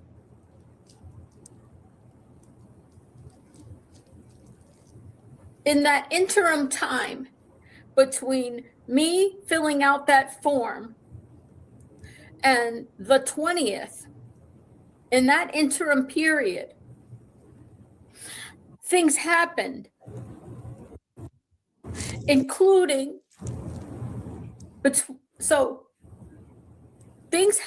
Okay, before she gets on going too far, let's look at what a VASPA is. The Victims Assistance in Survivor Protection Act, VASPA. The Victims Assistance in Survivor Protection Act provides victims of sexual violence, stalking, and cyber harassment who are not covered by domestic violence statute the ability to seek civil protective orders against their offenders. The VASPA was built upon the Sexual Assault Survivor Protection Act, which afforded only survivors of sexual violence civil protection from their offenders. The expanded SASPA, now renamed VASPA, provides protection and relief to victims of sexual violence, stalking, and cyber harassment victims. He has not been found guilty of stalking or cyber harassment either, just an FYI. VASPA offers civil protective orders for victims and survivors of sexual violence, stalking, and cyber harassment. A VASPA protective order can provide a victim protection from a person who committed any of the following acts: non-consensual sexual contact or sexual penetration, lewdness, stalking, and cyber harassment. A VASPA order prohibits the defendant from committing these acts again and can also prohibit the defendant from contacting the victim directly or through a third party, going to certain places like the residence, school, or place of work of the victim, and other relief that the court deems appropriate. A VASPA order creates a criminal and civil penalties for defendants who violate the order. These penalties may include arrest, fines, probation, jail time, and other relief the court deems appropriate. Victims and survivors who are 18 years or older or over apply for a VASPA order. A parent or guardian may apply on behalf of someone who is under 18 years old, who has a mental disorder or defect, or who has a developmental disability. Is an attorney necessary to file an application for a VASPA order or the final hearing? However, victims and survivors may wish to consult with or obtain an attorney, particularly if the defendant has obtained one. Victims and survivors may also contact their local domestic violence or sexual assault service provider to speak to an advocate who can assist with the application. While advocates cannot give legal advice or provide legal representation, they may be able to provide information, court accompaniment, or additional referrals to legal assistance. A victim or survivor must first apply for a VASPA temporary protective order, can be applied for at the Superior Court Family Division during normal business hours of the county where the act occurred, where the victim resides, or where the defendant resides. A judge will consider the application and decide whether to grant a TPO. At this stage, the defendant will not be involved, but will be required to attend future hearings. If granted, the TPO will stay in effect until the hearing for a VASPA final protective order is held, usually scheduled to be held within 10 days. The defendant will be served with a copy of the TPO. Both parties will appear in front of a judge for a VASPA FPO hearing, final protective order, hearing at the court where the application was filed. The parties will be asked to provide testimony and present evidence. The judge may ask clarifying questions or request additional information from either party. There is no jury in a civil hearing, so the judge will weigh the testimony and the credibility of both parties and then either grant the FPO or dismiss the TPO. What happens if a VASPA final protective order is granted? The VASPA TPO remain in effect and become part of the VASPA FPO. A VASPA FPO is indefinite, meaning the protections exist forever unless to dissolve or amend the order before a judge. A VASPA FPO is enforceable nationwide. This order will be included in the Domestic Violence Central Registry, which includes individuals who are subject to certain orders of protection, including DV restraining orders and SASPA protective orders, as well as individuals who have been charged with violating a TPO or an FPO. The information in the registry will remain confidential, but may be released to law enforcement, the courts, or other public agencies as authorized by law. There's that. Happened between those two periods, including another threat against me.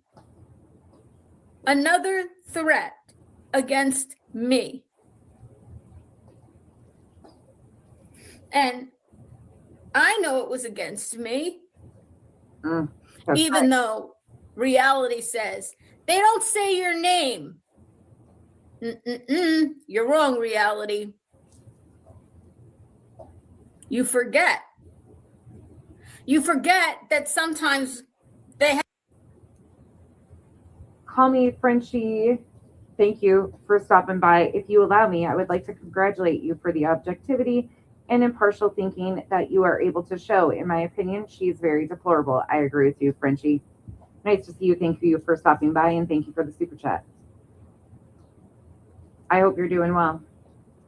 have my picture on the screen, or they're playing me, Mhm. or they've already referred to me and your chat is referring to me on video by my I agree. name or by their nickname for me.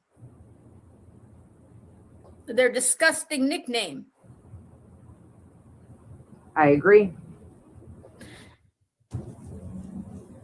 Well, look, I can't tell anybody where they belong or anything like that, but this type of behavior around here, speaking for me and my community, not going to be normalized or allowed, and we'll just get louder and louder. The more people that do this type of shit, it's fucking ridiculous, and it's a mockery out of our justice system and victims. It's disgusting. Like, this shit is so far-fetched and far-reaching, and yeah, the more you listen to it, these are all different live streams that none of you have seen unless you watched them on your own, but we haven't even gone over these. These are all new streams, and this is after the court hearing that she continued to talk about it. But I'm the one being told to shut the fuck up. Really? Smart. They think you're playing a game. It's not a game. It's really bad? Okay, hold on, let me go out. If you're talking about me, if you're playing, Let me go out and see what's going on. Let me try again. I'll be right back.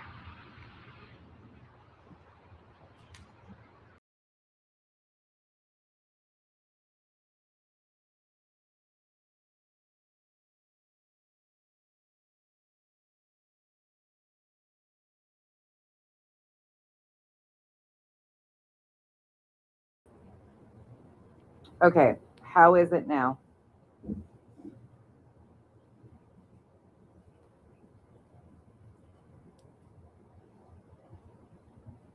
My computer's acting crazy.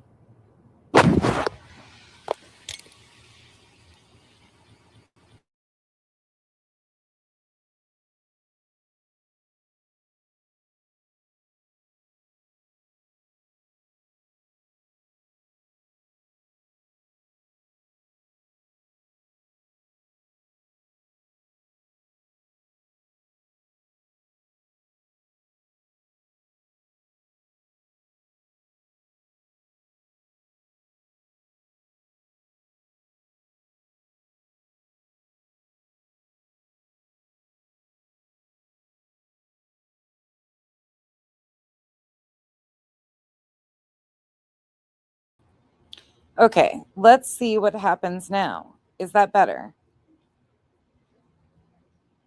Nope, I don't have any AirPods, anything in. I don't know what's going on. I can't. Something's just going on with my computer. Yeah, I don't even have a microphone on. Something is attacking. It probably, whatever is going on with my computer right now is just tweaking. We're good? Better? Okay. If it happens again, let me know. Sorry about that. I don't know what the fuck's going on.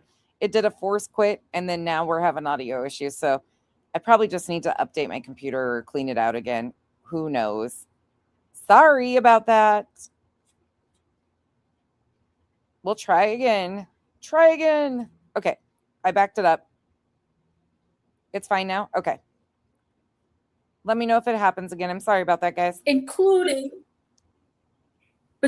so things happen between Okay, good. those two periods, including Good to go. another threat against me.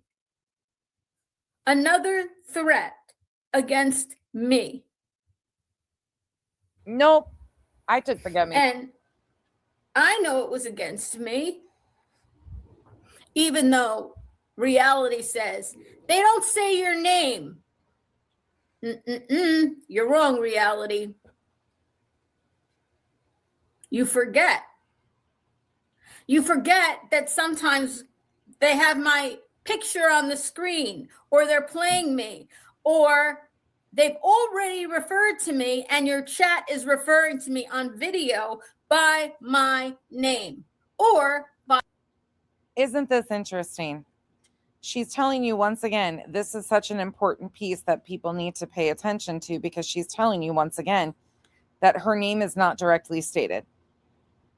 Delicate, No problem. I'm sorry that happened. If it continues, just let me know. Another threat against Attention. me. Another threat Sorry. against me. And I know it was against me, even though reality says they don't say your name. You're wrong, reality. You forget. You forget that sometimes they have my picture on the screen, or they're playing me, or they've already referred to me and Picture on the screen. your chat is referring to me on video The chat's referring to her. by my name. Once again, points out that Craig never references her by name. Or by their nickname for me. The chat, which we know very clearly that Craig never states her name once. Their disgusting nickname.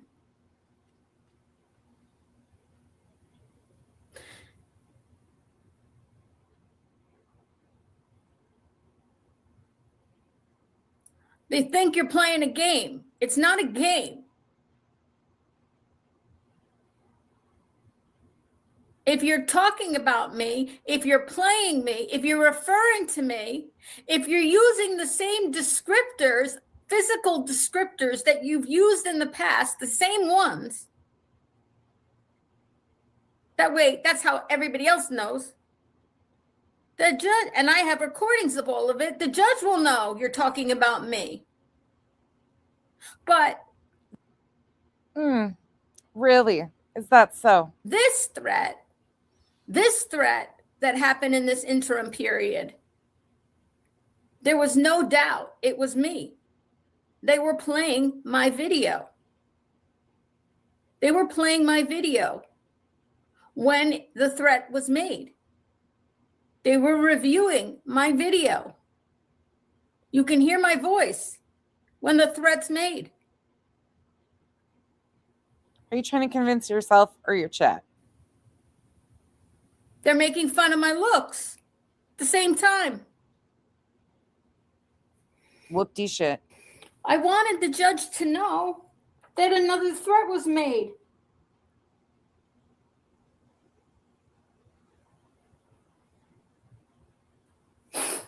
Sorry. I wanted to know something the judge didn't know, that what she had in front of her Agreed. was what I reported when I filled out that paperwork. But that in the interim, another threat was made. I didn't get to say that in court. Aw. I didn't get to tell the judge that. Oh no. Spit shields up. They extended this to March 12th. They extended it to March 12th, weeks away. This tells me she's not very confident in the protection Al can provide their family. He's been protecting their family for what? 15 years? They've been married or something? I don't fucking know. But now what?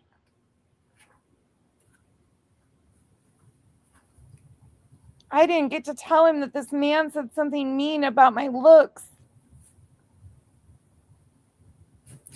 And in my opinion, I wanted the judge to know that I had evidence and I was prepared with that evidence. I don't think she That is in an my house opinion. person. I don't think she is.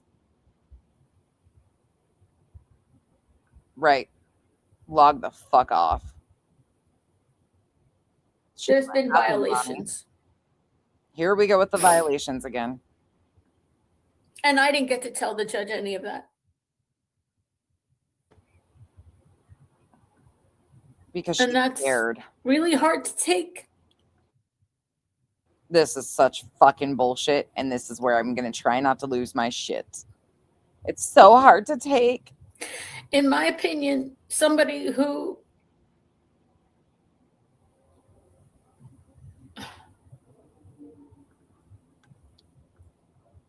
Just me, sunshine. In this particular situation, I think it works against her. She's willfully engaged as is. Plus, none of these were direct, as she stated to her. She just gave a bunch of reasons. So I don't think that part even matters. I think it's all a performance on her part as is.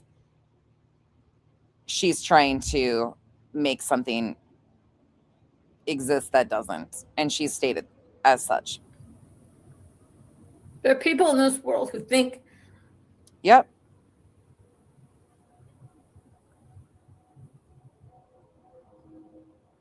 And now I'm not talking about the case anymore. I'm just I talking agree. about in general in life. There are people who think in life rules don't apply to them. Yeah, you're one of them.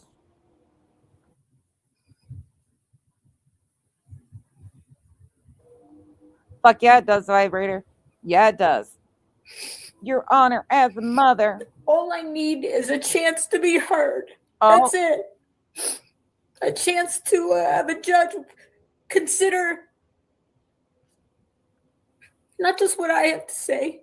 and this is what she's gauging. I'm telling you right now, that look over at her chat is like she's trying to gauge her audience. She is intending on performing in front of a judge, the broken victim. Guaranteed, this is what she does in court to try and make her look like this feeble, inferior. Where's her fucking gangster attitude? Where's that? Oh, right. It's not part of the performance. But my own law enforcement has said. Uh-huh. In their words, with their names. Oh, I think he knows. So that part, I don't think he knows her engagement online. Look at her. Here we go. I don't think she has an attorney. I think she's lying. Yeah, that squirrel makes a good point. Usually they won't extend it more than 15 days. It's kind of surprising that they went this long. And I'm surprised Sure as is. well. But apparently Yep. they are backed up. They have significant backup, because I did ask about that to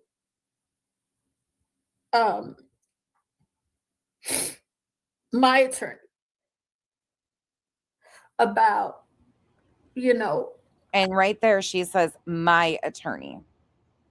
This is 5 days after the first hearing where she was not represented by an attorney. She was being advised by the friend, but he was not representing her. He was not there in court beside her. In fact, she stated she was allowed to go on her own. they won't extend it more than 15 days. It's kind of surprising that they went this long. And I'm surprised as well. But apparently they are backed up. They have significant backup, because I did Yep. ask about Watch. that to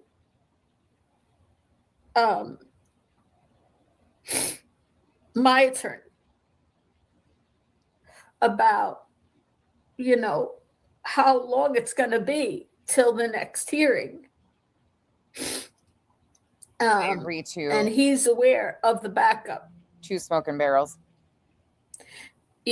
basically saying the chances of Yep. them getting it done sooner are limited, at that point, Yep. that Just me, sunshine. I agree. I think the attorney either advised that she didn't have enough, this was not going to go her way, or something, the friend attorney, and that's why the need for the performance and her mom to hire another attorney, which we have no proof was ever even done. but it's very upsetting to me, because I say to myself, if the judge Look, here's the situation. Let's just be honest. There is no previous acts between the two of them. There is no in-depth relationship between the two of them. In fact, this man Whether you like him or not, we have heard him say horrific things. That's not what we are debating here. We know he has said horrific things to other people. What we're talking about is in particular to Julie. Direct threats to Julie. There is no previous any history between the two of them until she started filing police reports after she poked and poked and poked for a reaction. There is no pattern directed at her. There is absolutely no direct naming of her by him. These are all heavy burdens on her who brought this. What she is banking on, because the evidence, in my opinion, is not going to be enough. She is banking on her emotional manipulation of the judge. The cry on command, the feeble victim, because she went right from singing her Toby Keith, The Red, White, and Clue, to this act. These are performances. I think she was definitely advised that she didn't have enough.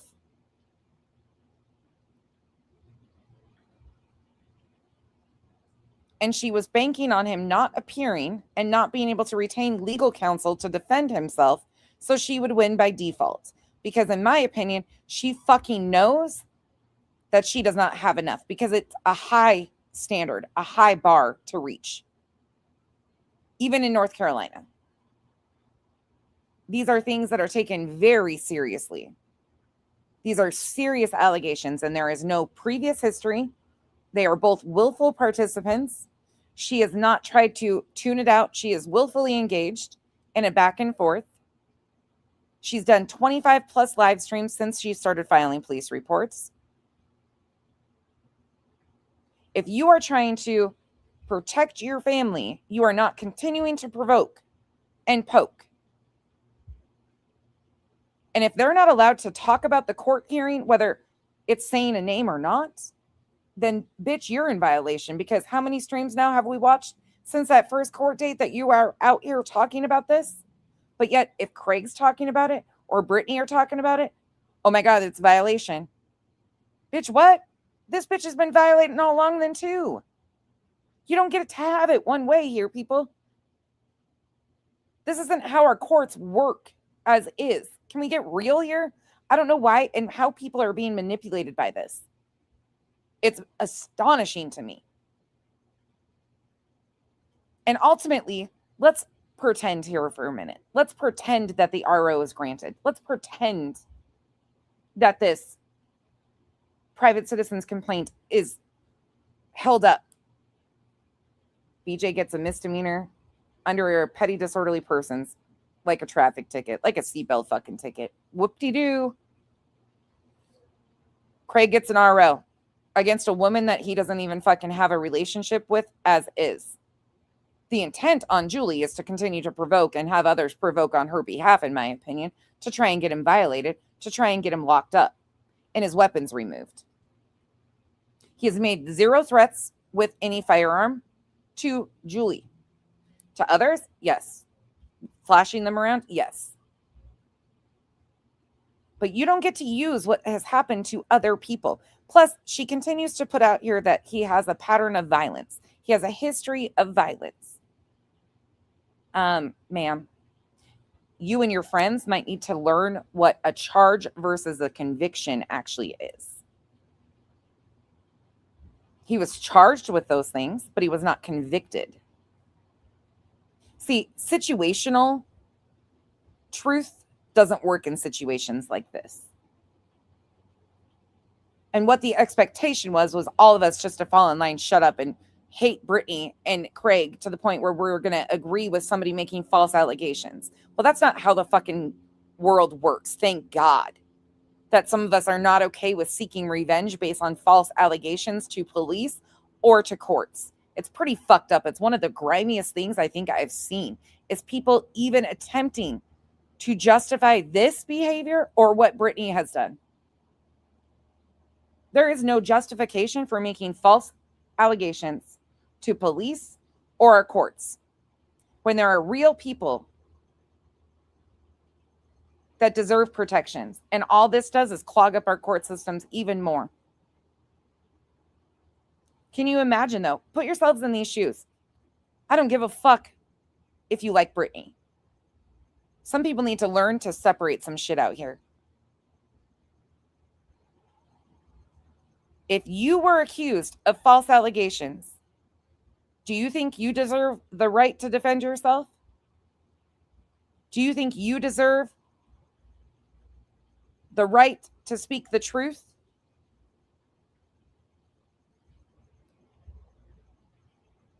Guess what? People on death row even have rights. Crazy to think that, right? Horrific criminals.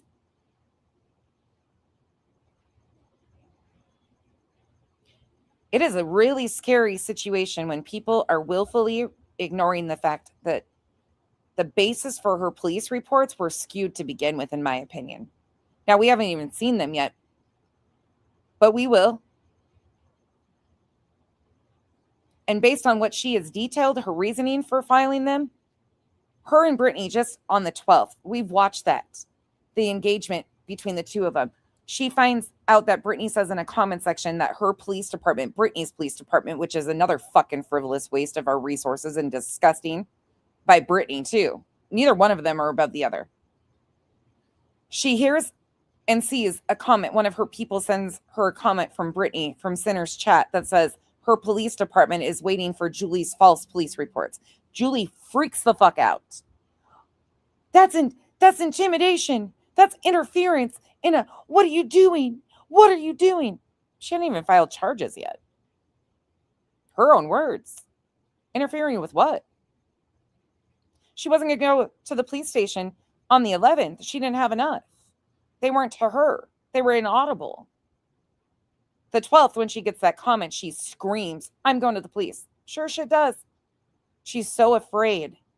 She rushes down to the police station, files her police report, then fucking snaps a selfie to prove to the internet that she went to file a police report on Britney and Craig. Marlene, nothing yet. Tomorrow, because they did not come through today, and this is the day that they asked for the deadline, there will be a follow-up tomorrow, and hopefully we'll find out more information at that point. I don't give a fuck how much I dislike somebody on the internet and real life. I prefer justice over revenge or seeking vengeance on behalf of shit that ultimately she can disengage from. Other people can't. Other people's real lives have been impacted by the fucking shit that people like Julie and BJ do. She hasn't even attempted to disengage. She's done quite the fucking opposite.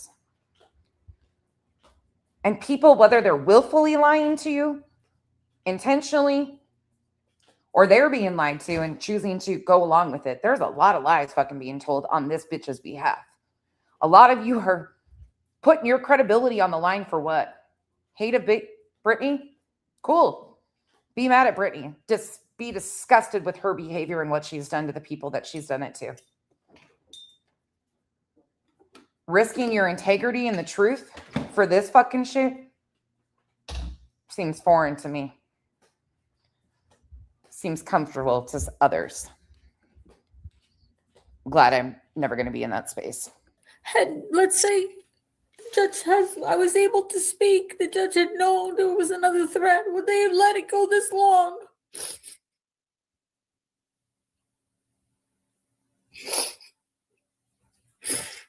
I don't know.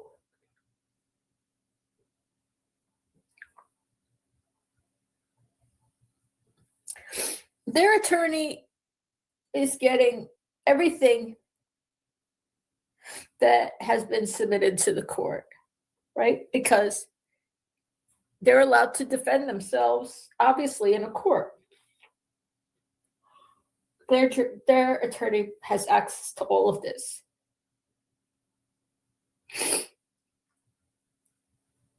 There's nothing I'm discussing that their attorney doesn't. And once again, I remind you, she is writing the hate of BJ based on others. This is the same day that Clue lost her channel. She comes out here and gives a performance defending Clue's honor. Okay, cool. But then she rolls that into, well, she's a victim of these people, and she's mixing it with the hate.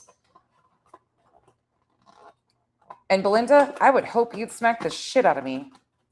Well, in fact, I know you wouldn't even have to. There would be a line.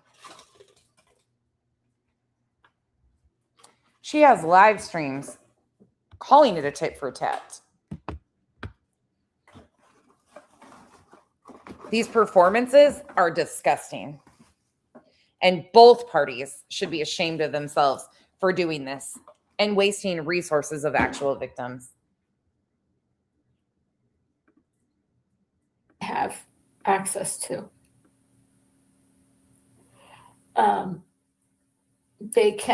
Their attorney can Oprah anything the court has, anything police departments have, right? They can Oprah all of it.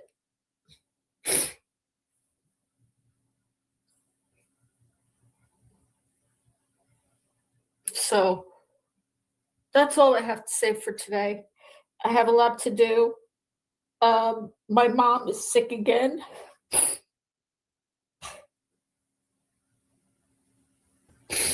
And is anybody noticing a pattern when it comes to the ending 3 to 5 minutes of every stream? Oh, one thing people seem to be missing: when people have morals, they follow a personal or societal code defining right from wrong, guiding behavior toward ethical, honest, and fair actions. That part. These principles often require sacrificing self-interest for the sake of integrity, such as telling the truth, helping others, or adhering to principles over convenience. That's spot on, Earth. That's a great statement right there. Anybody notice how these all end out?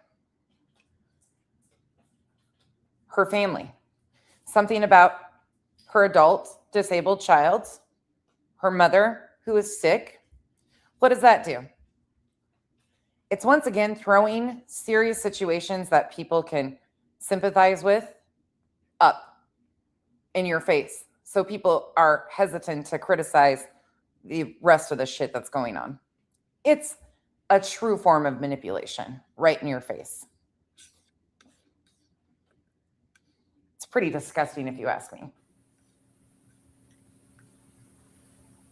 she's back on new.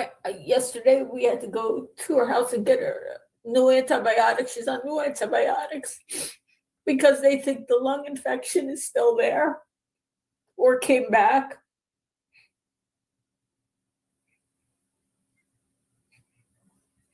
So we know somebody else that does the exact same thing, manipulation of a person. The other day I just left my purse at Spencer's group home, and I have to go back up there and get my purse today and see Spencer and check on my mom and then do 10 other things. So I'm gonna go now. I'm sending love to you all, and please know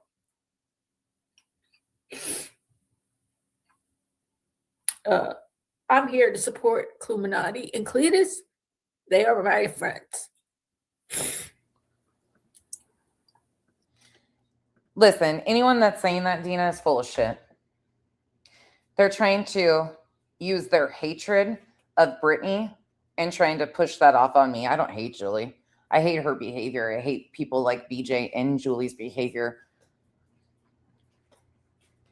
They're trying to justify their own ignorance, refusing to see what this is. They know what it is. People know what it is.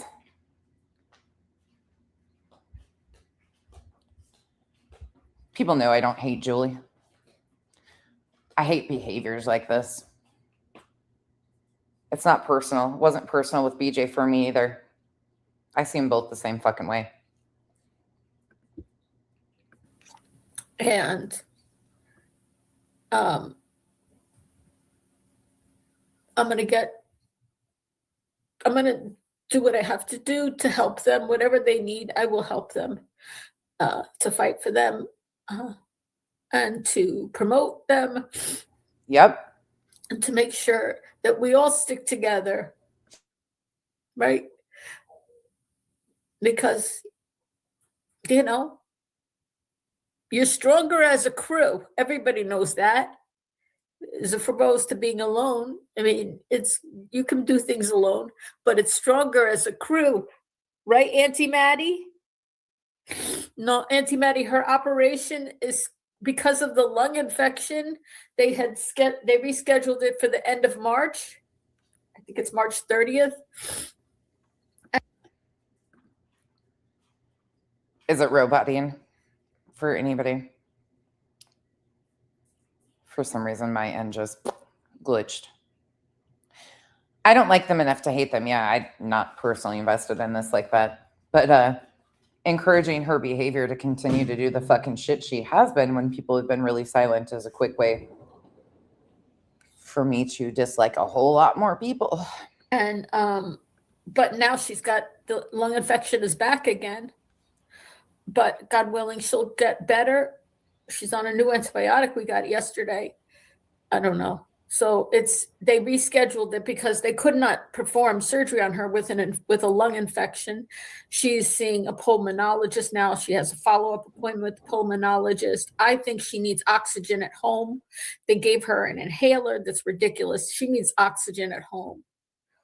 I wish my mom wouldn't be so stubborn with me, you know. But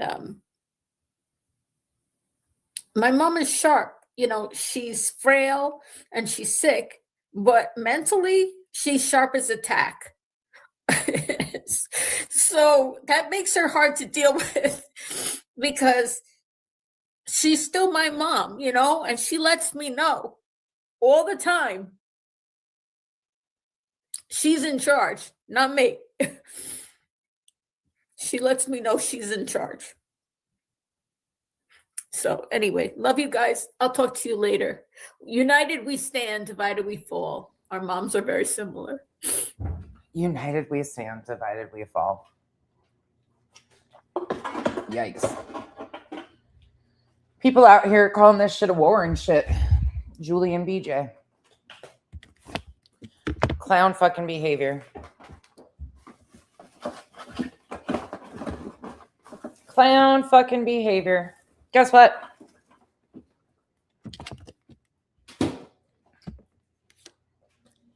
The more you hear her talk, the more you can unsee it. It is what it is. People justifying this know exactly what it is. I don't even care to discuss anymore as people condoning this. And the honest reason is because they know as well as I do, and the rest of us. It's being condoned because of hatred. Not because of the truth. Not because there's actual fear. Not that because somebody's life's in danger. He's more of a danger to his household. Always has been. The people in his household are more at risk than anybody else. Oh, yeah, she's got a little group over there, Aunt Maddie, yeah, that are encouraging her. For sure. Sure does. And the alts keep coming out, making crazy comments, which I don't give a fuck.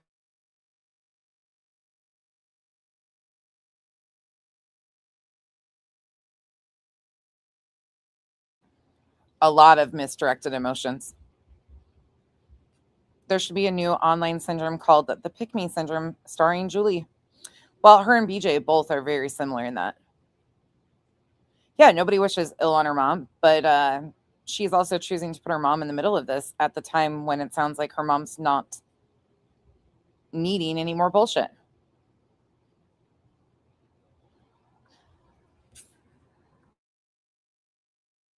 Y'all, Nana's not drunk. One thing I have had to come to terms with in this space over the last almost 4 years is that when we think people are going to speak up on a lot of things, they don't. It's very in your face. You know, it's pretty consistent. There's pretty consistent things that all of us stand up for and against. And you think that energy is across the board. But when it's a situation like this and it's very in your face how situational that is, or how much the trickle down effect and the expectation to go along and just shut the fuck up when shit like this is going on because, you know, there's somebody over here that's hated. Look, at the end of the day, I'm going to continue to say this. I've said it until I'm fucking goofy at this point. Nobody is condoning BJ or Craig's behavior. They need to be held accountable for the things that they have done. This revenge seeking never pans out well because there's no lesson in that. Justice is what needs to be happening for the things that they have done to the right people. But this is the space because revenge thinking is normalized out here. Look at how, for many people, it's normalized how they go after parents of missing children based on zero evidence. Peel it back for a minute. This isn't just happening with like the Julie versus BJ. It is being normalized and justified how people treat victims and their families going through these horrific tragedies based on nothing. No evidence, lack of evidence sometimes is the worst, actually is the worst.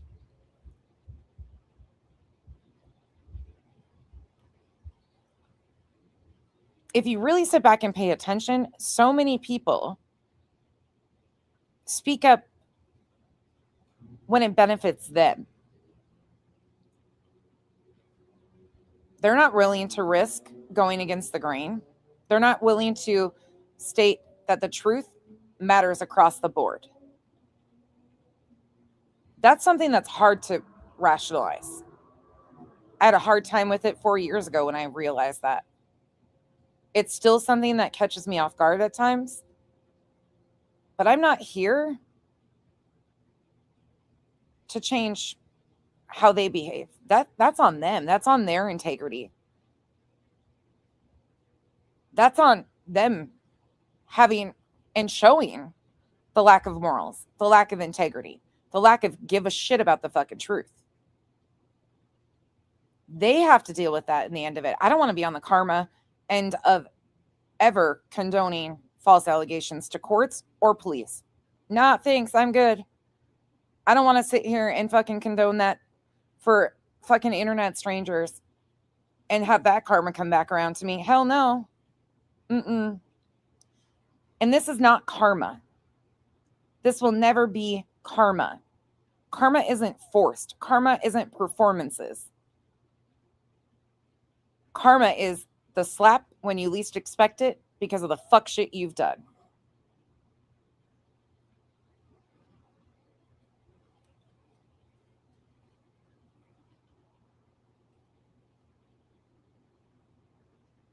If we sat by and pandered to people like this or strangers, can you imagine? We're headed in a fucking wild space. And we're already headed there because people will jump to support a stranger over the truth. That should be fucking shocking to people's system. That people care more about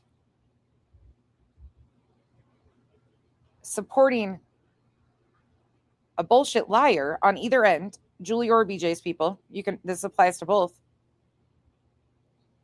than they care about the truth.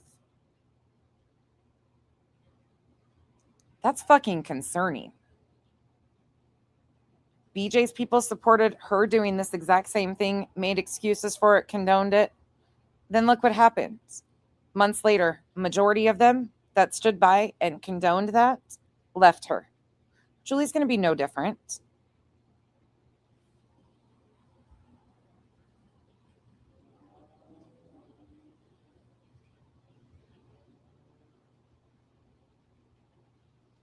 And she can't manage.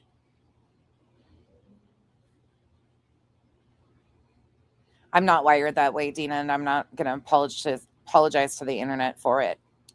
I'm never going to apologize to random strangers online for preferring that people are held accountable for their actual actions, not fucking bullshit. I also find it to be disgusting that people are calling CPS. Why? Again, I go back to what's going to happen when something really emergent is going on. And there needs to be a response. Well, you have completely lessened their ability to determine what's real and not with all of this bullshit. And you're giving exactly what she wants. This is exactly what she wants. Yes, their behavior is foul. Yes, it's dangerous. They are a danger to their home. To their home. Sure is.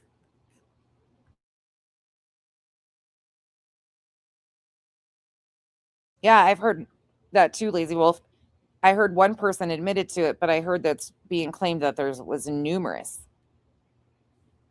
Calling these agencies on her is giving her the victimhood. It is. If she's pregnant, she's fucking pregnant, guys. As much as it's disgusting if she doesn't, you know how many women don't get prenatal care? We can hate it and feel disgusted by it.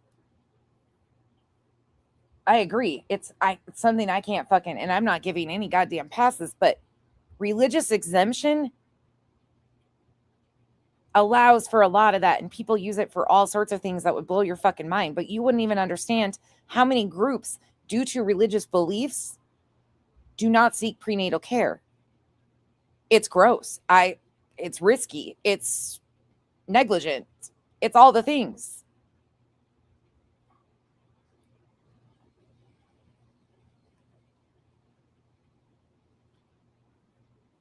Yeah, that's fucking bullshit, body. That's fucking bullshit. Had permission to record. Well, obviously, if they're paying attention, then they're probably occasionally monitoring that. I mean, and so what? At some point, she's going to catch herself up in trouble if she's not allowed. Like, what the fuck? What the fuck? This is such a waste of resources.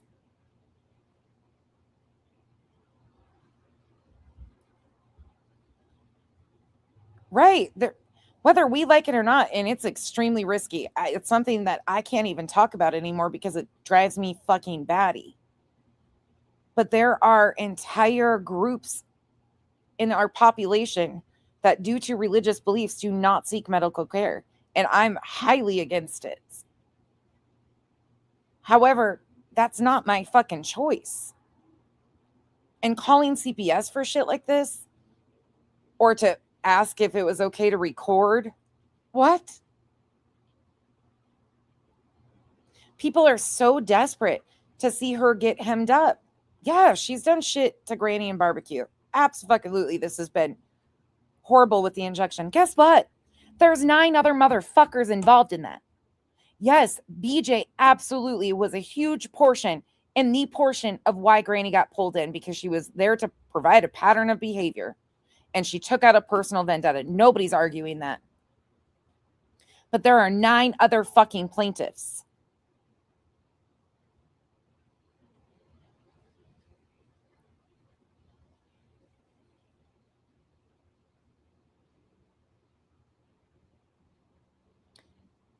She has become such a useful idiot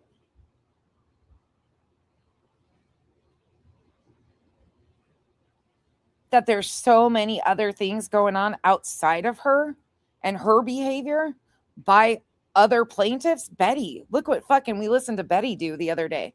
Holy fuck, she's a plaintiff in this shit. She's out here still accusing the parents of being murderers. Under 4 orders of protection. It's not, body. It's not. It's just not.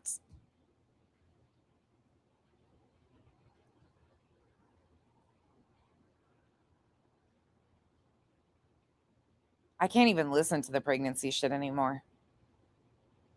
But calling CPS, she's not changing anything because she knows this gives her victimhood, because she expects these things. This is why she comes out and says what she does.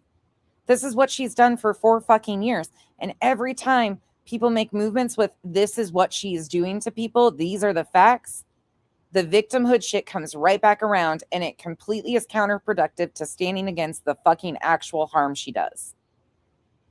She does horrific things. She does weaponize and make false police reports and uses our court systems inappropriately. She is a problem. She has absolutely done horrific shit to people. 100%.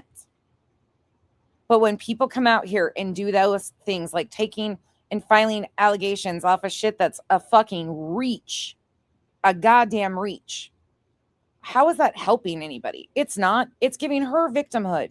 What Julie did is giving BJ victimhood. By calling CPS, it's giving BJ victimhood. Hold her accountable for the things she actually fucking does. To the people she actually does them to.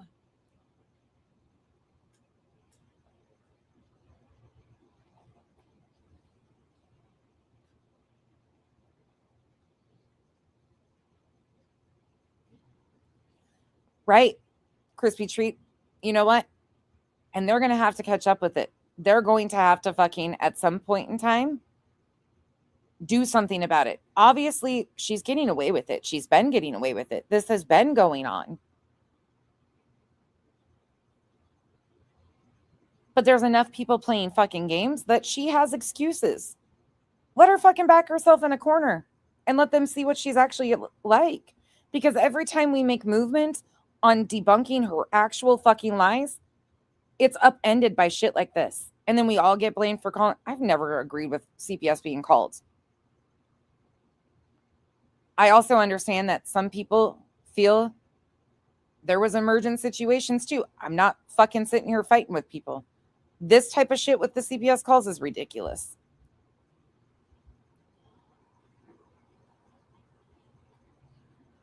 It's so counterproductive to the real harm and the real danger. It's fucking incredibly dangerous if somebody like BJ will weaponize false allegations over a personal vendetta, just like she's done to Jess and Barbecue too, because Barbecue's a part of it too. She doesn't even know her. And she tried to separate that out. False police reports. We watched her in real time. BJ lied to a cop. Straight up lied to him over a stupid situation such as, did you take a picture of my car? There wasn't even a fucking flinch of her lying to that man. She didn't care. Julie doesn't care. I can't even fucking imagine wanting to hem somebody up and being willing to fucking falsify police reports or exaggerate them or embellish them to this point.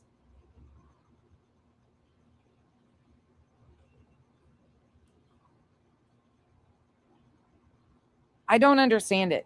I'm not going to pretend I do. There's very few people I hate in my real fucking life. Because that's a lot of energy that I'm not willing to give a bunch of strangers that I can fucking block and ignore.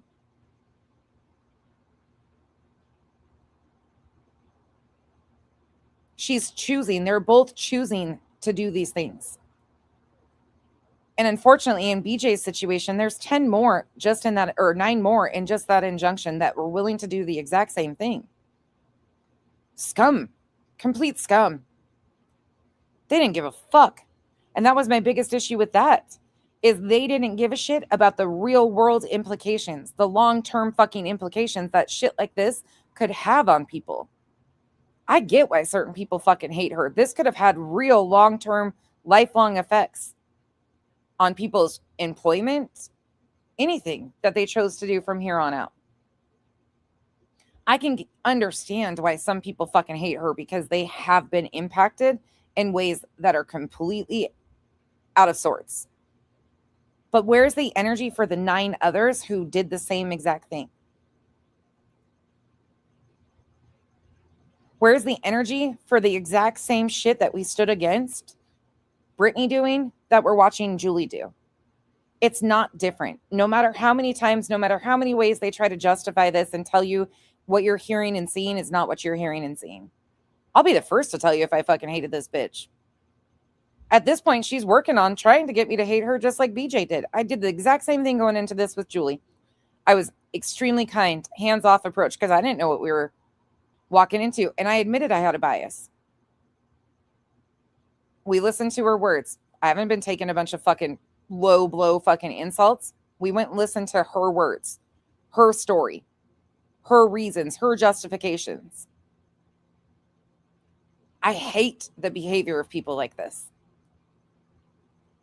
Because at a time right now, when our courts are fucked up, backed up, victims can't get protections, there's, I remind you, 4 orders of protection on Betty alone. And look what she's allowed to still do.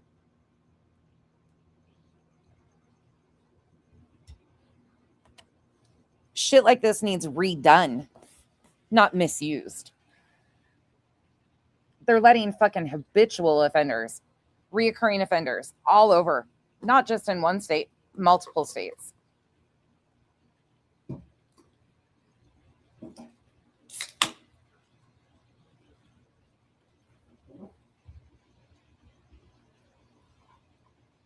It's fucking wild to me. This has been the problem I've had all along.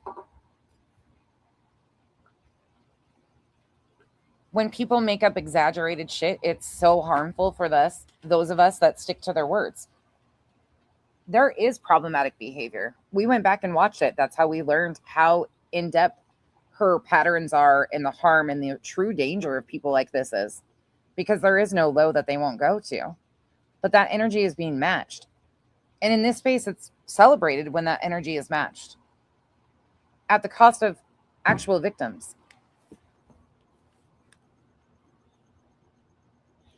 People are more willing to cheer on and celebrate revenge seeking over justice or seeking justice. That should scare every one of you and rattle you a little bit to your core. And we wonder why people have been silent on releasing the Epstein files, because it's situational. They play the sides thing to divide. And a lot of people were going along just because their side was going along with silencing victims at a level that people don't even want to admit. More and more are waking up and screaming like, no, release, like we protect victims. This is bullshit. But for the longest time, that divide and the sides thing prevented and is still preventing victims from getting justice from the Epstein files. Not because the truth isn't there. The truth is there. But because they played the hatred in the side. And at the cost of real victims. Once again, this is low level of the same shit, guys. It really is. You can try to act like this isn't. It is. It's the same shit at a lower level by scummy people without power and money. They still have the same privilege. And they're still absolutely fucking using it. And what a slap in the face to so many families. And you can be mad at me for saying this. But it's also fucking something to me that just hits a different way.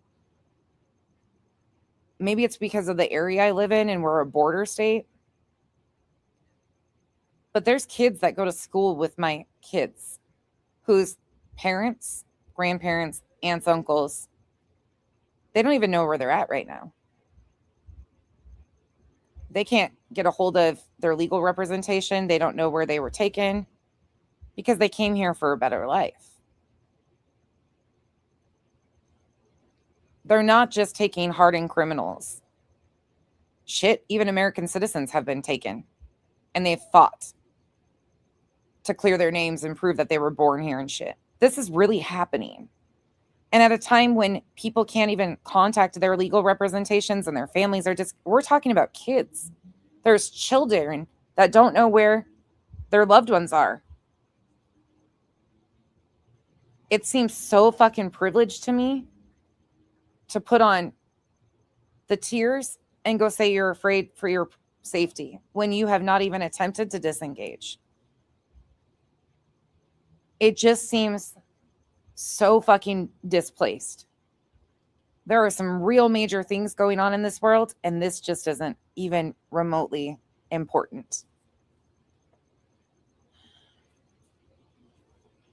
Oh, I'm so sorry, Body. I'm sorry to hear that. There's a lot of people around here. This shit's real. And then people like this expect to take up DA, prosecutor time, court's time. And yeah, they're two different court hearings. I get that. But it backlogs the court still. It doesn't matter.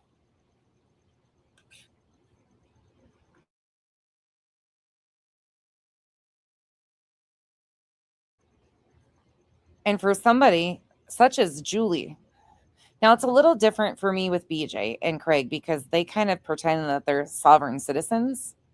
So that is kind of one of the things that's a mindfuck for me on this.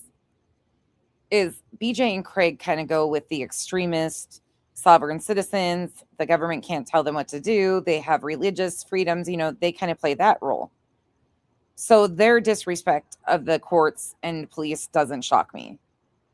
But when you have this one over here, Julie, who talks about her family and the pride she has about what right fighters they were, social justice warriors, in essence. How embarrassing would this be? This isn't fighting for women's protection. He said some shitty things. He's a danger to his own home, for sure. And potentially others, too. I'd be willing to say that.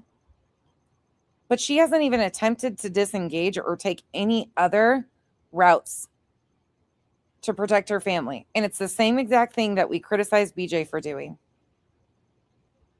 She hasn't made any adjustments to protect her family. She engages with it, expects it, and uses it for victimhood. Julie's doing the exact same thing.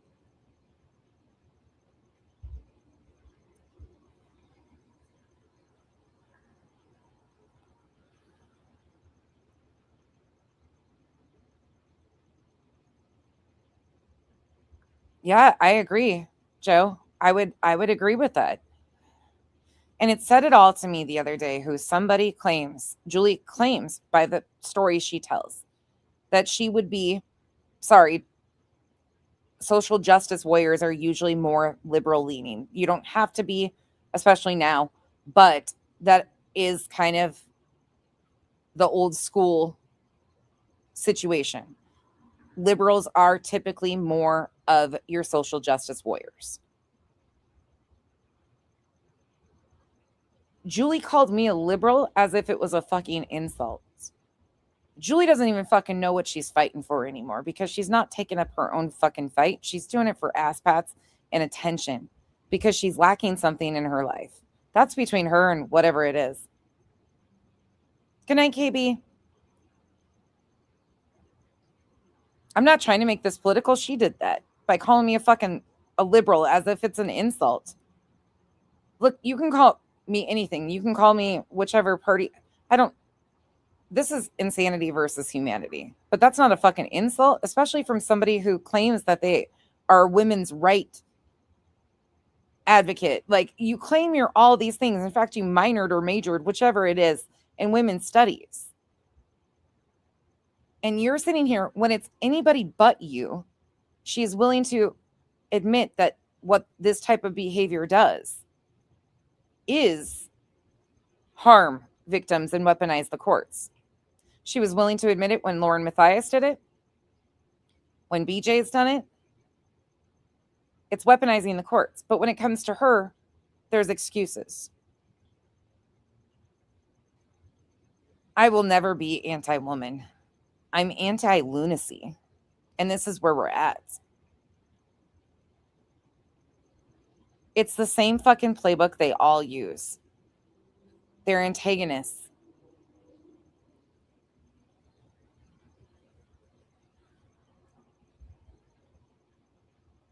hearing that come out of her mouth the other day at me was like, what did she just say? And I thought to myself instantly, I didn't voice it, but I was like, since when did Julie become a conservative? Oh, that's right. She's not. She's not at all, according to what she says she stands for. You guys know what I'm saying. NEJ, I used to be a really like old school conservative. That's what I was raised. Now I lean more progressive, but overall it's insanity versus humanity, not party lines for me. And I mean that when I say that, like it's fucking all over the board. This shit's just crazy. This is why I have a hard time with our two-party system too, because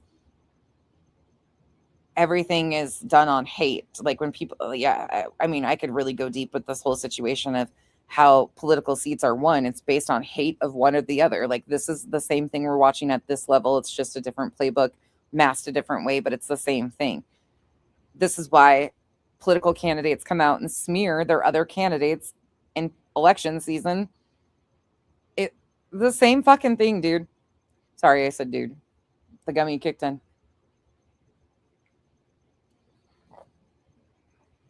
Fuck. Body. I don't know if it's a good thing that we're in the same brain sometimes, but it really is. It fucking is. And people want to, people get uncomfortable with it, but it's the fucking reality, man. It's the reality we're seeing. And when I heard that, the whole fucking liberal, you know who Julie was pandering to? All of her friends that are conservatives. I mean, I bet she fucking even, like, that had to give herself whiplash when she did that. Really, it did, though. Like, that was so fucking weird. Yeah. It was so weird, Body. That was, like, such a weird thing because she has such a sense of pride when telling her stories. I actually enjoy her stories. That's the one thing I've learned to enjoy about her stories is hearing about her dad and the good he did. She has some very amazing family members, it sounds like, that she should have a sense of pride in because they did fight for women's rights and against anti-Semitism and against these things that she is using on a social media fucking fight that at the end of the day, what's this fucking doing? It's not. She knows that. And she's not going to be successful here either. I think she lives in the shadows of others around her and she's never lived up to something. But this is just not setting that stage. I don't know. Right. That was so weird to me. So fucking, and it said so much. And that's why I was like, wait a second. It made me question, like, what is her stance on social issues? Because she says one thing, but then she said that to me as if it was an insult. And I was like, wait a second. She's fucking pandering to people who she knows are diehard Trumpers. And I'm not saying conservatives, I'm specifically saying Trumpers who are in love with Trump over what the party's doing. Like they're Trump loyalists over the truth.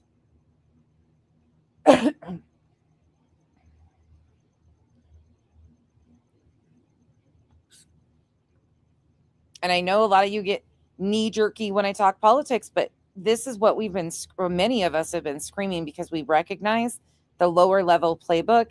It's the same exact thing. The hate bonding drives. And these people use the same political antagonism, provoking.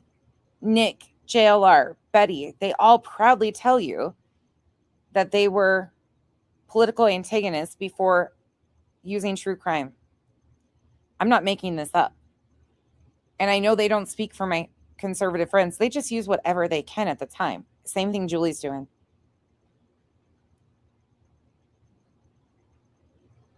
No, I can't stand the two-party system. Hey, Earth, what's up? Are you okay? Yeah, I'm great. Just making sure. This is my zone, girl. You know, this is where I fucking shine. This is where I feel alive because it's such a bigger picture here that people are intentionally missing. And the people who are diehard, like loyal to a person over the truth, this is the same thing again. They're loyal to a person over the truth. I know. Yes. Body, I know. I've been screaming. Oh, I feel alive right now, Ruth. This is my niche. Fuck yeah, you alright. can. You can. That's why I'm saying it's not just a conservative versus Democrat. It's insanity versus humanity. Straight up, you guys. Like, that's where I'm saying, like, I can't just blame it on one or the other. Good night, Michelle. Yeah, well, a lot of this is a little too much. Julie's too much. People believe in her's too much. People don't believe her, though. You know that as well as I do, and they do too. Sometimes it makes me wonder. I'll tell you what they believe. All right, lay it on me. They believe that BJ has hurt people they care about. Okay. I believe so. They believe that BJ and Craig would be held accountable faster, swifter, and more severe if things like this were put in place. And unfortunately, it doesn't change the outcome. That's the reality of the situation. Even if at the max, Craig was hit with this RO, she was hit with this misdemeanor. People believe that this is somehow going to help the actual victims in some way. That is my opinion. Claudia. But I believe people are more willing to, like, those are the things. They don't necessarily believe Julie because the facts speak for themselves. Julie has spoke for herself. The clips speak for themselves.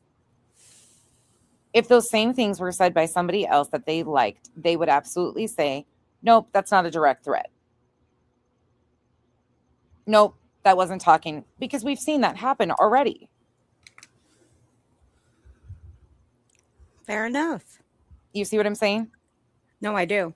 Because, see, I learned a little bit of that this morning. I did. Yeah.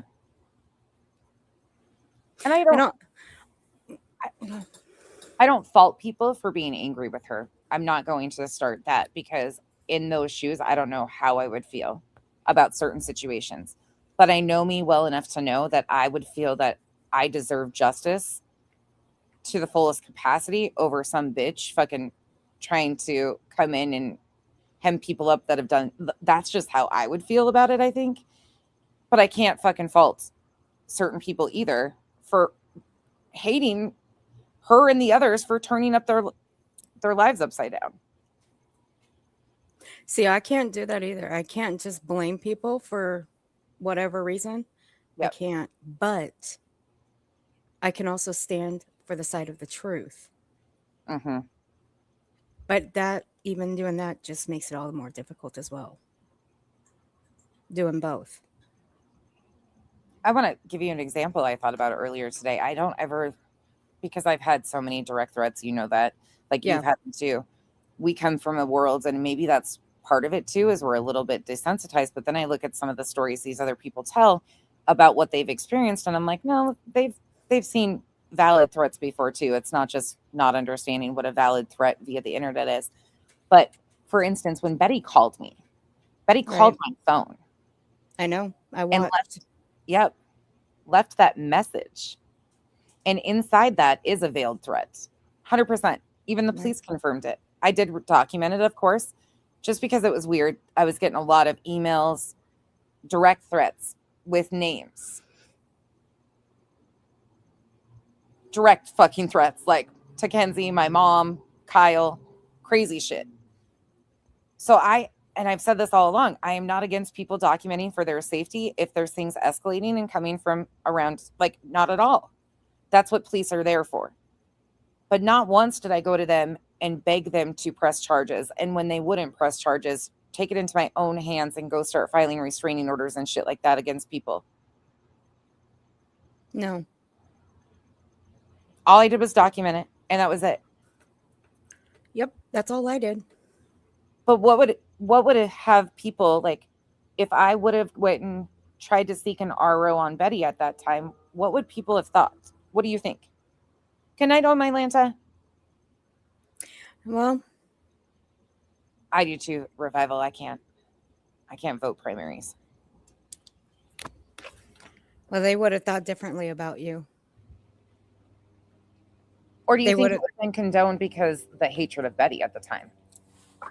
Which one? Well, I don't know. I was thinking about that.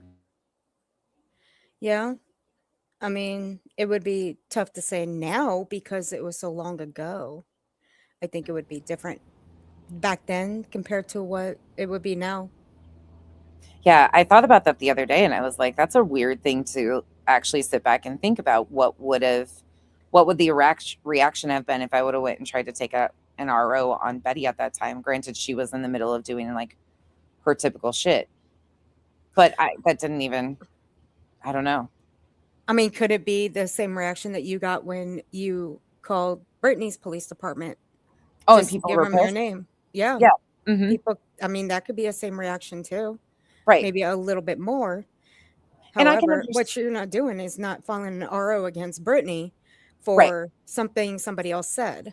Well, and I Although didn't call and made a report against her either. That's a No. huge piece of that. Right. You didn't do that. But in general, you just called the police department. Now, if you did that with Betty, it would be different. And other people probably look at you side-eyed for that. But considering how much people hate Betty, I think Yeah. it would be split 50-50. That's what I was thinking of that though. But the reaction that you brought up with when I called the police, look, she was telling her people fucking fabricated stories right on the heels. Like that's a pretty serious situation. And I understand those that don't understand it. For me, that's a serious allegation to say that I was doing and clipping her children in a nefarious way or any shape or form. I wasn't Right. trying to get her in trouble. I was No. making sure that if they started getting police calls, that they had my phone number in case there was anything that they needed, such as videos to any of the claims that would be made. I have things that I care about in my life that would be directly impacted by shit like that. Exactly. I was being proactive for myself. I went real life on myself, not against Brittany and Craig. Yes, of course, they got mentioned because it was their local area. People were encouraging calls to her police department because it was being put off to the internet that I was doing things to her children, just like Julie has been doing. But I got pushback for that. People were like, what the fuck did nonsense call the cops for? And I came right out and told everybody. But people, until they heard what actually happened and why I called, people had the right to be pissed. And then I was like, no. Look, I went real life on myself. Like, yes, I could get a copy of it. I could have done this. He did suggest. I didn't do any of that. Even when I did call, like fucking 8 months later to get a copy of it, they didn't even have it. Like, Locklear didn't make an incident report or anything. I don't know where he put my shit. And I was like, oh, that's kind of concerning. Well, you know, Dispatch. I gave you a little bit of pushback back then when you did do that. I did. Until I heard 3 people on a panel calling the shit out about what Brittany had did. Mm-hmm. Then that was when I realized, you know what, it's time. And what did I do? You stood up for the truth. Yep. That's why I told you the other day, for me with you, like you haven't Mhm. changed your stance. Like you've been standing up for the truth. You came to bat for me in that moment. And not for me, you came to bat for the truth. You and I were at a disagreement stage at that point in time, weren't fucking with Right. each other. And you still came to bat, not for me. You chose the truth over people. And that's why I said, like, I wasn't even shocked when you stood up against this and said, no, like, this is bullshit. What's happening here with nonsense? And I wasn't shocked by that because you'd done it before. The same thing. You stood up for the truth in that moment. You knew I wasn't doing anything nefarious to her children. And you picked the truth over a person. And I value that. Well, the only thing that got me was that one thing that pissed me off the most and really upset me is that when she said that you could, like, the whole causing a seizure thing, I'm like, Oh, he's not on here. So how's the fuck is that going to happen? Only you are going to cause that kind of stress. I'm not saying that she can cause that kind of thing to happen to her kid. No. But that's Okay. what she's But what I'm implying. saying, Yeah. yes. But what I'm saying is, he's not on here. So how the fuck is anybody on here going to cause that to that boy? And yeah, I said a boy. Okay. I said boy. I don't give a fuck. No creator on here is going to cause someone like him a fucking seizure. That's Nobody. Earth. Think of the exact fucking argument. We've had this exact conversation around Brittany. When We have. Brittany came on that night, one in particular incident that I can recall is she said that there was a spider or something in the bathroom, and she said her child had said to her mom, "Don't tell the internet because, you know, they'll think something." And we were all like, what the fuck? They wouldn't have known a goddamn thing if you wouldn't have said anything to them. Bingo. These people are making the choices to include these people, knowing that this type of stress affects their young children or adult children or what. It's the exact same fucking thing. It's the exact same thing. Right. Fear mongering their own family members. You know, we wouldn't have known, like, we wouldn't have known that her kid would have said, "Shut up, fatty," if it wasn't played in the background. We wouldn't Right. have known that. Right? I mean, come on now. We wouldn't have known there was a roach in the house. We wouldn't have known that if her kid didn't say it. We wouldn't know any of this stuff if it weren't for Brittany and allowing it on her platform. Exactly right. How else are we gonna fucking know all of this? I mean, common sense, guys. Come on. Same thing with Julie too. I mean, the argument just goes across the board. When you really sit back and think about this, the argument goes both ways. They both do the exact same thing. They perform differently, and there's more personal vested hate because Brittany has more people that she's victimized as far as mods, other creators, and subs. She has been in this community doing this in particular to Jess and her mods for fucking years now. And it has been emboldened by people making her a victim or condoning this shit that she has done or playing the fucking gray area on shit that was very in your face that she was fucking manufacturing. Like, I get the fucking frustration. I really do. I recognize it, and I give exceptional amount of grace for don't fucking blame him. Like, she has gotten away with some crazy shit. But she is about to be held accountable for the very fucking things that she has done to a certain capacity. It's never going to be. But this is going to be a wake-up call, or it should be. And it's annoying, I think, to people that she pretends that she's not even a part of it. This will follow her. And I think there will be things that can come from it that she opened herself up to. But Julie, think about Julie's history already in the short time that she's been on here. No shit. That one comment from the fucking mod. One comment about them saying that they troll her. Think about her reaction to that one comment admitting that they troll her. Right? Just one alone. I think it will too, Joe. I think it will too.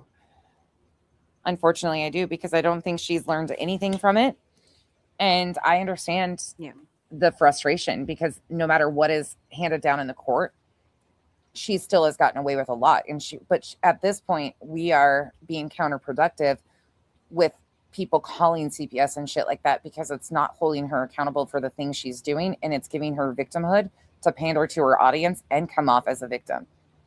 And she's using it like she knows exactly how to use it, just like Julie does. Julie throws up these fucking words in people's faces that are usually like, we don't want to do that. Like, normal human beings are like, yeah, no, that's off limits. Like, we don't go after this. But they use it as deflection and manipulation tactics to silence the criticism. They both do it. Julie and BJ are professionals at it. Sorry, of course I'm rambling, because I'm like, you're okay. This is where I love these conversations, though. I get recharged. And I've been telling you, like, you've been asking me, which I really appreciate. You and many others ask me if I'm okay lately.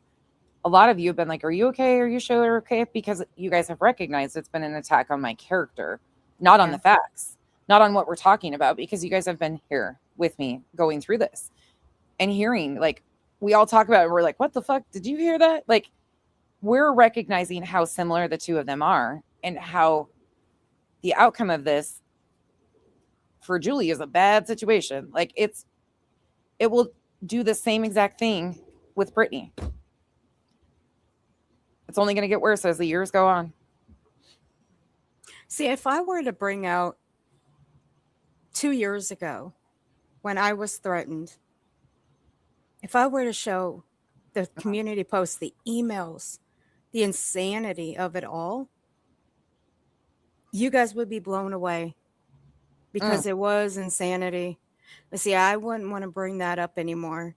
Like, You I wouldn't come- want to show the emails or the community posts, Oof. the pretending 1 minute the husband, YouTube legal, a lawyer, when Yeah. really it was just one person doing it all, just for a solid week.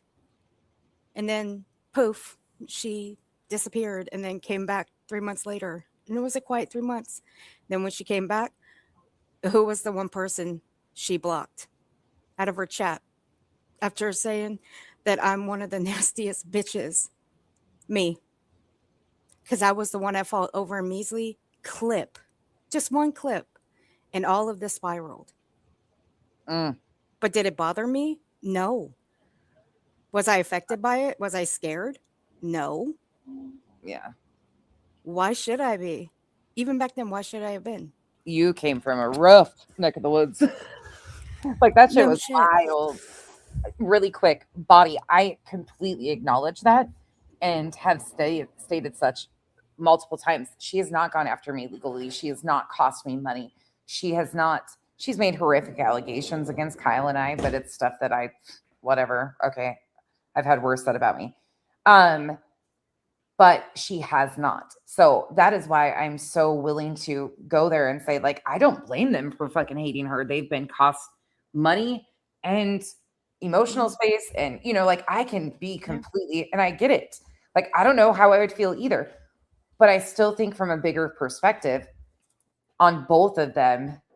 And that's why I didn't expect any of them to get involved or take a stance against this. I think that's where I don't demand that they have certain feelings on it.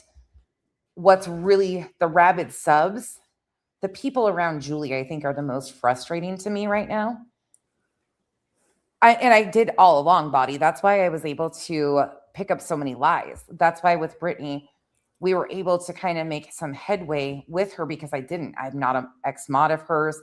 Same with Julie. I have no personal attachment to these people. Yes, she threatened to sue me previously, but that was still, we fucking laughed about it and moved on.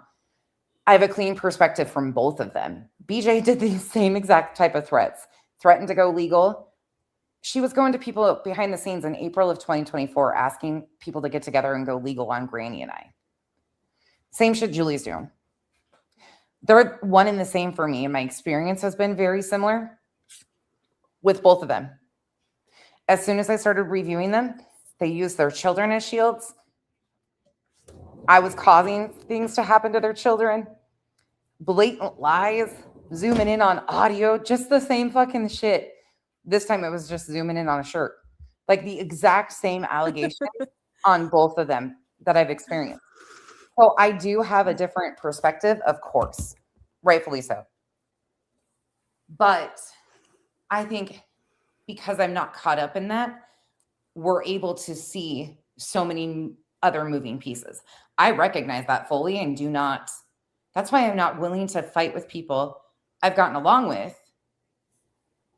like Granny, Kluwer, Cletus. I can understand, like, this shit cost them money. Like, I spent days and hours fucking because I wanted to look at the truth and see how much she lied on them. Not because I owed them anything, but because I cared about the fucking truth of how our justice system was being misused, how these people were being targeted and it was being excused. It was the exact same purpose and reason why I'm looking at what Julie is doing. And I'm lucky in that, but it's because I don't let it become a personal thing. I could with Brittany. She has said crazy fucking things about me and Kyle, both. Oh, yeah, she You has. mentioned Kenzie and my littles. There has been a lot of fucking crazy shit, and I could let it go there. But I have no personal investment because I've had no personal relationship with either one of them. So I completely acknowledge that and agree with you. And that's why I'm just not willing to like fight with those three over this.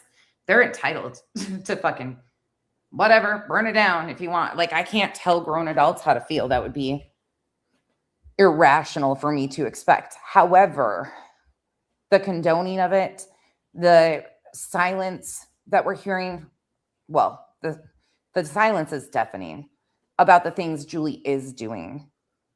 If this was BJ, people would be at their fucking wits' end. If BJ would have weaponized personal private information, people would have came apart.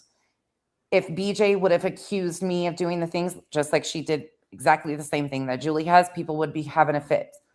But because Julie is using the hate of Brittany to pander to people, the silence is there. Well, Yeah, fuck, Becky deserves it. but what do you guys think what would happen if me, Nonsense, or even Belinda, if we I'm were gonna to step go, away for 1 second. Hold it down. all right, forget Belinda. She's already gone over it. What would people think if me or Nonsense were to go over Brittany's stream where she had her daughter up there, her 20-year-old? What would you think people would think of us if we had done that? They would be outraged if we'd done that. They would. What would you guys think if we were to go live and review the stream where she named out 5 people, literally doxed them because they were fucking with her baby registry? And that was just a week and a half ago. What do you think people would have called us? We'd be right up there with Brittany. We'd be called doxers too because we didn't redact their names. Just is what it is. But we're not like that. But we're just not like other people. I don't know. I think it also kind of like we fought against for so long what the allegations were in the RICO too, if you think about that, to add to that.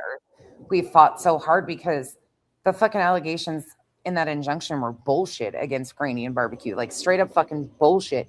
And they were trying to say, you know, that there was a group of people working together to do these things. And then you look at like the fucking emails from some creators to her, and then the calls that of the people that they're associated with and the police calls and stuff. And you're like, the very thing that we have been screaming doesn't exist at the time when this shit's almost done. Thankfully, this shit isn't tied into them. And these were, you know, they're not going to be able to wrap this shit into them. But I'm like, how fucking reckless to basically come out here and act reckless when people deserve fucking justice. Like, it's reckless to me to be calling CPS and asking questions, because guess what? That could impact somebody else that's been in legal shit with them. Like, I'm not going to help her in any way, shape, or form be a victim, because she doesn't use it against the people that calls. She uses it against the people she's already in litigation or has targeted. She never goes after the actual source of who's doing it. She goes after the creators that they associate with, because it's how much money she can get. Exactly. And then she just lumps everybody in with this, they, them, us. It's just how it is with her.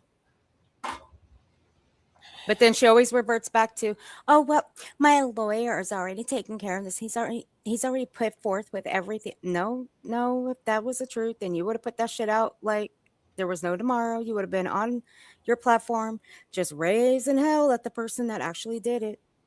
No, it's just best to go after the creators because you want to lump us all in together. And that's it. That's all you want to do. Because it just drives in that little money train for you. And that's all it is with her. But at the end of the day, we know who the fuck we are. Yeah. And we know what we did not do. Right.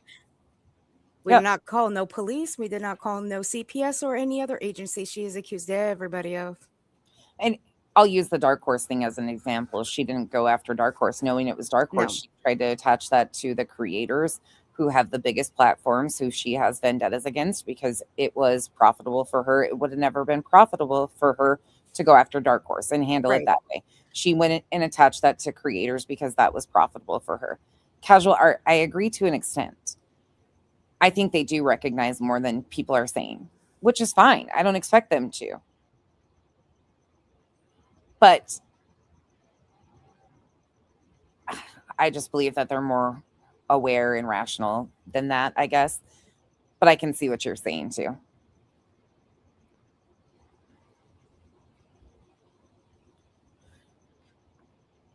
Because if they were to be like, oh, yeah, this is bullshit,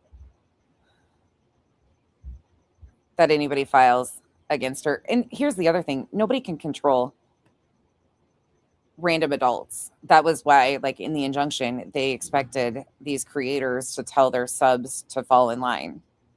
That was an expectation that came with those things. Like they wanted these creators and tried to put it on them as it was their responsibility to control a bunch of adults. That's never been a possibility. People do crazy things, but by emboldening people like Julie, we create the Britneys. Do you see what I'm saying? People refusing to see it and speak out about it, that right is right, wrong is wrong, is exactly how BJ and Lana and so many others have been supported and continue to be supported. Mm-hmm. At some point in time, we have to get back to the truth matters. For me, at least. And I can only speak for myself.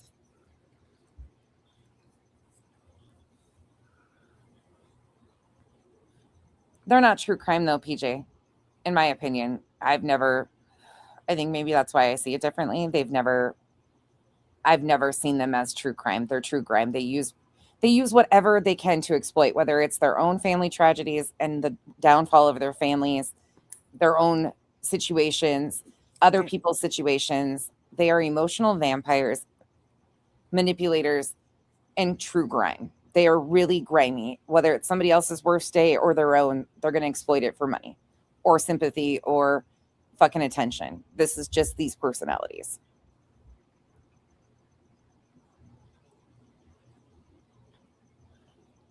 She's going to be gloating like crazy when Julie loses her cases, and that's helping Brittany. I agree with that. And I also think it's, I don't know, I take offense to it almost. And it's not my place to take offense because, like I said, at the end of the day, I admit she hasn't cost me money or time in a court. So I'm not even pretending, nor have I pretended to even understand that. And that's why I've been willing to be like, yeah, I don't expect them to feel the same way on this. But think about the CPS stuff. She knew exactly how to play this fucking card since she rolled out. Sinner and her had a fallout. They released that she was pregnant. And ever since then, it has been using an unborn child as a grift. And it's worked magically. It has. She knows how to rage bait the fuck out of people. And she's exploiting her own unborn child to do so. There's just nothing grimier to me at this point. Can I just say one thing? I take offense to this person being popped up on your screen. Belinda? Mm-hmm. You know, the scary thing is I think I've learned that Belinda and I are more alike than different in a lot of ways. And that would actually scare some people probably. Yeah. Same here. I felt that way too when I first met her a long time ago. God damn it. She cracks me up though, because I was listening to her this morning and I missed like the first couple of hours. And it was so funny. She said, I don't remember what she was transitioning between, but she's like, fuck. I had my timestamps and everything like listed out. Like she had a whole entire layout done. And then she's like, I just lost it. I have those feelings so often. I was like, oh, I felt that on a whole other level. I just have tabs pulled up and I know there's something in it so I can roll into the next one. It seems to work itself out because there's just nonstop fuckery. But I was laughing because I was like, I felt that. That was a total me moment. Right. Body is a tank. I'm a ragged horse. She's a tank. Oh, yeah. She was on this morning. Yep. Look, Belinda knows I hate her. She knows that. Body you will appreciate the new character she's introduced to us to. She's introducing the Krama sector to somebody from Girl World. It's actually kind of scary. Love you. Let's tell them good night. Good night, everybody. Good night, Kyle. It's so funny though, because that moment was so, I felt that. I was like, whoops. Yeah, these people, PJ, to me don't seem like true crime at all. They're just not. Like, I've never considered anybody over here at all.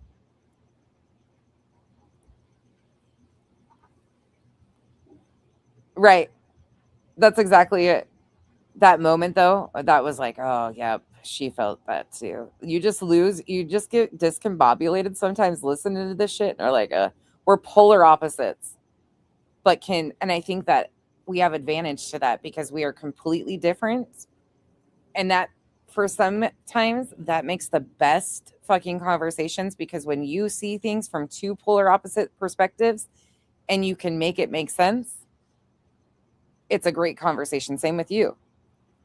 The other day when we started having this conversation just like this is how it happened. We end up making this fucking entire list. Like, I got the notebook out, no shit. I have an entire list that we were sitting there just She does. writing down. Oh my gosh, Revival, it's wild. That's a wild situation. Wild. Dina, it's not my fault, okay? Belinda deserves to be blamed for shit, all right? I got proof of the reasons why I blame her for shit. All right, all right. Now we got that out of the way. He reminds me of the guy, Hussey reminds me semi of the guy that I used to follow on Facebook that I was friends with for a while. Josh, he reminds me a lot of him. And that same, like, obnoxiously rude behavior and aggressiveness happened. Ugh. You know how I came to discover Hussey? During a time where I was trying to help clear a friend of mine's name, and I came across this trash right here on your screen, her channel. My very first clip of Belinda's. Oh, It really? was it was just a short. That's funny. Yeah. That's how I came across Hussey. And then the MFW days where they paneled up together. That was a train wreck in itself. What's really interesting to me about this whole situation with her introducing like Hussey and people you talk about, but I have no idea who they are. There's so many similarities between all of these people and all these different overlapping sectors or, different spaces on the internet. There's similarities in all these characters, whether, their different motivations, whether it be financial, whether it be attention. Like, there's so many similarities of these. Sorry, Revival. Huh? Revival. Sorry. She's gonna be. She's gonna ground me. No, I'm not. He's an interesting character though. Like, Belinda, I don't know enough over that one, but it's just very interesting how many similarities these people have, and I'm really enjoying, because Belinda has been like kind of giving history lessons on some of these people. This is what I enjoy doing. I enjoy, like, when new people come around and they don't know some of these people, I enjoy giving a history lesson and going back and listening. You cannot tell somebody about somebody without letting them do it themselves. And so these new characters for me are amazing, because I'm like, holy shit, they're all around us. They really are, though. No, they aren't, and it is true. I mean, look, I've watched, whatever's left on Belinda's channel, and what I have found of Belinda's streams elsewhere on a different platform, I've watched all of those, and those are just ones that I haven't seen, but now I have caught up on them. Yeah. I would prefer to watch somebody else commentate over these people than just watch them myself. Yeah, no. I don't know enough of the history with any of them, but I've really enjoyed new characters because there's so many similarities just like that. There's just so many, like, I enjoy it because I get sick. I mean, we're at the point now where it feels like the same thing we started. Y'all, it's 3 days from 2 years.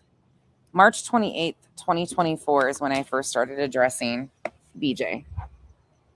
It's been 2 years and it's only escalated to the worst things. I think that's the other situation I'm so irritated about.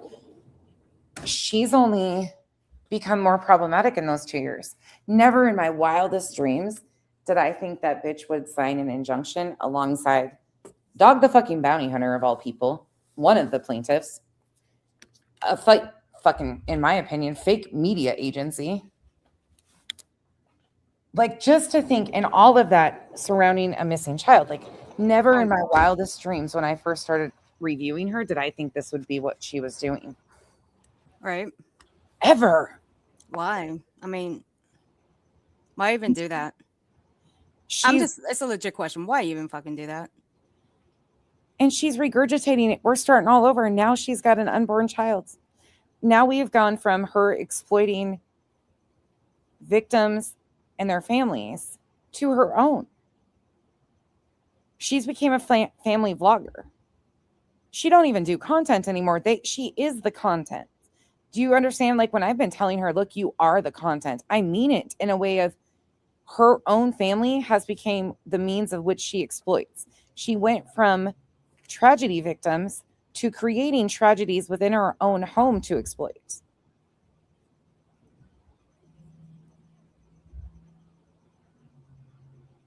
Oh, Revival. There's so fucking many out there. Southern Mimi, thank you for renewing.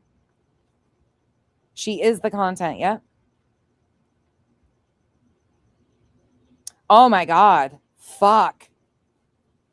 Cinda, right? That's why when people are like, oh, especially Julie, hearing how much she thought Jay and I were like besties, I'm like, do you realize I did a 3-part series on just the dog handler and Jay was a main piece of that? Granted, over time, her and I worked through that and we didn't have a major issue. I'm sure she probably still disliked me for that shit. I'm sure she probably did. I'm realizing that people hold on to shit on here a lot. Not that one. God, fuck.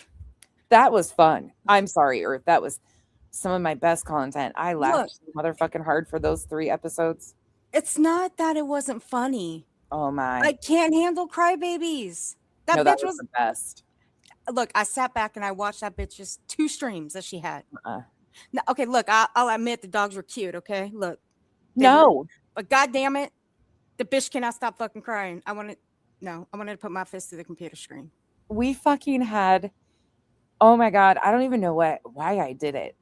That first year, 2024, I detailed over 120 plus characters through that year. There were so many people. And it was because of, they're all very similar to this. They just different levels of where they're at in their fucking bullshit.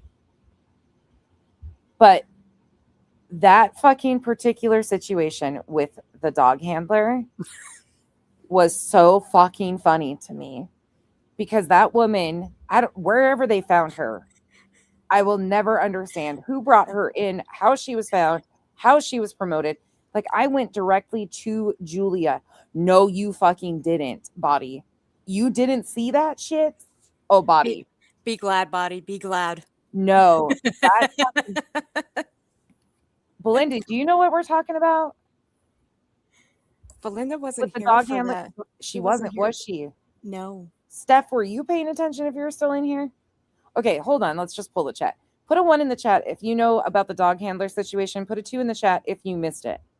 Because if you missed it, I'm going to be speaking over your heads and I'll explain a little bit more. Okay, Belinda wasn't here. No. Okay. Some of you were. Oh my God. Okay, let me explain just a short piece of it. So in the beginning of the Sebastian Rogers case, there were people that were claiming that they were dog handlers, such as Julia, who is also a plaintiff in the injunction that lives in Pennsylvania. The military lady, Julia Valente, co-plaintiff in the injunction and dog handler. Her and another woman, the other woman was by the name of Stephanie, somehow linked up through social media. This Stephanie woman took panel with BJ and Jay. That's the 2 panels. Both her and Julia kind of ran to was Jay and BJ. So Julia is actually military, has some canine certificates, whatever the case may be. That's a whole fucking deep dive. Don't even get me going. But the Stephanie lady had these crazy situations and stories that she told. They were offering their services to Sebastian's family, Chris and Katie in particular, or so they claimed. So I'm going to speak to Stephanie. Julia, that's a whole situation. Okay. Stephanie claimed her and her husband took a private plane from California to Tennessee, that they went to the property, that they were approached and basically kicked off the property, that they had multiple different dogs, all these sniffer dogs. They also, any type of business you could think of, they had it. She claimed her husband had been with the sheriff's department and was police officer for a crazy amount of years. I'd have to go pull my notes. It's like he would have been a police officer at 15 years old, according to her dates that she gave. I mean, she fucking made up all these stories. We had 4 pages of fucking notes of different stories, claims between the private jets, the different businesses they owned, their careers. Come to find out, this bitch, Stephanie, who was paneling with Jay and BJ, was a whole clown, every bit of it. She even went on fucking camera, this woman did. I'm not even joking. She had a hat on, but she went on camera.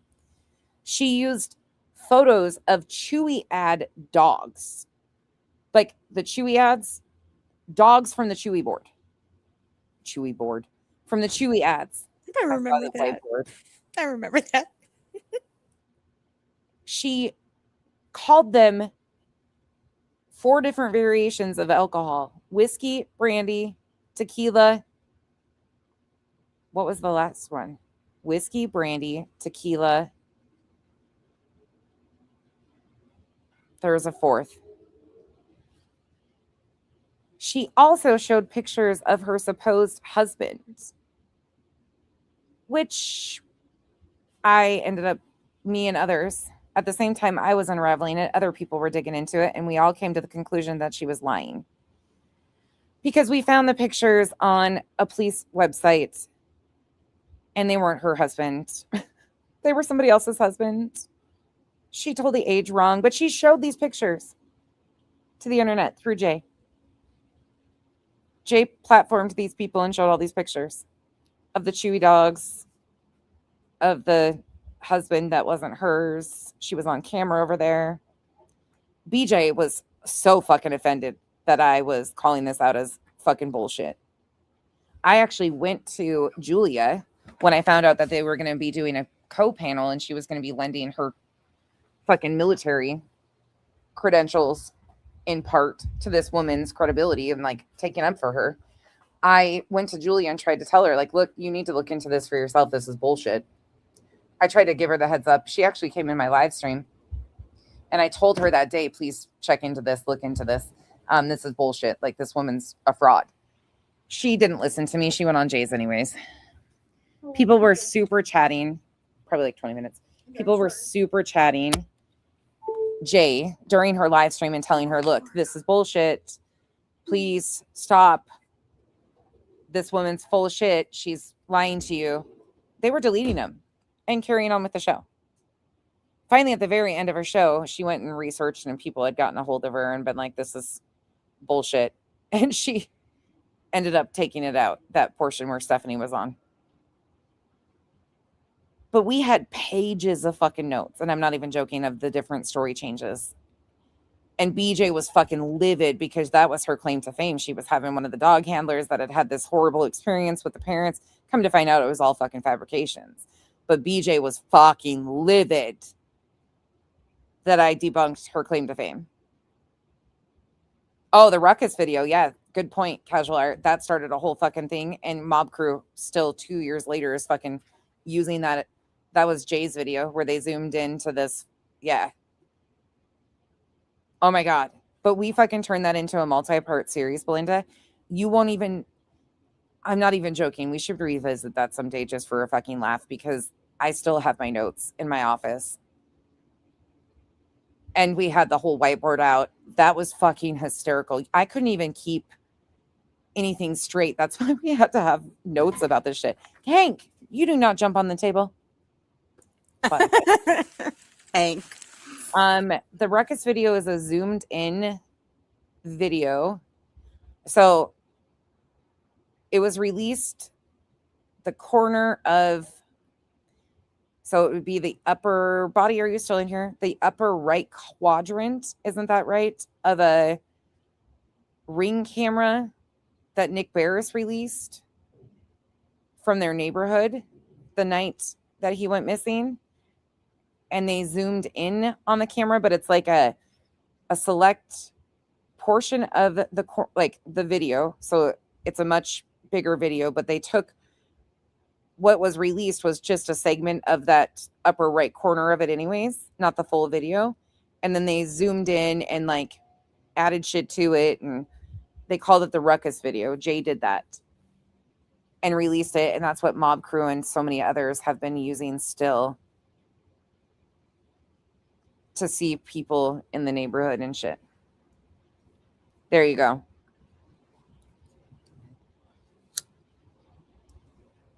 Yeah, it's like a recording of a recording that was zoomed in on it, and people thought they saw different lights and different silhouettes and a bunch of different things on the video. Yeah. So, well, Nick Barris released this little portion of it, if I recall. It was Nick Barris that released that little portion. Is that correct, Earth? Do you remember? I think so. It might have been. I want to say it's about 70% yes. Okay. I think it was Nick Barris that released that. Yeah, it was Barris. Okay. Yep. So that little video then was made to, like, they zoomed in and all this stuff, and people have, seen a bunch of different things in it. And there was also the rumor that it had audio at one time, and it's just been a whole source of insanity since. Mob Crew's an incel. I said it. Yeah. Casual. And you remember Betty's claims too? Betty's claims. She also went and took video outside their place at like 3:00 in the morning Yep. and a bunch of shit too. Like there's just a bunch of, that was crazy. People's faces. That's where the blob photo came from. Oh man. That body. I guess it's time to break out the archives on Betty and revisit. Damn it. That's what I'm thinking about though. Like when you really think about this little situation here, BJ and Julie is just, I think for a lot of us that have been looking at the bigger picture, like this hasn't just been, it's been BJ heavy for me too over the last year, because it's been a constant lie. Like she has been one of the defendants that is out, or not defendants, excuse me, one of the plaintiffs that is out here just constantly. But I think that's the intent. She's a useful idiot. There is 9 other plaintiffs that have been doing insane things like at night, and the satellites that they've claimed and the claims that they've been doing. BJ was a great distraction, although she provided. She constantly lies. But when you step back out of this whole, she is one tiny piece of such a bigger picture. Well, LFT will tell you, she was up on panels with me back then when I was covering Betty before I quit. I covered Betty for 3.5 years. Same with Dolly. And I quit because I got tired. You can only say so much and cover them so much until you're blue in the face, and you just get worn out and bored. It's the same with Brittany. And like I've told people, Brittany has come after all of us individually, not as a cohesive group. As much as she wants to make the claims that, somehow Granny's responsible for all of us going at her. No, Granny's never put us all up in a group chat or group text and told us all to go after Brittany. No, that's never happened. Brittany is responsible for every single one of us individually by coming after all of us. Right. She's responsible. Us? No, we say and do what we want. That's it. But the focus on her has allowed so many other people, and I'm not blaming anybody. Like I've done it too. Like there's constantly something to fucking debunk. But look at where we are 2 years later, and all of this that's been counterproductive, the wild claims against her, the people giving her victimhood. Can you imagine if I just want to put this out there now? I'm not expecting anybody to, because I know people, she rage baited people with this pregnancy. I hate to say it, but it worked. If everybody would have acted like this was normal and not fucking said a word about it, just been like, okay, cool, whatever, and never said a negative word about it, think about that. She would have never had anywhere to go with it. No. Granted, she knows, and I'm not expecting anybody to not be mad about how she's used it. That's not what my expectation is. But she knew it would enrage people, and it would be something that would get a reaction, how she rolled this out. And she completely rage baited people to keep the focus. And it does. It keeps the focus on her because she's reliant on that back and forth for victimhood, for money. And other people are reliant on her being such a fucking chaotic mess that they are, getting away. Fucking Crime Time Buzz. All of them have been doing the absolute fucking most, filing shit on Sumner County, doing all these crazy things. Her and Nick, like, at night are all tight. Like, there's so many things going on outside of Brittany, and I agree with Body. I'm not trying to be mean, but she is. And the fucking lies that are told on her and the constant drama that gives her victimhood, like her wish list. I've always said this, so take it for what it is. I don't give a fuck. If they want to buy all that shit on there, buy it. If she's pregnant, which she is, seems like it, okay. I mean, whatever. Not my day to care. I don't give a shit. But I'd rather that baby have everything because she's not responsible enough to provide. We know that. So, hey, they're going to buy it anyways. Yeah. But she knew people would fuck with it. She'd been saying very openly that that's why she didn't do wish lists. They fuck with them. What does she do? A wish list. What happens? It gets fucked with. What's been content for 2 fucking weeks? Then all of this shit, just wash, rinse, repeat. We're right back to the same thing. She was losing ability to use the older 2 as my poor little innocent children. Well, we got an unborn fetus, and I'm not saying she did it on purpose or anything. Like, yeah, I mean, hasn't been pregnant for 10 plus years. She knows how to avoid it. So do I find it weird? Yep.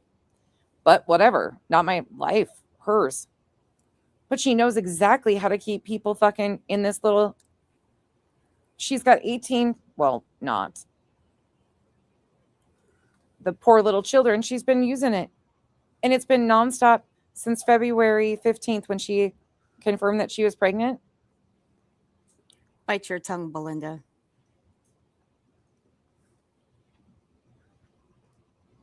I mean, it is. It's just fucking... Well, you know what? Look, have I gotten crucified for this? I have. Have I even gotten clapped back for this? Yes, I have. Have I said that I don't give a damn about her kids? Yes, I have. You know why? Because they're not my problem. Yeah, no. They're nobody's problem, really. They're not. We're not the babysitters as much as she wants us to be. Why should we care? Right. Why? We can't care what she does.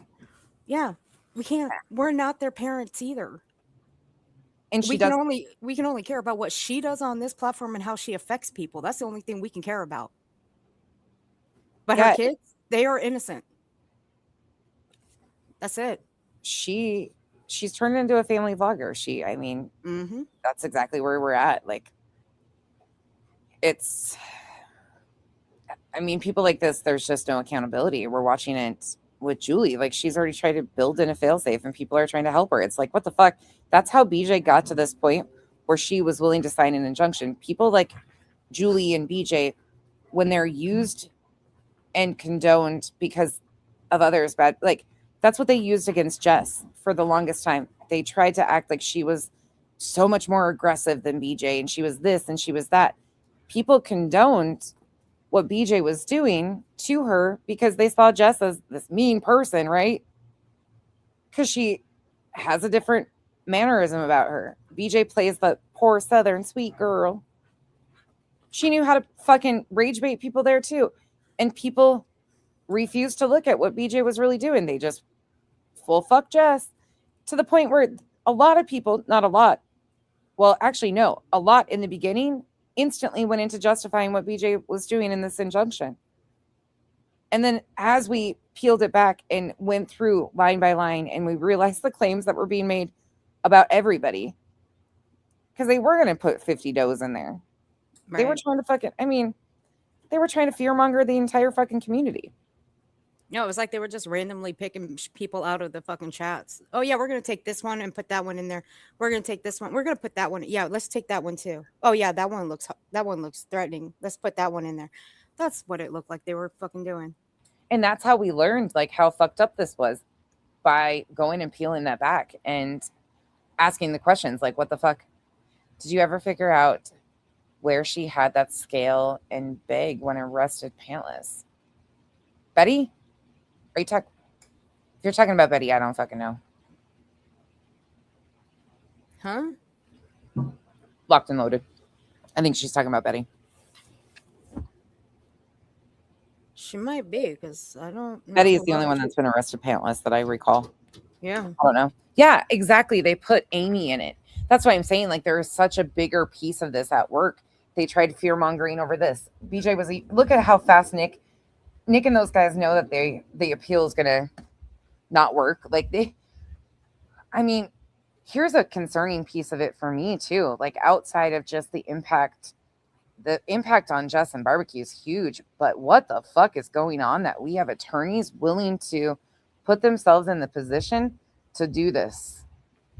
Like, what is happening here? That seems so weird to me that Lesniak is risking his career for this. I know. Does that not concern you guys? Like, it does me. Like, that's really weird. You go to law school for so many years and you're willing to risk your career and what you've worked hard for this. Good luck. Ain't nobody gonna touch you. No law firm's gonna want you. Nobody is not gonna want anything from you. You just pissed your life away. And I hope it was worth every second of it. It's wild. That's all I'll say. He has a fucking career, a family. Like, what the fuck, man? Okay. No person or persons is going to be worth my family, life, career, nothing. Go find some other idiot that you can leech off of and ask for help that is willing to risk all of that for you. Okay, really? I'll be out. Locked and Loaded said no pockets. Where was she carrying? Oh my God, Locked and Loaded. I don't even know why this is so funny to me right now. But we're talking about, you have to be talking about Betty and the fact that you're like, okay, look, where'd her pants go? And how was she carrying a scale and product when she didn't have pockets? Like, all I'm thinking is a muumuu with pockets. Maybe pantsless. I got no bra. I got to go with bra. There we go. That just cracks me up out of fucking nowhere, though. I'm like, we're talking about such a serious topic, and she brings up Betty, and it's so fucking funny. That is such a random thought, but it's so spot on. Like, where the fuck was she? That's a good question. I know where my sister would have put it and has and gotten busted with it. And see, that's why I want to go back over some of the older stuff of Betty's from way back when the Sebastian case originally started and she was getting ready to go to Tennessee. She's sitting in her kitchen, acting all tough. She's like, bring it.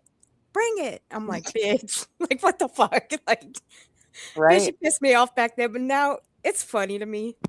I mean, let's roll. Because it was just comical. It was comical back then. And, you know, there's some people that don't remember it. Some people need to be reminded of it. And go back to remembering when Brittany was crying. You wanted Bullhorn in jail. Well, goddamn right we wanted her in jail. The bitch broke the law. Don't you think people who break the law should be in jail? Come on now. But I didn't think that it was going to hold, so I wasn't so pro her going to jail because I didn't think it was going to hold. I didn't know enough about what was going on, but I didn't think that there would be sufficient to hold. Was I like, fuck, I didn't care? Yeah, I didn't care at all. she'd been trying to get other people locked up, like whatever. Betty's wild. But at the same time, I wasn't like, yeah, lock her up, because I didn't think it was going to hold. And I was like, yeah, that's another waste of time. Like, hold her accountable for things that she's actually breaking, and go through with that. Did I make mockery of it? Fuck yeah. That's Betty. I did too. I'm not gonna lie, but you know what? I did go a little wild. I did go on Twitter like, Betty going to jail. Betty going to jail. I did. I go a little wild. I did a countdown and shit. Like, I was laughing. I wasn't above that shit, but ultimately, like, I was joking around about it, but I didn't think, and I think I even talked about it, like, I didn't think that she would end up facing repercussions that would be appropriate just so many times, because of how things go. Uh-oh, you're getting staticky occasionally. But back to the whole Lesniak situation, that was so funny to me, about the thought randomly about where was she carrying product. That is really concerning, though, that we have an attorney out here, and the involvement, I guess, for me in these cases, like the Cosby case, where this is a 1974 crime that Cosby just finally got held civilly liable for, and the victim was awarded $19 million. But this was a crime that took place in 1974. And think about the shit that these people that are involved in this, Castor, Lesniak, people like this, their impact and their involvement.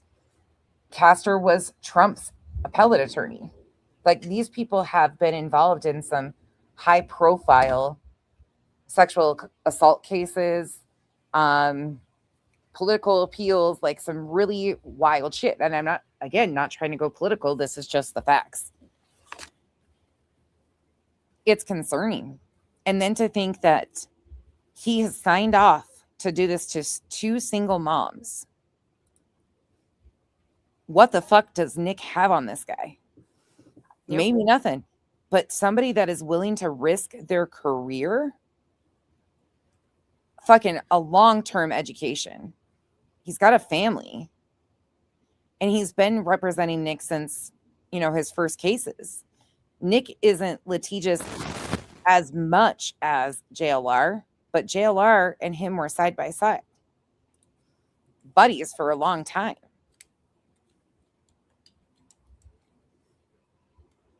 Yeah, but is it just Nick that has that standing background with Lesniak, or is it everybody? No, I do not believe. I believe it's Nick, possibly Nick? Hong. But I was going to say both of them, him and Hong, yes. I think Hong is just more a newer character. He's been representing Nick since he was in his early 20s. So I think that the loyalty situation is pretty evident. It lands with Nick. But this man he's got a career behind him. He's been involved in some pretty interesting things. That's why I'm saying, like, some high profile shit. And to then go to this and risk your career, like, the fuck? Uh-oh, do you have a microphone? You keep touching something. Let me mute for a second. No, you're okay. Hey, Bree Hubs. This shit is so wild, though, and it's concerning to me. That was always something, and it pisses me off, too. Something that really irks me, that gets diminished all the time, is BJ's willingness to align herself with Nick, who is right in Jess's neighborhood, right in her fucking vicinity. She didn't give a fuck about Jess's safety. She knew that this man, she was warned by her friends about this man, and she didn't give a shit. She didn't give a shit about Jess's safety, security, anything. She cared about her personal interest, and that was fucking it. That was all. Oh, I will watch that later. Thank you, Ruth. Okay, that might have been the problem. Yeah. That's probably why I was staticky. Oh, you're okay. Body spot on. Her hatred of Granny clouded her perspective. Absolutely. Fuck yeah. And he was telling everybody very out front, too. This is something that, to me, is very evident. Betty is making her page. Again, reminder, she's another plaintiff. There's 10 plaintiffs in this injunction. Betty is turning her page, her second page that is monetized, into a Sebastian's Army page. Current time.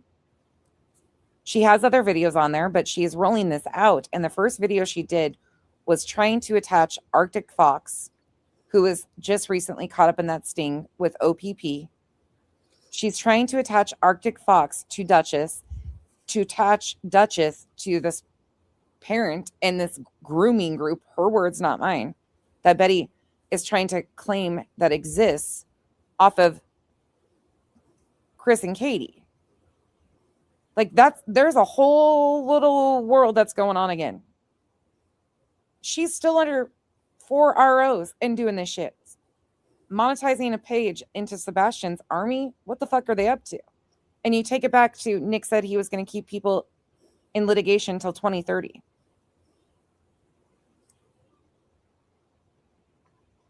We've been questioning, is Nick going to go after BJ when this is all said and done too and try to put the blame on her? I mean, they can't really do that. But they can find all sorts of stuff. I think that's why he was trying to escape. Uh-oh. It happened again. And a back and forth.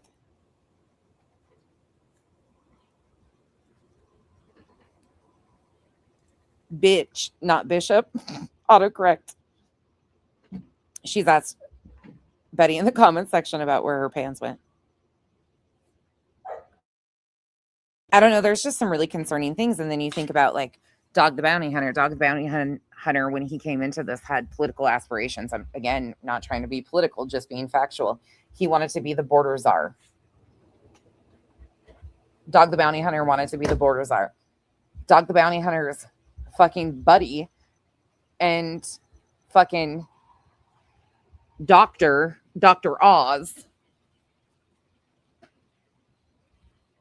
All of these guys connect. It's fucking crazy.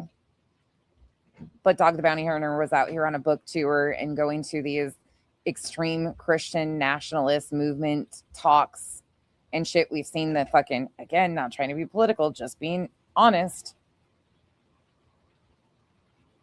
Fucking take it to what Julia did with her military fatigues, the first court hearing, because these people play on optics of what people are looking at. They use any type of distraction. That's why they went out and rolled out a press release that they were going to be having a press conference to announce this litigation on the courthouse steps. And then as soon as somebody mentioned trolling them with a marching band, they fucking acted like they were threatened and had to withdraw. Everything is about public optics for these people. Every bit of it. Because they are just like JLR in the space that they know that they can control the narrative and the outlook of one of these cases via social media. Just like what's happening with Nancy Guthrie.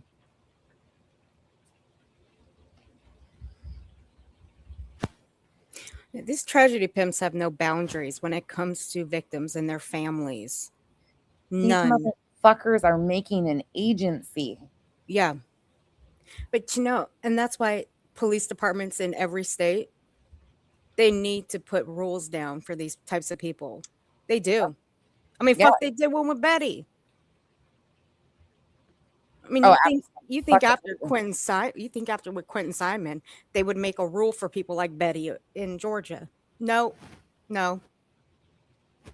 Even after 50 calls to the police department alone in 3 weeks.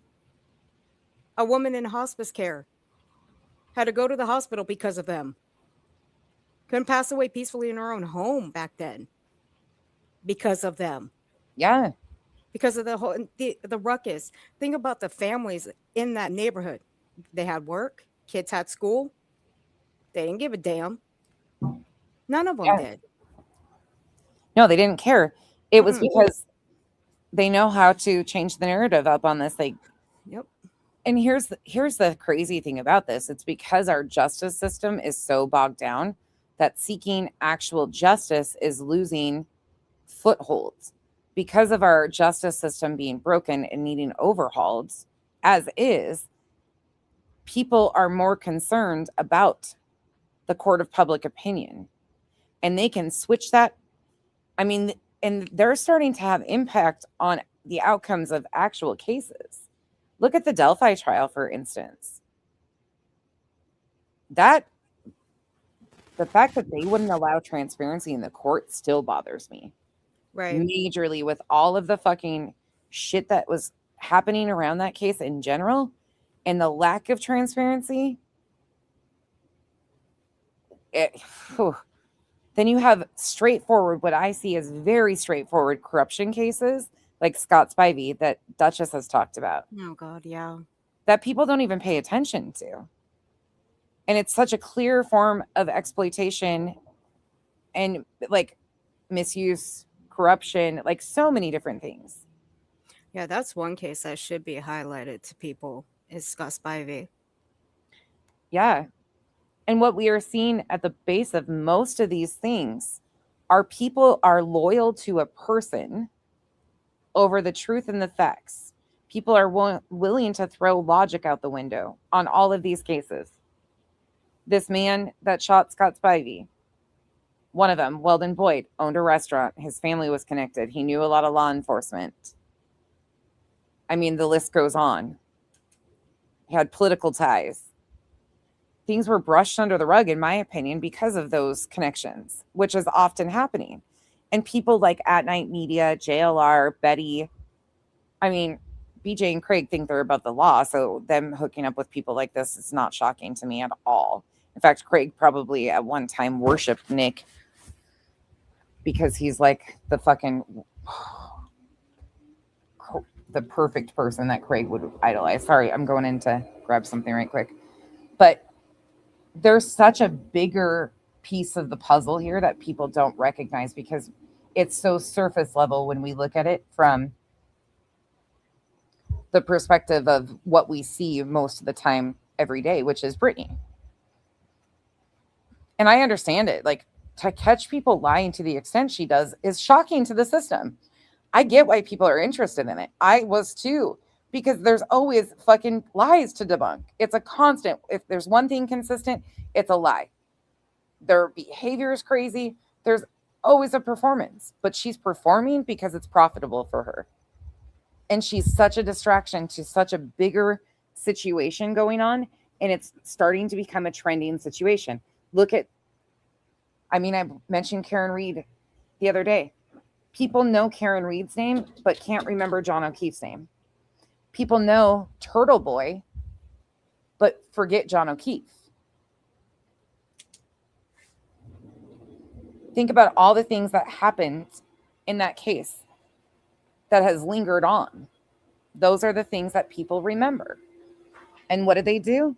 They use the emotion of hate to force a divide, sides, just like with politics. Hate bonding 101. That's right, Belinda. Same with Koberger.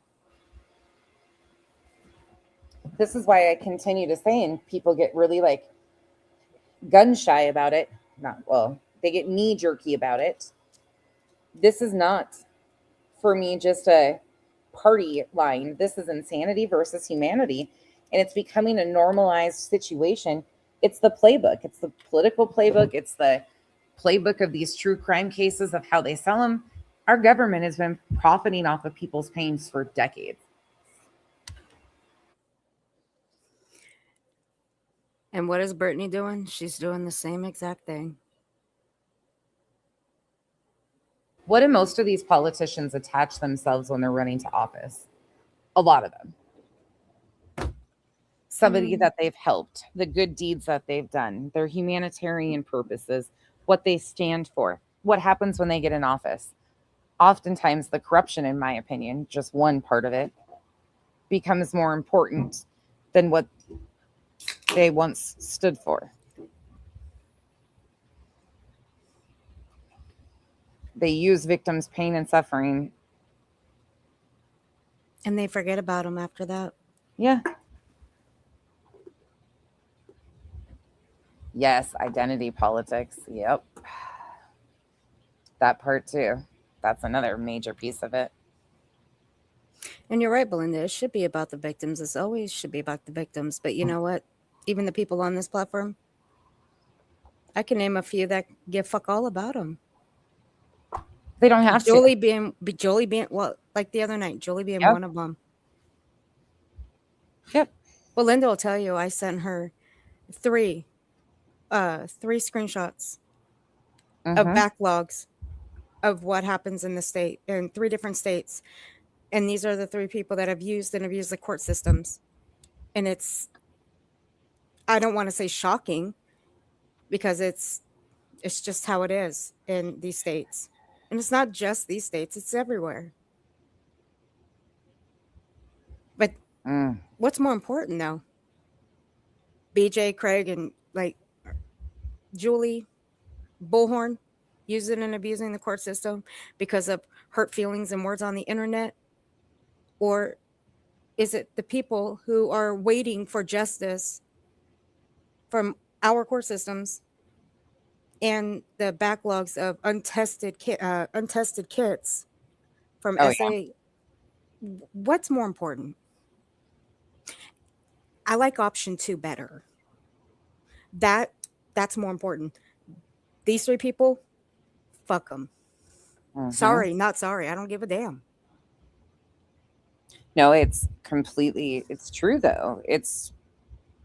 And that's the crazy thing, is hearing her recognize that there's a backlog of these cases and victims that deserve justice and people that need the court systems, and then smiling in your face and telling you that she's one of those people.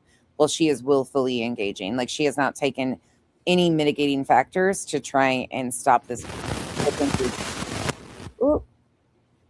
She is continuing to engage.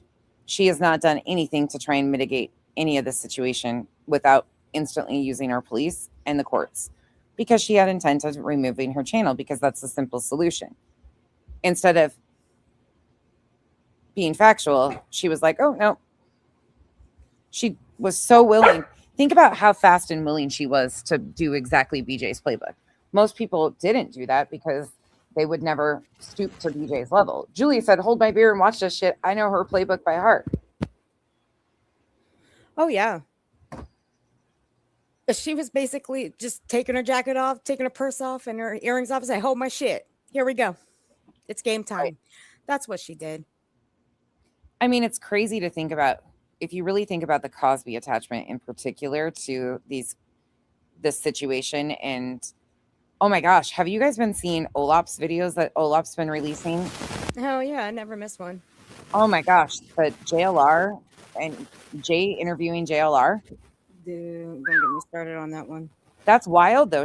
I never knew that. Like, Olap is Play doing it. the thing. Why not? I don't think people have seen it, but holy shit.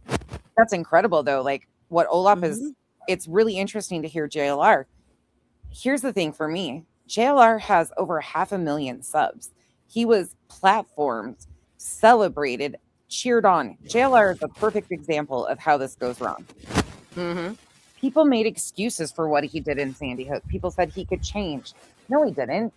He just fucking manufactured a better appearance publicly over time. Uh-oh.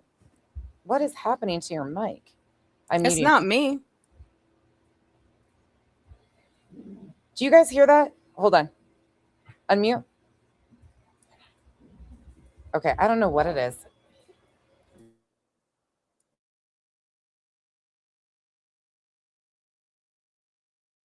It sounds like a mic's rubbing against a pillow. And it keeps, I don't know what it does. It does it occasionally. If it happens. Uh-oh. Let me drop out and I'll come back in. Okay. I think it's her. It's wild though. It's fucking wild. Those videos that she's been dropping on Jay interviewing JLR. JLR has a huge fucking channel, and there are people like fighting for this man's honor, complete fucking strangers. And you know why they fight for him? Because they sat with this man for a few hours on social media as he ran speculation and fucking rumors about somebody else's worst day, tragedies. People have made excuses for how he behaved in Sandy Hook. Like, not that I was making excuses, but I was really hoping he wouldn't touch any of these type of cases again. And not to say like Nancy Guthrie deserved it either. No, because she deserves respect. And they really fucking started some crazy rumors and speculation and that shit. But JLR hasn't changed. He just got better at his fucking manipulation tactics. He learned how to mask it a little bit better. Is that better? Nope, it's still doing it. It's like static. don't know. And it's definitely yours. I don't know why it's doing that. Are you on your phone or your computer? I'm on the computer. Damn it. Yeah, it still is crackling. Yeah, I didn't either. I always was like, yeah, I can't stand that motherfucker. But he does the same thing. Nick and those guys are doing the very same thing. The very people, and it was smart, like for him to play opposing Nick and those guys, people kind of left JLR alone. JLR and like he helped teach Nick. Think about that. He's been praised. The things he did to the parents in Sandy Hook, the victims in Sandy Hook, unforgivable. Unfucking forgivable.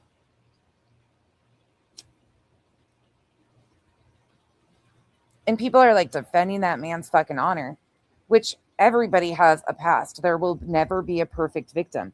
But I think it's very important. I'm super critical of Magnolia and what she did. But at the same time, multiple things can be true. And unfortunately, he was very aware of her past.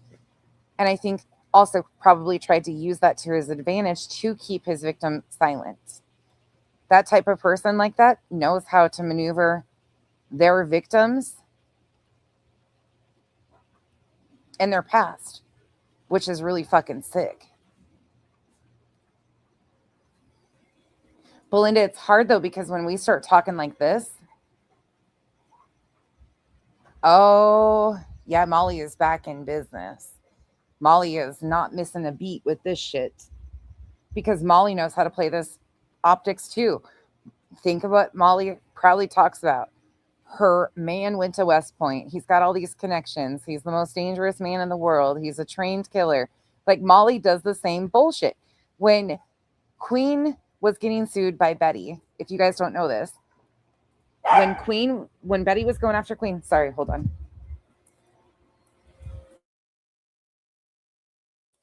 Okay, I hope that works. I do. I think it's because my settings are off. I don't know. It could be my computer. But sorry. It's just our luck tonight. Betty and JLR and Molly offered Betty and JLR the ability of coming to Pennsylvania to become residents. I have that clip. Do you remember that? I do remember that though. I really do. Molly was going to allow JLR and Betty to establish residency in Pennsylvania when she was talking about joining Betty suing Queen Bee.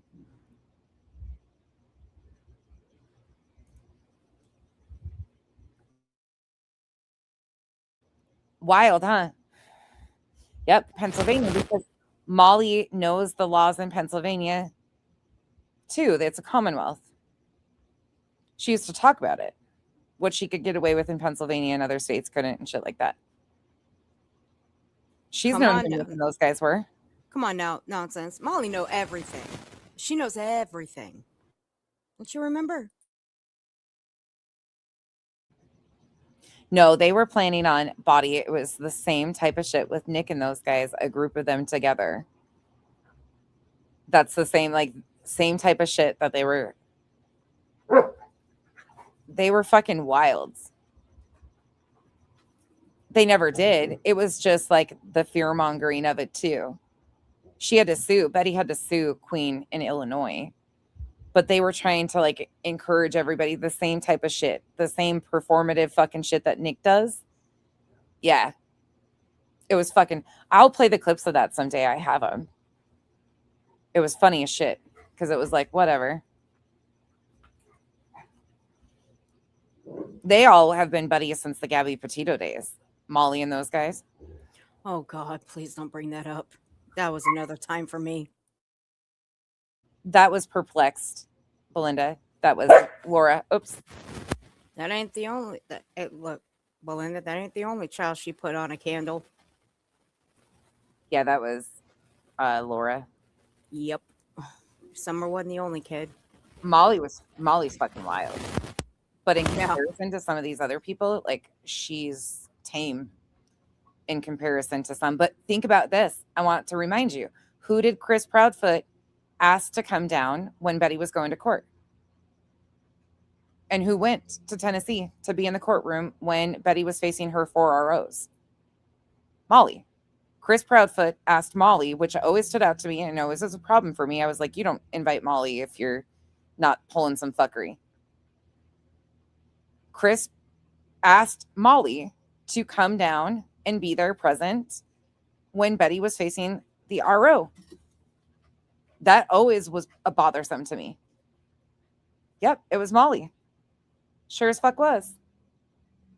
I was like, what the fuck? You don't invite Molly Golightly unless you are trying to provoke Betty to do something stupid. So she does go to jail. Like, that's what it seemed to me. Because Molly was always talking how big, bad, and tough she was, that she was going to fight her and shit like that. He wants your attention, give it to him. He's trying to hump my arm. Oh, so now you say you tried to hump, huh? That's the first time he did it. But I'm not letting him have my arm. Fuck off. To me before, and you didn't believe me. Yeah, he's only done it to you before. He's never done it to me. Fucking super. That reminds me of this video that I saw. God. It reminds me of this video I saw on Twitter. It was a dog listening to the daycare that he would go to. It's the reaction that he got about their dog being a humper. It was hilarious. That just brought me back to that little clip. Fuck. My world is just like, we'll be talking about one thing. Oh, yeah, there's a dog humping my arm. You were so spot. Yeah. No, I'm not even joking, you guys. Sorry, I'm trying to play this off that it's normal. No, this mother. What are you doing? What do you think is in my sleeve? He's attacking my fucking sleeve. What do you want, you little shit? Oh my God. Hold on. I can't even see the button. This is what's happening. I'm getting smothered by a puppy. You saw it, casual art? It's a big old Rottweiler. Yeah. He's such a freaking turd. Oh, little Cooper. A turd. Oh my God. Fucking random. Fucking attacked by Cooper. Jesus. Welcome to my zoo. This is why the internet doesn't ever fucking rattle me, because I live in a fucking zoo of wild fucking animals. One that ends up on the counter, one humping my fucking arm. I don't know what's up my sleeve, girl. Nothing he wants. Smell it. Ooh, those do smell good. I wonder if I can just buy these. Oh my by God. myself. Kenzie just had me sniff Lysol wipes. This is where we are in this evening For event. mango. and Jesus. Hibiscus. She bought mango hibiscus Clorox wipes. Don't ask. I need to see if And I can just buy brought them them in a to pack me by themselves. to smell. They smell like a house. But when you really start peeling this all apart, the shit's wild. You don't invite Molly Golightly, and you remember Molly Golightly. No, chill. We have her screaming, calling Chris Proudfoot and hanging up on him, and saying all this wild shit. And then the next thing we know, he's inviting Molly to Tennessee during Betty's RO hearings. And that's the thing, because they know, just like Julie knows, they don't have Chris, I'm sure, knew it was going to be hard. I don't blame them for fucking how they feel either. But there was more than Betty. There's been so many more. I guess it was probably so hard to get the first ROs. I mean, fuck, Mob Crew is fucking out of control too. But they knew Betty would fucking have a reaction to Molly, and Molly would try to provoke one. Public optics, it's always bothered me. That part has always bothered me. Seth's alignments with people have always bothered me.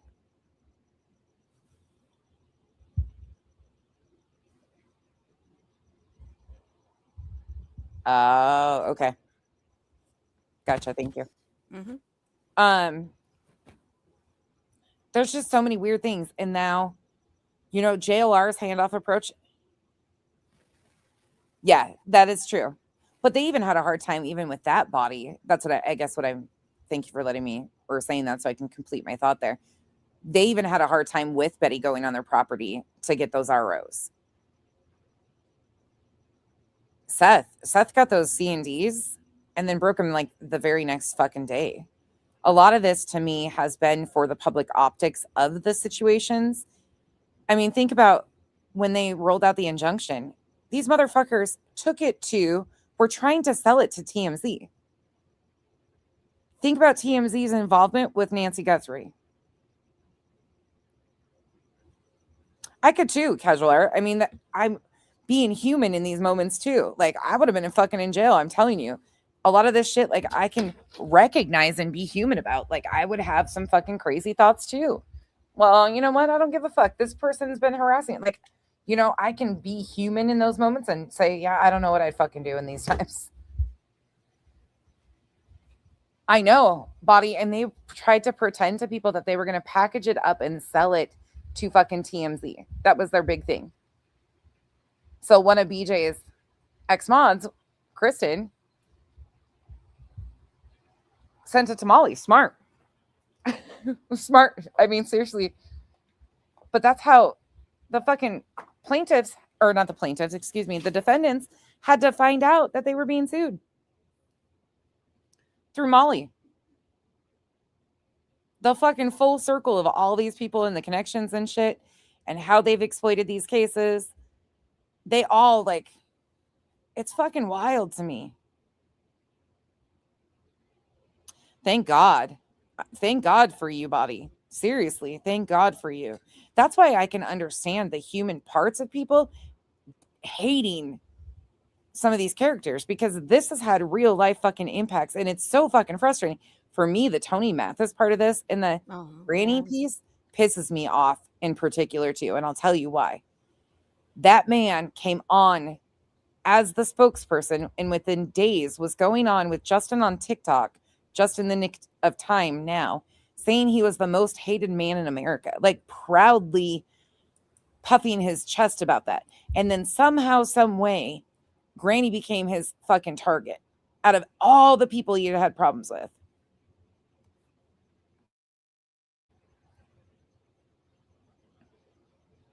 That shit pisses me off. That man was fucking puffing his chest all over. And then to say that she harmed his reputation and she damaged his career, that shit pisses me the fuck off too. Majorly.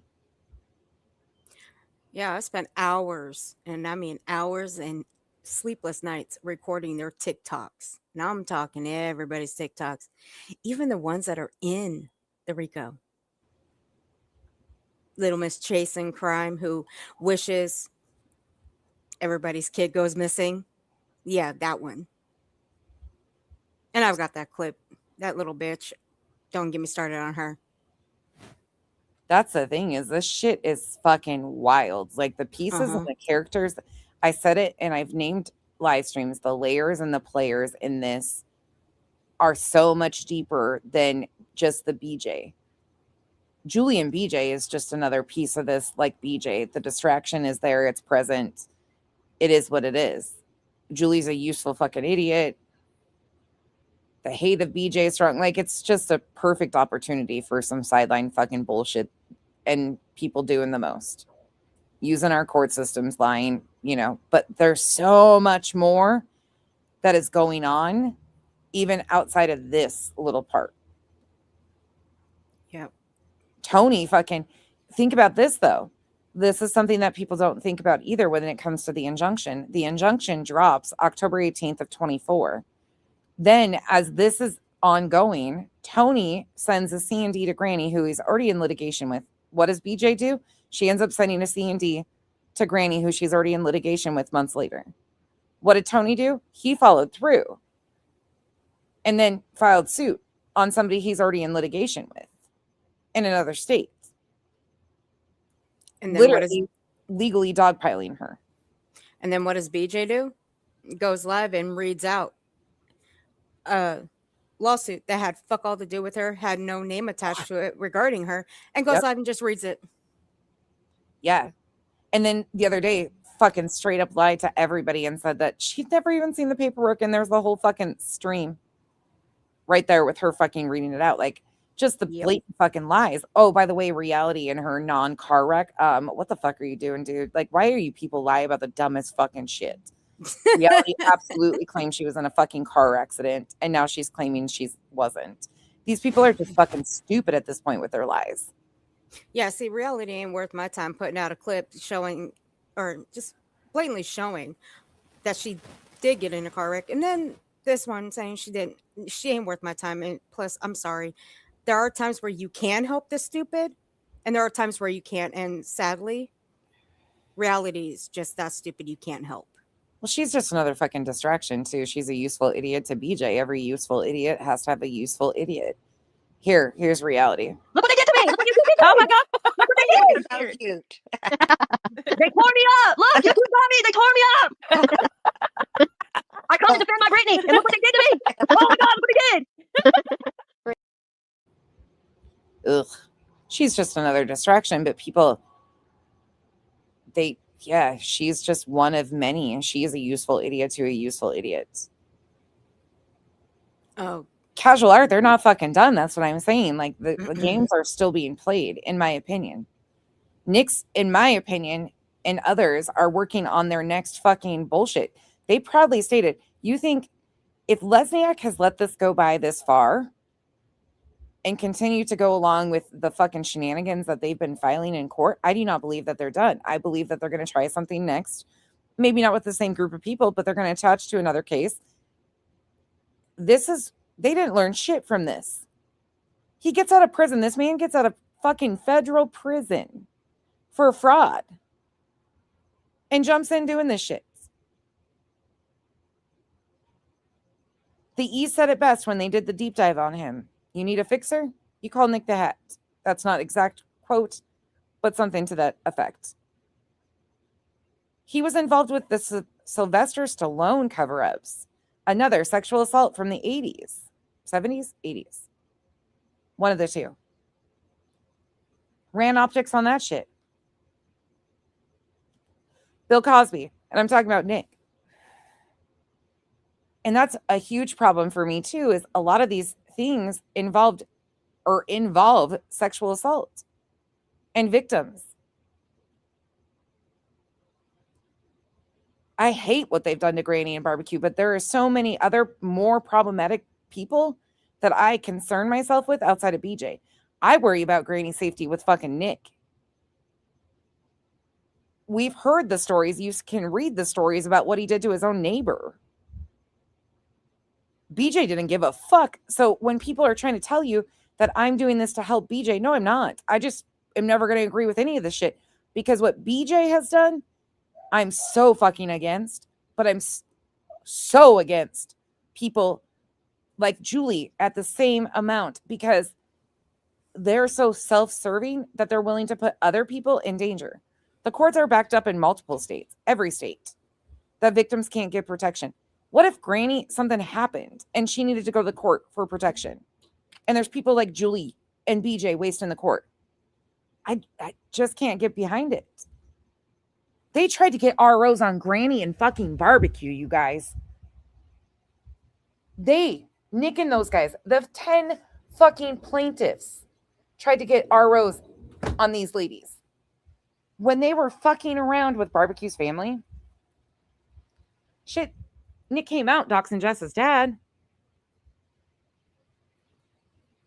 Nick was doing all the same things Julie is doing, with being invasive and zero privacy, zero boundaries. That's fucking Nick the Hat. Same thing, zero boundaries. Julie has so much more in line with them.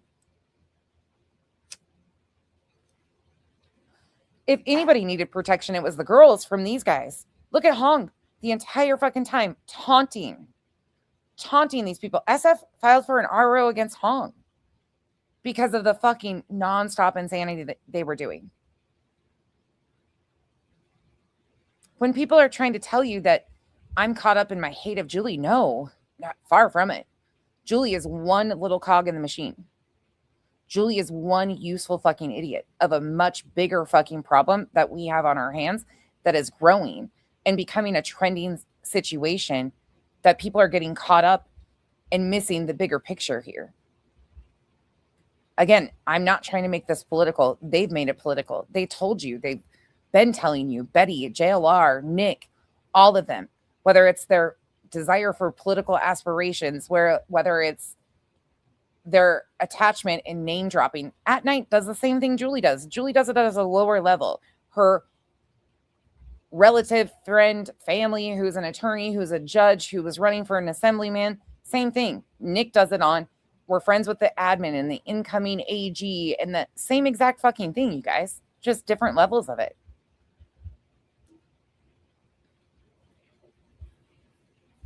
That's the point, Lazy Wolf, is to blind people by their hate. That's how you control a narrative.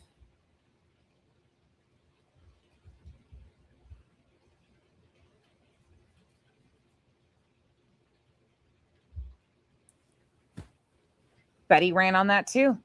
Betty ran on the hatred of Queen Bee.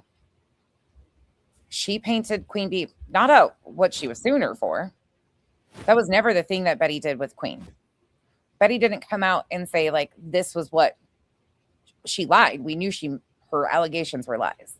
But what she did was try to smear Queen's name, her reputation, used her past against her. Betty's got a past of her own. Yep, she does. But she knew she couldn't fight fair. It was about the public optics because it sways so much. And thank God Queen didn't talk about it for a year. So it was, unless you were following somebody that detailed it, like Burnt Toast, I didn't know Betty like that. Now going back, I wish I would have been more interested in the Betty stuff, but there was people that had been covering her forever. So Molly was who I was covering, but she collided with Betty some. So I learned a little bit about Betty. Betty touched the case I was talking about a little bit, not a whole lot. But I learned so much by watching Burnt Toast coverage of that shit. I was just mind blown. I miss the fucking coverage of Betty by Burnt Toast because she's gotten away with so much. And you can tell she's feeling confident about it. Hey, Crimson, a solid year. Yeah. Until it was tossed and then Betty refiled. And then she said, fuck this. Hey, Crimson. The public optics are becoming a huge thing, just like in these. I mean, it's all the same playbook, no matter how it's used. Manipulation tactics, politics, religion. And think about how many of the politicians that we're talking about, too, that overlap. I'm sorry. It's just a thing. I hate even, like, I feel like I have to preface it all the time because I'm not trying to make it political. They do. They make it political. Just like they used Charlie Kirk. I mean, you can go on everything. Charlie Kirk became a cog in the machine. He was used for people's agendas. Even his own wife. I'm sorry.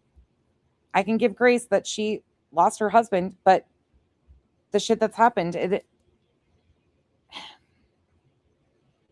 people become loyal to a person over the truth. Betty jumped right in on that. Right in on that. She tried to pass it off to her audience, you guys, that Charlie Kirk was like family to her, and they justified her using legal funds for traveling to Arizona. She told her audience that she took legal funds out of her appeal fund for this lawsuit with the ROs, or the appeal for the ROs, and came to Arizona by telling people that Charlie Kirk was like super close to her when she'd always paid for a photo with him. Let's just be honest. She paid for attendance at these conferences or whatever. She's paying for a photo op. It was what it was. Think about Lauren Matthias. Lauren Matthias, sorry, Earth, I'm on a ramble. I told you this is where I start coming alive because this is such a bigger picture to me. And that's why I've been telling everybody, like, I am such in a good spot because I can branch out and show people like this is such a bigger fucking issue here at hand. I was feeling very tunnel visioned, and I was, because there is so much to debunk on that one person, but ultimately it's exactly what she wants. It gives her victimhood. So breaking it back and showing all of these other pieces is so fucking important to me. Of course. And this is where I feel like people start to kind of put together the bigger picture of how this is happening time and time again, all these cases. Yeah, but you know what? Yes. And I was just looking up like how backed up the court system was, like what it is now in New Jersey. Well, I guess the overall, as of late March, well, actually, let's see.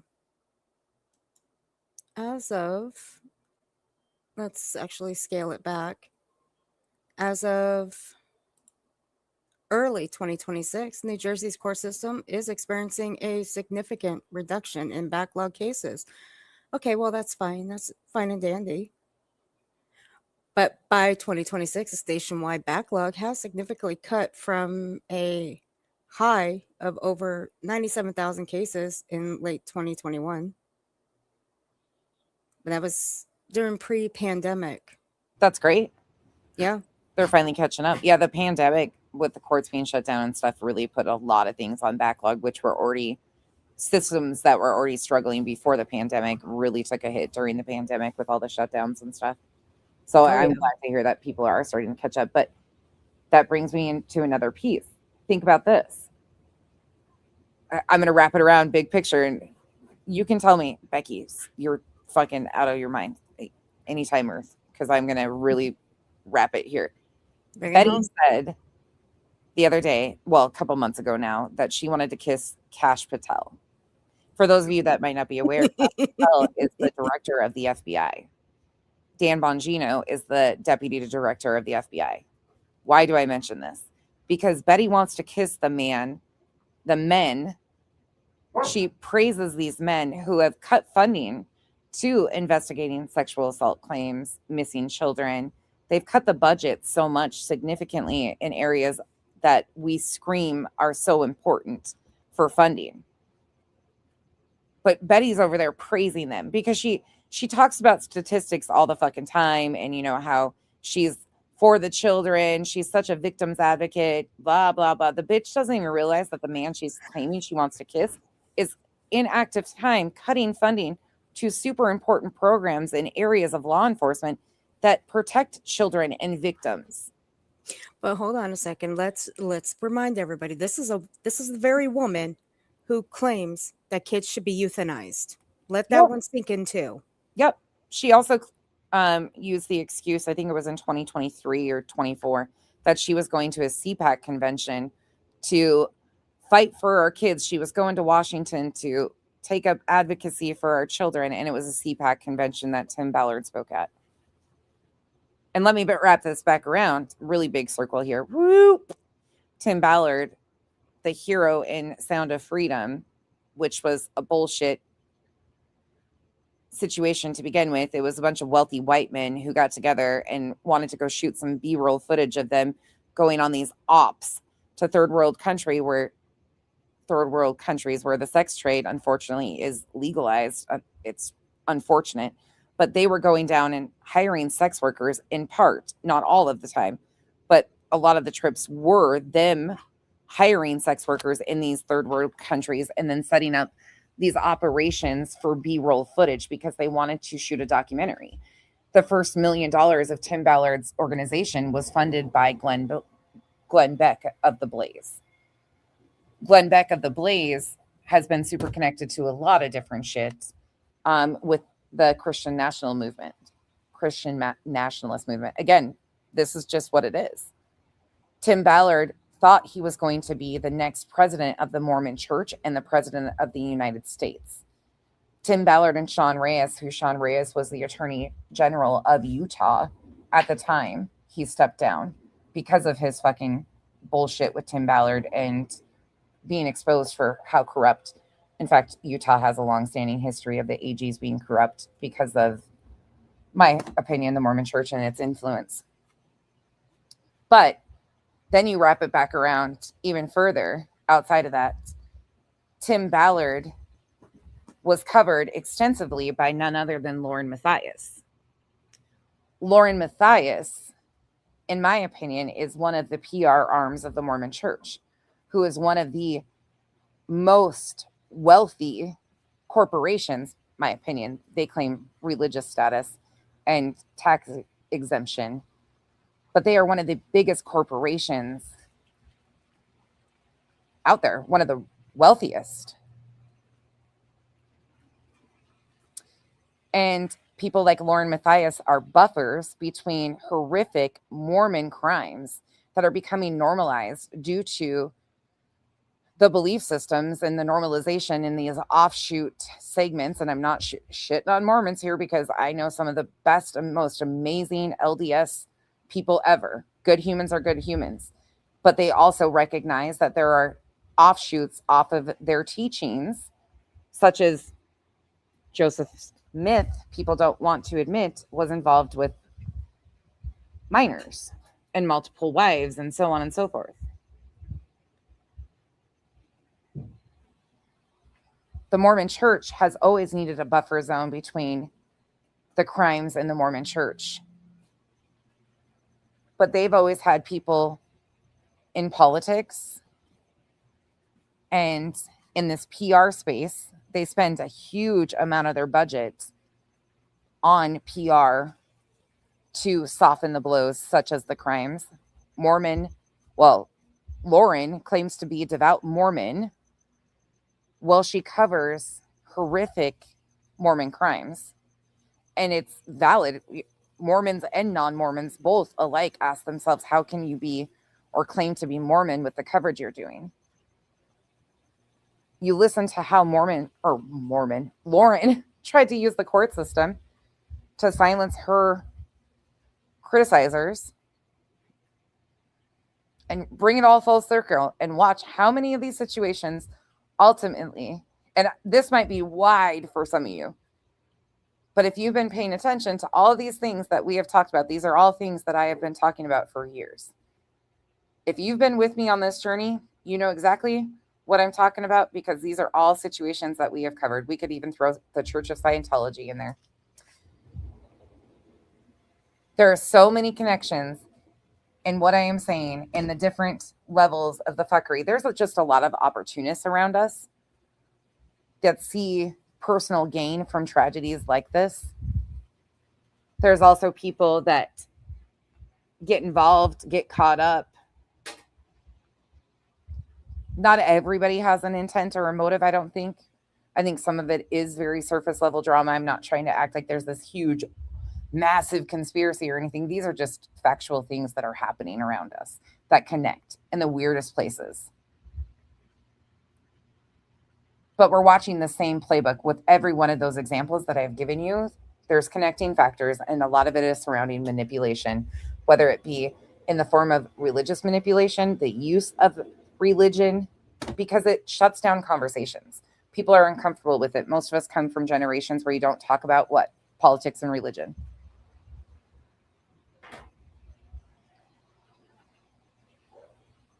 Oh my God, it's such a tiny drip in the bucket. It is. There are so many. The Nick the Hat, they see the trending numbers. That's what these guys are. If I would give them anything, I would say that they are very keen on understanding trends and knowing that this was, I mean, these are the people that probably worshiped the Jerry Springers, the Geraldo Rivera, when they had the John Bonet mock trial. Oh God, yeah. They see the need for the Star magazine, or like remember the tabloids at the grocery aisle every time with the fucking crazy stories and the salacious headlines? Oh yeah, they still have them. Yeah. Yep. And now it's just adapted to social media's version of it. Hey, look, I'm not gonna lie. I still look at those magazines. I do. I just don't allow them in my home. Joe, Christian media buying things and facilitating things like CrimeCon events. Religious-based companies or connections watching and realizing the money to be made in exploiting true crimes, like CrimeCon. CrimeCon, to me, there's parts of it, like the networking part, I think is amazing. I was actually really glad Body said the other day that one of the requests she made when working with Netflix was, I don't remember what she said exactly, so I don't want to misquote it, but she was denied or something that was denied. Not she necessarily. Body, are you here? What did you say about Dr. Phil the other day? Now I don't want to fuck it up. There was something denied with Dr. Phil. And that actually gave me hope that Netflix denied something with Dr. Phil, because to me, he's one of the OG tragedy pimps. His claim to fame was a psychologist, Lauren Matthias. What does she use? Dr. Babe. She uses his credentials as an opener. Think about that shit. That's wild to think about. I have a confession. Body, you still in here? She probably checked out on us. Sorry. Probably. I supposed to be Kenzie's new screensavers on her computer. National Enquirer. Go ahead. What's your confession? I never finished watching all of Don't Fuck with Cats.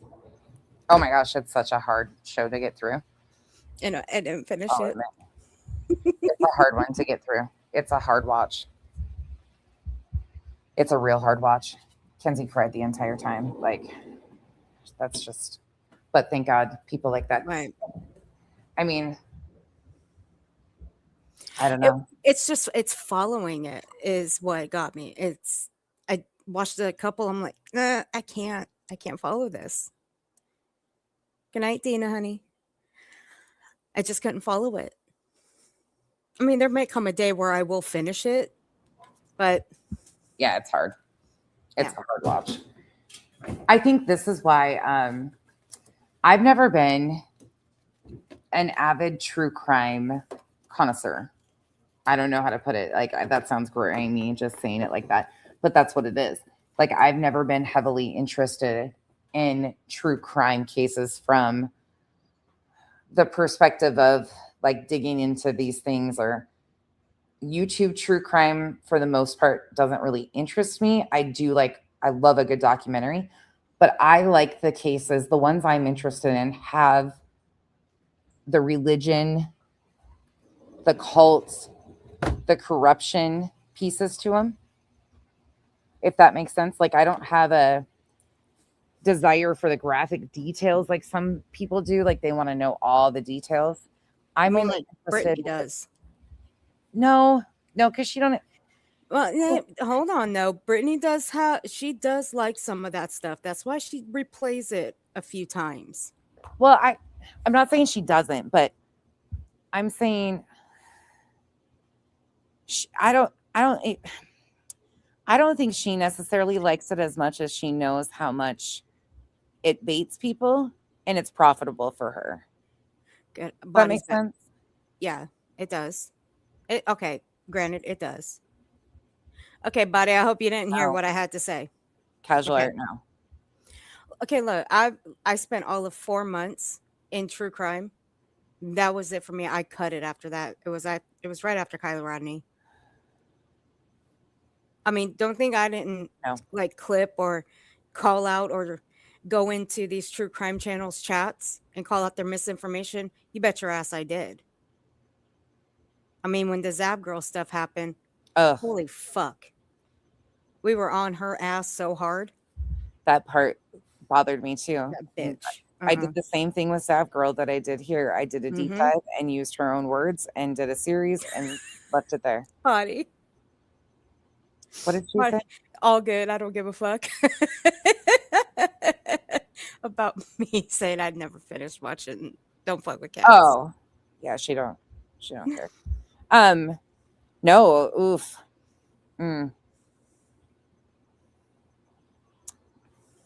Oprah, Dr. Phil, Dr. Oz. Sorry, I got caught up in the comments again because they are spot on. No, I see her too. Chris Hansen, I see the same thing with To Catch a Predator. I see the same with Nancy Grace. She's also an OG tragedy pimp now.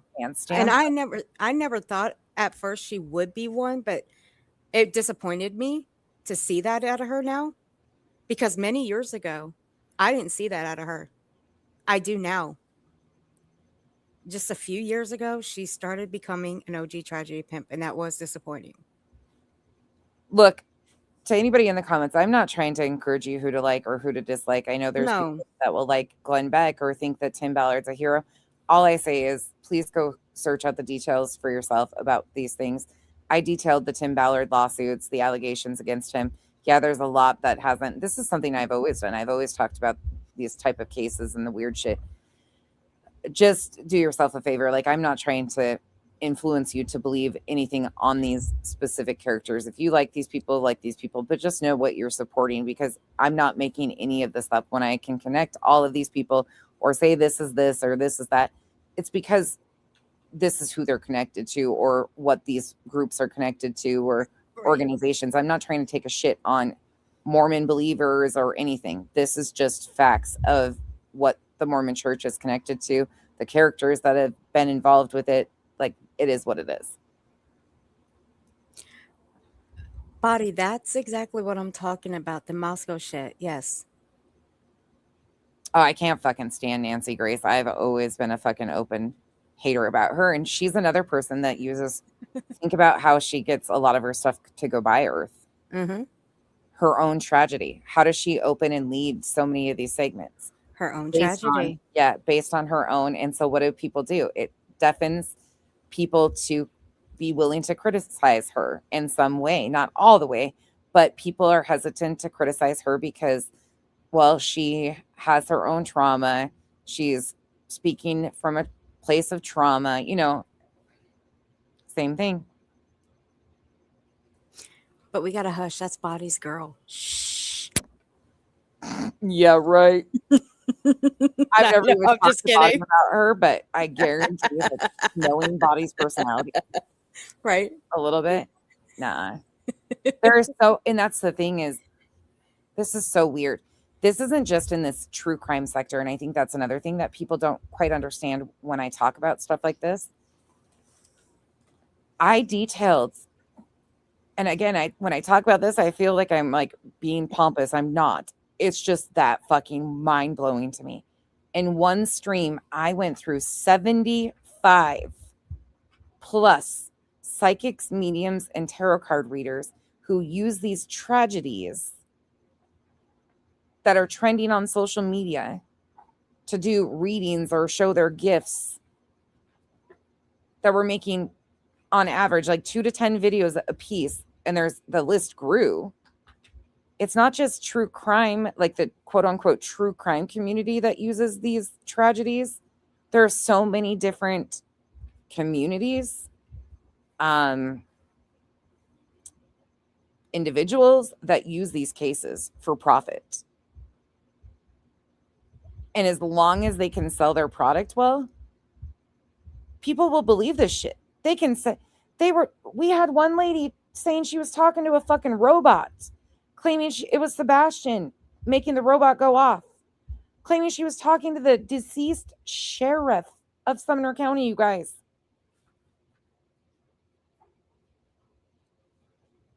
This is such a widespread fucking issue. And you know what really scared me? When Jessica Kent, that was such a fucking slap in the face.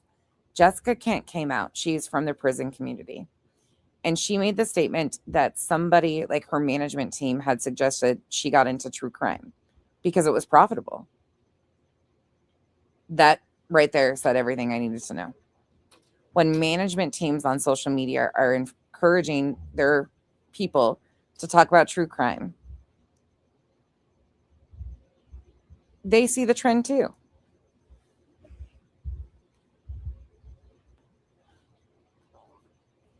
Yep. Fucking A. It's hand in hand. You can't separate it. It's all the same playbook.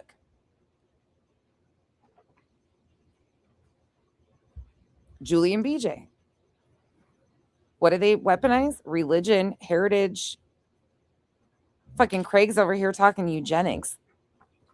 Do we realize what's happening in 2026 when that motherfucker opens his mouth? Yeah. There's a reason why the police department probably mentioned his political and religious beliefs if they've heard him talk. Nobody is saying that man is not a fucking wild danger. Hold on. Oh, look, the man loves Alex Jones, okay? Let that one sink in. Brittany likes Alex Jones too. Yeah. And think about Alex Jones, JLR, Right. Sandy Hook. Uh-huh. Yep. I'm telling you, like, we could do this for hours on fucking end. Oh, by the way, did you guys see Frankie Rusick's post today? For any of you that followed that, No, I didn't see it today. there should be movement once again, and that's pretty much over. Now they're just waiting for numbers and stuff. But there's more that's closure good. in his armchair detective suit that they've been fighting for, that family's been fighting for, Yes. and against armchair detective for years to get some fucking bullshit corrected. And they finally are making movement and getting closer to closure, which will never be closure, but at least on that one part.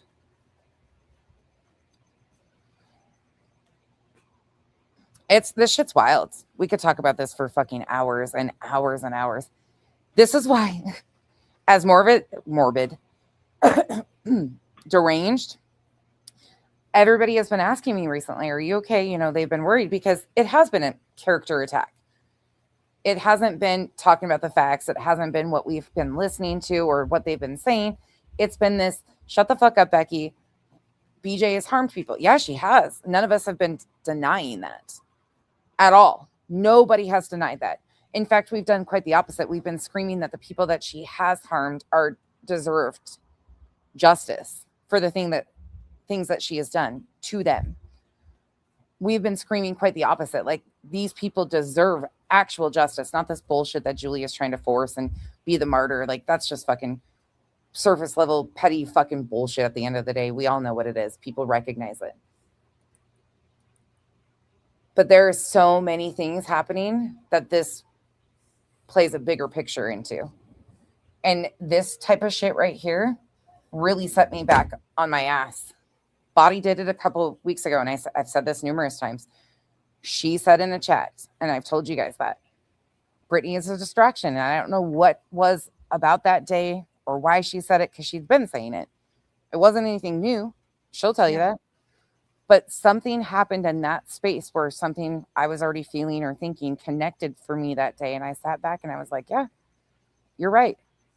And I don't think it had anything to do with this Julie situation. I think she was just talking overall. But I was like, holy fuck, you're right. Because the entire time when Nick and those guys came out recently again and started going at Brittany, I was like, this is such fucking performance.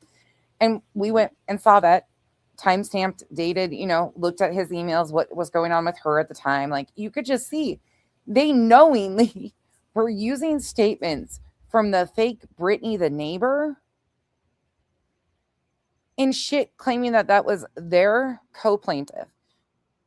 If people weren't recognizing it, and I guess maybe I didn't vocalize it enough, but Nick and those guys who claim to be an intelligence agency couldn't decipher messages from the person claiming to be Brittany, the neighbor, in chats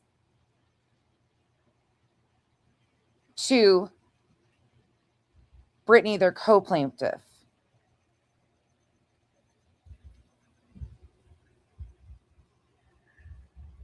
You see that, right? An intelligence agency couldn't decipher that. He put those in his live stream and people fell for it.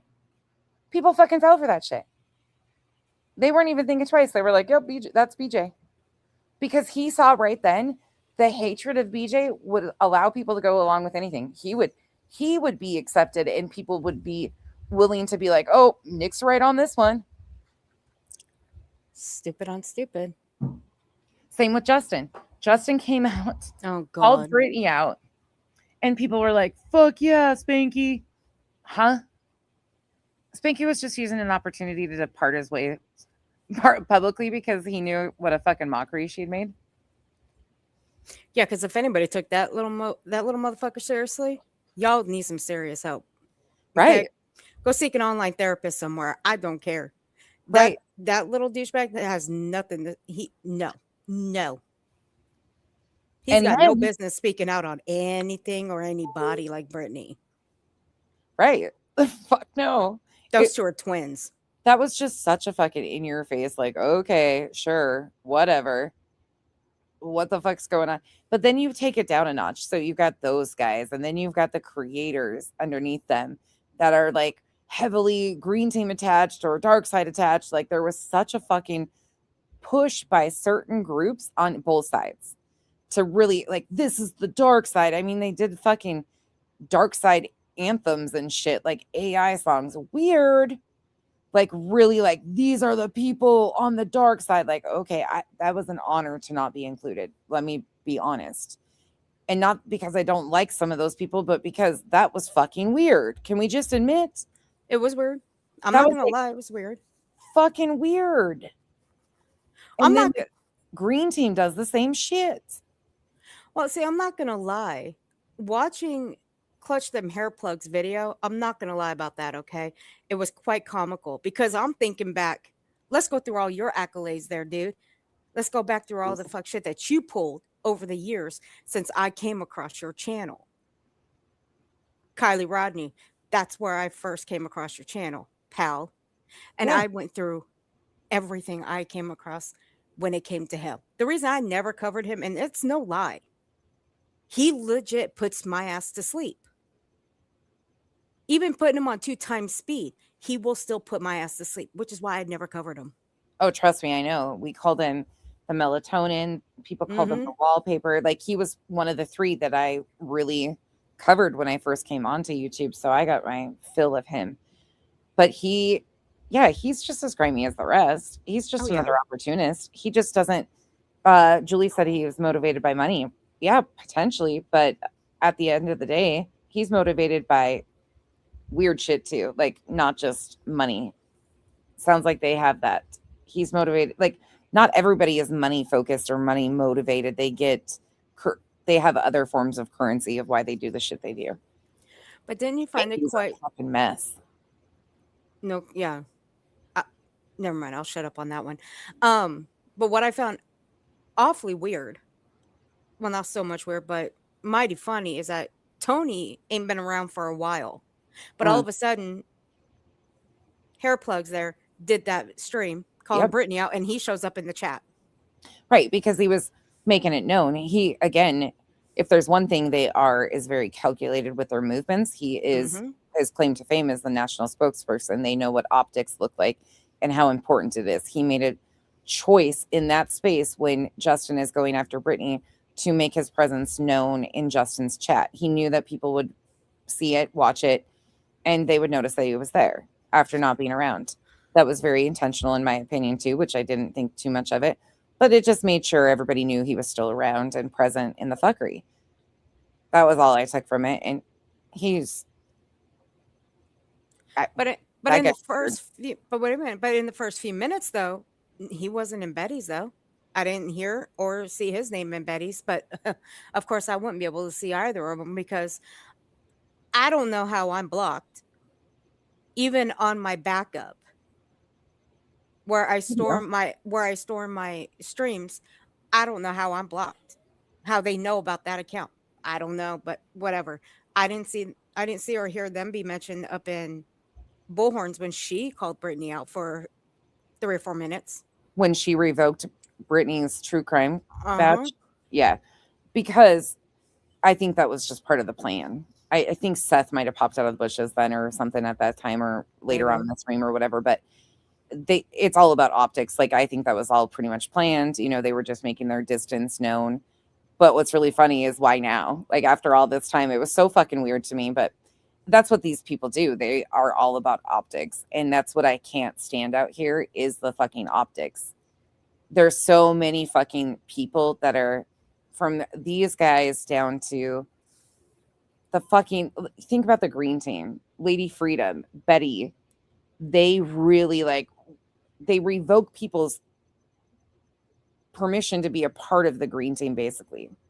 Sebastian's army, that's what Betty was doing. Betty was making it very public that BJ is not considered Sebastian's army or green team. That's what that was all about. And the same thing with the dark side. That fucking weird, we are the dark side. That's the same people that were, we are the green team. And then suddenly flip to, fucking weird shit. Weird shit. Chroma Reels push that shit all the fucking time. That was so weird to me. The green team. when you go back and listen to like when they were all like Terry Lynn and all those guys were all hooked up with Seth and shit. Oh my God, that shit cracks me up. And then randomly, here they are at the dark side. Right. Fucking wild. And then Lady Here Freedom. they are. Oh, don't get me started on that one. That one's just, and then you got Lady Freedom 5D, all those fucking like, they're a green team. Girl. Ooh. We ain't look. Do you know what 5D did to me? 3 separate photos attached to everybody in the community that talked about Betty or anybody. Yeah. Look, the only one that I like the best She loves is me. when they put me. What? 5D loves me. Yeah, well, obviously they loved me for 4 times. I couldn't find the 4th one, but they put me on. It was 4 different pictures, but I only got 3. Look, the only one that I loved is when they put me in a straight jacket. That one I love. That'll always be the golden ticket right there. That'll be my favorite forever and ever. 5D is a fucking wild. That is, I don't know if that person is not okay. Like, I'm not even going to take the chance to say it's not okay, because that person does the fucking Where's Waldo lineups and shit, and right, just the craziest shit. And then that's Betty's clip channel, and I'm like, God damn, like when this is the mental status of your clip channel, I question life at this point. Like, no this shit. person's doing fucking Where's Waldo lineups of random creators. Yes, she put devil horns on me multiple times. Yep, body. She's fucking insane.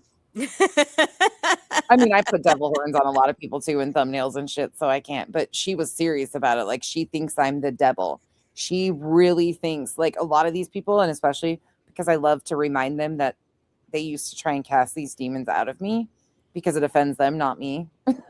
They like really think I'm a demonic spirit. I'm dark. Well, okay, hold on. Look, you've been sanctioned to hell. So now you're part of the rulers of hell with me and Belinda. So now all 3 of us are rulers of hell. Congratulations, you're part of it. I'm needing rebuked. Oh, now you get to rebuke people. She fucking lays that 5D channel, lays the religion part on so fucking right. big. The other thing that's really interesting, I forgot, not 5D. Julie was really heavily associated with Crime Time Buzz. Jay and Julie were buddies to begin with, and I think that's the first panel that Julie, maybe Jay, it was one of their first when they teamed up and collabed. I'm gonna have to find that stream because that was fucking funny. But that's really interesting that she was so close with Jay. Jay was one of the ones from the green team, Tony's bitches, who tried to get Julie in line and didn't work out. Yeah, no, she really thinks I'm demonic. She does. She's an interesting fucking character. My God, casual art. There's so many of them too. Look, I got called demonic. I got called a demonic demon for other reasons and not by anybody familiar over here, just by somebody. I'll just leave it there. Why? Lindsay, what? Gray Pearl blocked you when you asked for direction to prove that Jay was allegedly... There is no proof. There's no proof. Factually, there's no proof at this point. That was allegations from a Discord chat that didn't pan out to ever facilitate proof that she was. And then the comment, she was very openly being sarcastic about, oh, so now I'm Johnny Utah or something. You could tell she wasn't admitting that she was. It was in my chat? Oh, I didn't know that. I'm sorry. I wasn't paying attention. Yeah, that's bullshit. But I mean, I don't know. That's weird that she blocked you over that. Because there's just not factual proof of that. Look, there's a lot of things Jay has said that I disagree with, especially like the weird fucking attachment of trying to put Arctic on us. Like, I'm not doing that with JLR. Like, that's fucking weird. And she was actually buddies with JLR, like new JLR. But I'm still not doing the weird shit being like, did you see the signs? Did you know? No, he's responsible for his actions. Now, I do find it interesting, the conversations they used to have. That's fucking interesting to me. But I'm not being weird like she is. Yeah, and She's not responsible for every fucking thing. And there's been a lot of lies told about her involvement with shit and things that haven't been admitted to. And see what people are missing here with the bigger picture with Arctic Fox is that he came here with other fucking creators. That's Yeah. what people are missing. But see, they know that. They know this. Ultimately, he came here by himself. He's a grown ass fucking adult who made the Of choice to course. join social media and do what he did, Well, all on his yeah. own free will. Like at the end of the day, we're not going to attach him to any creator. He's responsible for his behavior on his own. Nobody fucking knew and had a relationship with him to the point where that would have been something folks would have been able to recognize. I don't believe. Well, yeah, no, you're correct about that. Except what I'm saying is what they're trying to do is just attach Arctic Fox with everybody else. Oh yeah. Except attach Arctic Fox with the other creators that already knew him from way back when he came here.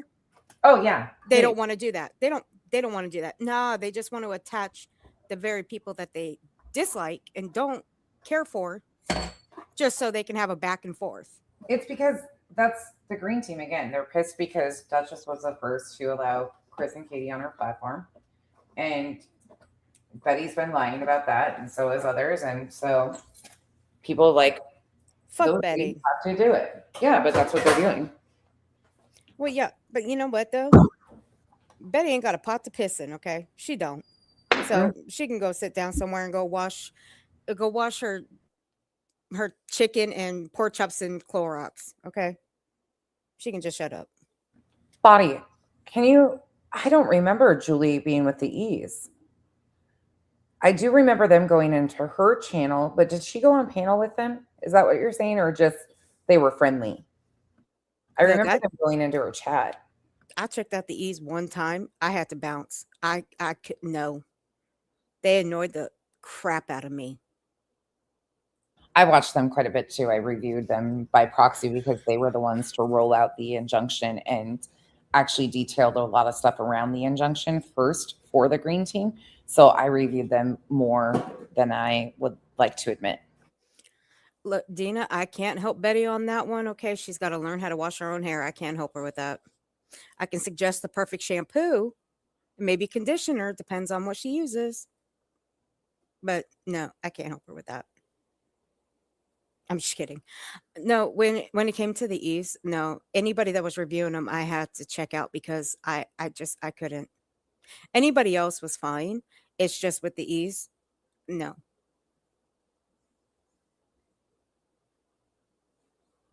Sorry, I took a bite. They were hard to review. They are hard to review, but they were a big piece of how At Night rolled things out.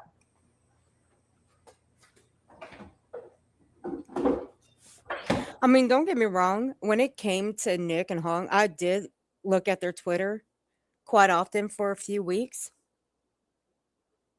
And God bless it. They're fucking horrible people. Which ones? Nick and Hong. Oh yeah, they're weird little robots. No shit.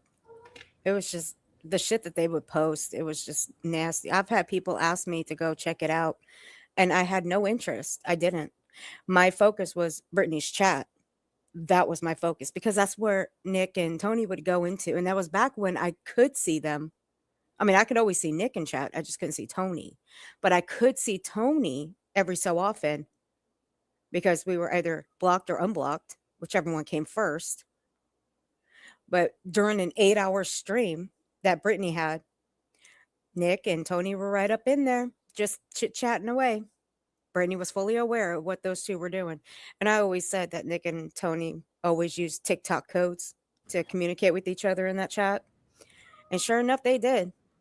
But I don't know what made me go look at Twitter, but something told me to, and it was right there. That barbecue lady was TikTok codes. Yeah, well, that's like what code word or phrases. That's how they were phrasing things. I called it TikTok codes because that's just what Tony would do, just to not speak in the correct terms of when he and Nick were talking. Oh, okay. Like the doxing, they would phrase it differently so people wouldn't understand it, but I understood what they were talking about. Okay, gotcha. because I was on the TikTok scene for a while recording their gotcha. TikToks with Tony Mhm. on panel. Mm-hmm. So, but it was that night during that 8-hour stream. I knew what they were talking about, but something told me, go look at Twitter. So I did. And that was the night Nick actually doxed the barbecue lady. I put her in the bathroom, you guys. She's fine. Kenzie's being screamed at by a cat. She's all good. Everything's good. Thank you for letting me know. What's interesting is if people recall, I'm going to take this really full circle and then I'm going to have to go. It's midnight and I need to get my ass to bed. But what's really interesting about that whole circle of situation there, Tony and his little group were doxing the creators over here very openly at first, you know, JLR, Queen, Savage. That was wild for a little while. Yeah, I remember because I was over on TikTok when it was happening. Mhm. I cut the recording that night. And I also got threatened myself. Well, Tony was on panel a few times, but he would like pop out before they would really get heavy into it. But if you remember, JLR and Tony went rounds. And JLR like released a bunch of the shit on Tony before Julie came around. And then Julie kind of really did her in. But JLR went hard after Tony. Now that I do remember. Mm-hmm. And it was like fucking weird. It was like the night that, you know, JLR, Queen, and Sav were all doxxed. I went into Queen's and I asked if she was okay. And she had already heard what happened. Like I said, I cut the recording because I wasn't going to record that. When I asked her what happened and if she was okay, she was like, yeah, I'm fine. I went back and I was listening more. And I went back into Queens and I wrote a little message to the TikTokers because I knew they were watching. Sure enough, I ended up getting threatened. Oh, yeah, I'm not shocked by that. There was yeah. going on back then. That was insanity. And then there was something else that you just mentioned that I was thinking about. Oh, I was recording a lot of that too because they were going crazy on TikTok, that little group. And they had one of those guys claimed to be ex-law enforcement and a dog handler. And one of them claimed to be an attorney or something too. It was the fake attorney that threatened me. That old fuck right there, that one was a fake attorney that threatened me. Yeah, that was some wild fucking shit. Like there's been so much chaos that has happened off this case and the different connections and the people involved and all of the fuckery. And what's really, really weird is September 17th was the date a lot of this started. Tony Mathis was about to have messages from what had been released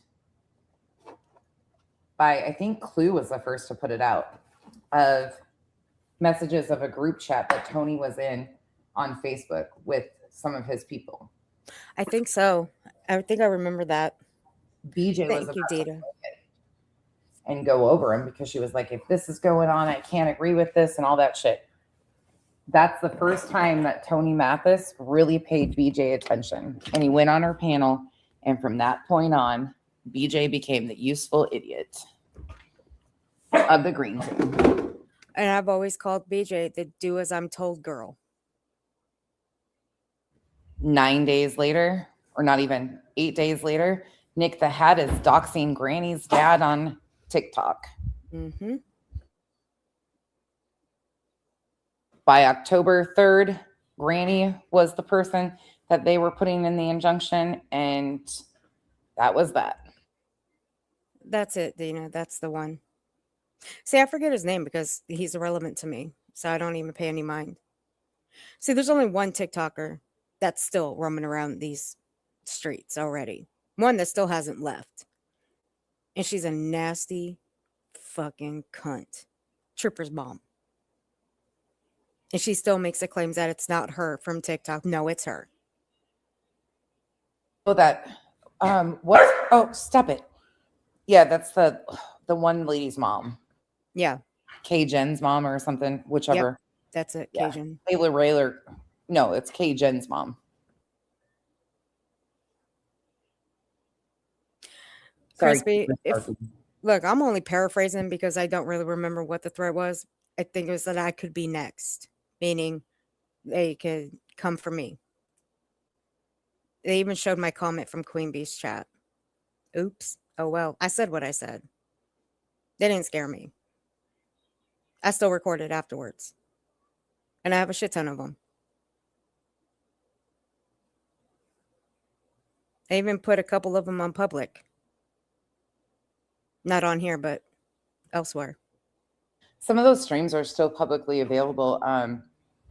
Dr. Vance, Traders, recorded quite a few of those live streams that the TikTokers were doing. Yep, she did. I know Kathy P did because we were all doing the same together. Yep, I have quite a few of them too. Yep, I put a few of them over on my allegedly Rumble. I put a couple of them over there. I mean, I thought about putting the rest of them out. I mean, it's just, I don't know. I mean, I let Chroma Chronicles have some so she can review them. I mean, I don't have any use for them. It's just, those were a pastime.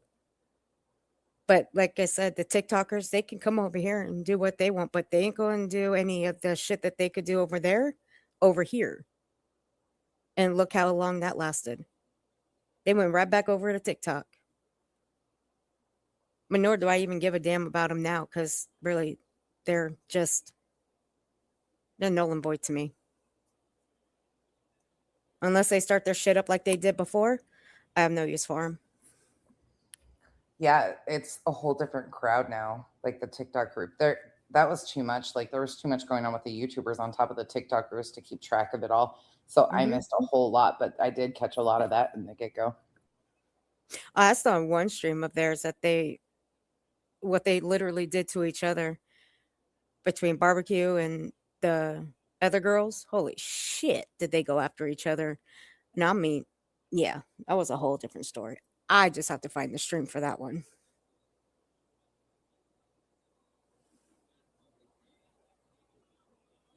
Who, Body? Who's weird? Oh, the TikTokers, that they're any different. No, I think they're the same. I think it's the exact same over, like, I agree with the Body on that. Like the TikTokers are not worse than the YouTubers. That's why I couldn't even concentrate. And I was like, nope, stay away. Anybody from TikTok, stay the fuck away. I thought Body was calling us weird. Well, I thought she was calling us weird. I was going to wear that proudly. Well, she was. She was. That's an honor and a privilege to be called weird by Body. Hell yeah. Yeah, Body and I go back a little bit. Just for a few short days. TikTokers, the TikTok speed of which the misinformation flows over there is crazy. Like the shorts and stuff and how trends fly and stuff. But the YouTubers, like when you really sit back and look at it, like it's wild how these cases flood through shit. There's only like, I guess, hey, Chapped. Yes, it's me up here, honey. How you doing? It's good to see you, darling. There's only one that I usually just check in on over there, and that's missing around the world. Who? Over on TikTok. Other than that, I don't really like TikTok at all. Who do you check in on over on there? Missing around the world. Whose page is that, though? There was the one up on Dutchie's.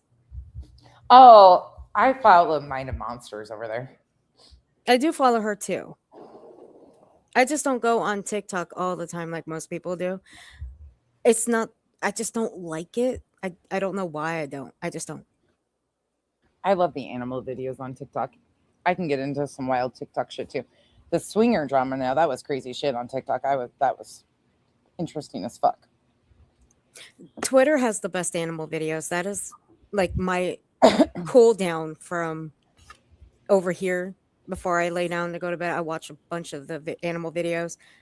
over on Twitter. I mean, that's all anybody will see on. Like, if I pull up my Twitter, that's all you're gonna fucking see. My Twitter is boring as fuck. It's not even a lie. It's all animal videos. Why? Because I prefer animals over humans any day. I can't get into Twitter. I just can't. It's just not for me. I mean, I go look at a few things, usually like crazy stories or at night or, you know, shit like that if I want to follow something, but I am not a big, yeah, no, I'm not at all a Twitter person. Now, TikTok, I can get lost scrolling for hours on animals or like just weird algorithms. But I do agree with Body that I think TikTok, because it's so short formed, I mean, people still form communities and stuff. I mean, they get pretty dirty there too. Oh yeah, they do. But I found that firsthand because of the TikTokers. I think it's the groups though, like certain groups like this form no matter what platform it's on, whether it's TikTok or YouTube. Those type of people exist in both spaces, and usually they're on all platforms too. Look, I could get in the look. Body ain't even following me over there, and I could get into TikTok if she follows me over there. I mean, you know, it is what it is. No, I'm just joking. But really, I just post random shit over there. I had to make a new one because I only lost post cows. Yeah, I know. I don't really do anything else over there very often. I just post random shit and random quotes. That's all I do. Other than that, no. But I know there's some people that don't have Twitter and don't like really to email, so they'll just message me over there. So that's okay. And that's fine with me. I mean, I'll check it like maybe once every 2 weeks or so. I mean, I'm not going to lie. I don't check it every time. Long form content is out, Crispy, because people's attention span and retention, the movement, and that's part of the plan is the fast, ever changing flood of information. So people don't wait for the entire story. Like that's where people's attention spans are. That's why these groups get away with such speculation and misinformation. If they push it out and pump it out at a fast enough rate across enough, people will bite. And that short form content is very beneficial to certain shit like this, and they know how to do it. Do you? I have nothing to compare it to because I'm not in any communities on TikTok or any other platform. Facebook's pretty fucking wild. Facebook is wild as fuck. So I think it's all the people are all the same basically to me. They all have the same characteristics. I don't see any of it really different, but that's because of what I'm around. I don't go to Facebook anymore. Not after what happened about 20 months ago. I'm good. Mm-hmm. That's another story for another night. Yep. Fuck yeah. It's absolutely high speed information shorts, the attention span, 10-minute videos. Yeah. I'll see, it's the Facebook groups that get me into a lot of trouble. Oh, apparently they don't like misinformation being corrected. No, you get booted and blocked from any type of shit. That's the purpose of them. Is it's a part of the machine. Oh, I know. It's where JLR has. We know this for a fact. Just JLR has multitude of groups that he set up for years. He set up just groups, and he goes in and changes the name, and he establishes any of these tragedies, and he gets them running and start spreading misinformation. They get family members or extended family members or people to claim that they're family members to go in and post anonymously random speculation. And the next thing you know, people are making YouTube long form content out of it. TikTok, it's got short form content. Twitter posts are going up. Instagram, like it's such a flow through the platforms. Good night, Body. Yeah, it's just I need to get out of here too. I need to go to bed. I'm way past my bedtime. It is midnight again. God damn it, Earth. It ain't. Don't blame me. I'm just joking. No, I'm not a night owl though. Kyle's gone to bed. It's okay. He's been working so fucking much lately. Oh, there they go. The race is on. Yeah, Kiki it's Pump been the a dog. very long day today. I I came had- home and I didn't want to do shit. I had a really busy but good day. Fulfilled day, I should say. Got a lot of shit done that I needed to handle. Ooh, kids are back in school, so life's back to normal. Break is over. People don't understand. That's a whole other thing, but it was good. We got a Yeah. lot done. That was fun. I love them when they're home, but I don't mind the break. Teenagers are a lot. All right, I am going to get out of here. Thank you guys for another amazing conversation tonight. I know we got into like the depths of shit, but I think that's why for me, like, I'm not willing to fight with people over this situation. Either people see it or they don't. I'm not trying to sit here and say I'm right. These are just factors of things that are actually happening, a bigger picture, a much bigger problem going on that exists outside of even these little spaces. But we start normalizing shit like ignoring the truth with the Julies. It's just going to continue to spread because this is how people are ignoring the fact with fucking Nick. But also, you got to look at it like this. Who's next? After this is over with Julie and BJ, who's Julie going to go after next? That's why doing this, it's best to get a handle on it now in case the next person comes along that Julie wants to go after and harass. Well, the information is out here because at the end of the day, all of these creators have their own personal experience with her. Well, not only that, these creators, BJ, Julie, have profited off of other people's tragedies and then became their own tragedies instead of trying to do anything else to mitigate these factors before going to police reports and courts and shit like that. Like, they're not taking any accountability and clogging up our courts with shit that these are grown adults who are making the choice to continue to engage in these situations. I just can't make excuses for this shit. I just can't. It's fucking weird. No, and at the end of the day, the only thing that any of us can do is just put that truth out there. Whether anybody likes it or not. I know people don't like it. Like, I know people are thinking that there's like a divide coming, but you know what? It's just the truth. The divide has been here, though. That's what I'm not understanding. This divide has already existed. They made that clear before I started talking about any of this stuff. They very much so, the people that are really involved in heavy pushes already divided out the dark side. Like, fair enough. Like, these people, we're all just observing on the outside of these places. You're right about that. that. You see what I'm saying? Like, yeah. That's why I'm able to see it so similar with BJ and Julie, because I'm not personally impacted by either one of these. I was never friends with them, never mods with them, never nothing. Like, they're not coming after me personally. Well, they lie. They both lie about me personally, but that's fucking typical low-cow behavior. Yeah. Like, BJ's lied about me. Yeah. BJ's lied about me constantly. And you know what? At the end of the day, all I have to do is just snap my fingers and I can just shut her down real fast. That's why she's just been useless. Yeah, Lindsay, I don't know if there's something big coming. It's been here.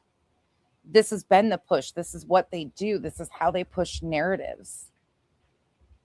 It's been existing. So I don't know necessarily if something big is coming or just more of the fuckery, wash, rinse, repeat, new targets, new positions, same playbook. It's going to be, this is the fail safe. This is what they go back to in every one of these, whether they move on to another case, whether they try this shit just happens. But at the end, all you have to do is just sit back and watch. That's it. Well, we need to clone ourselves because there's about 500 million of these people and we're barely able to touch base on just a couple of them. Oh, that's true. Yeah.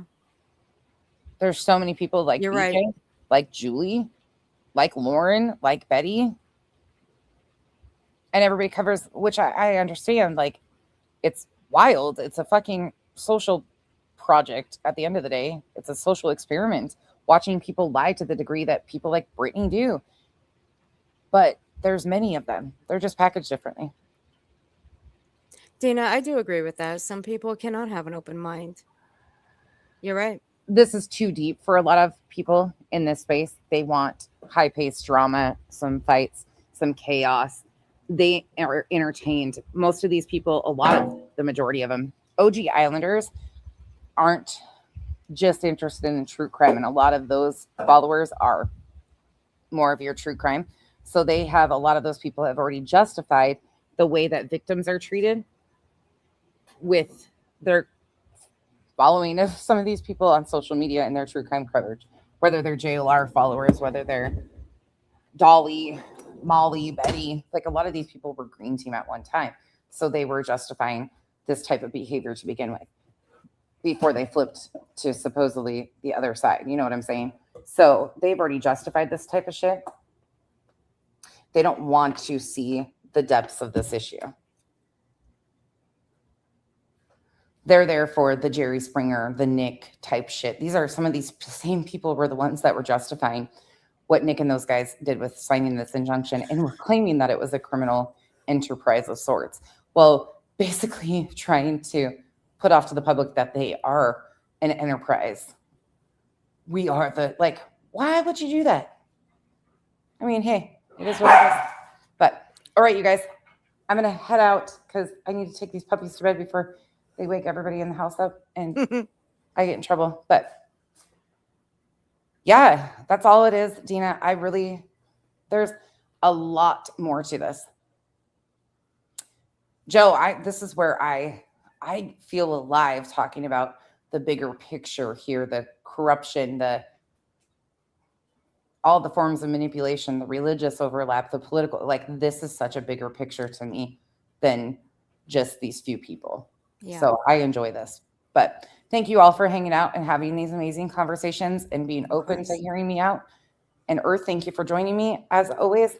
Good night, you guys. I will see you soon. Good night, guys.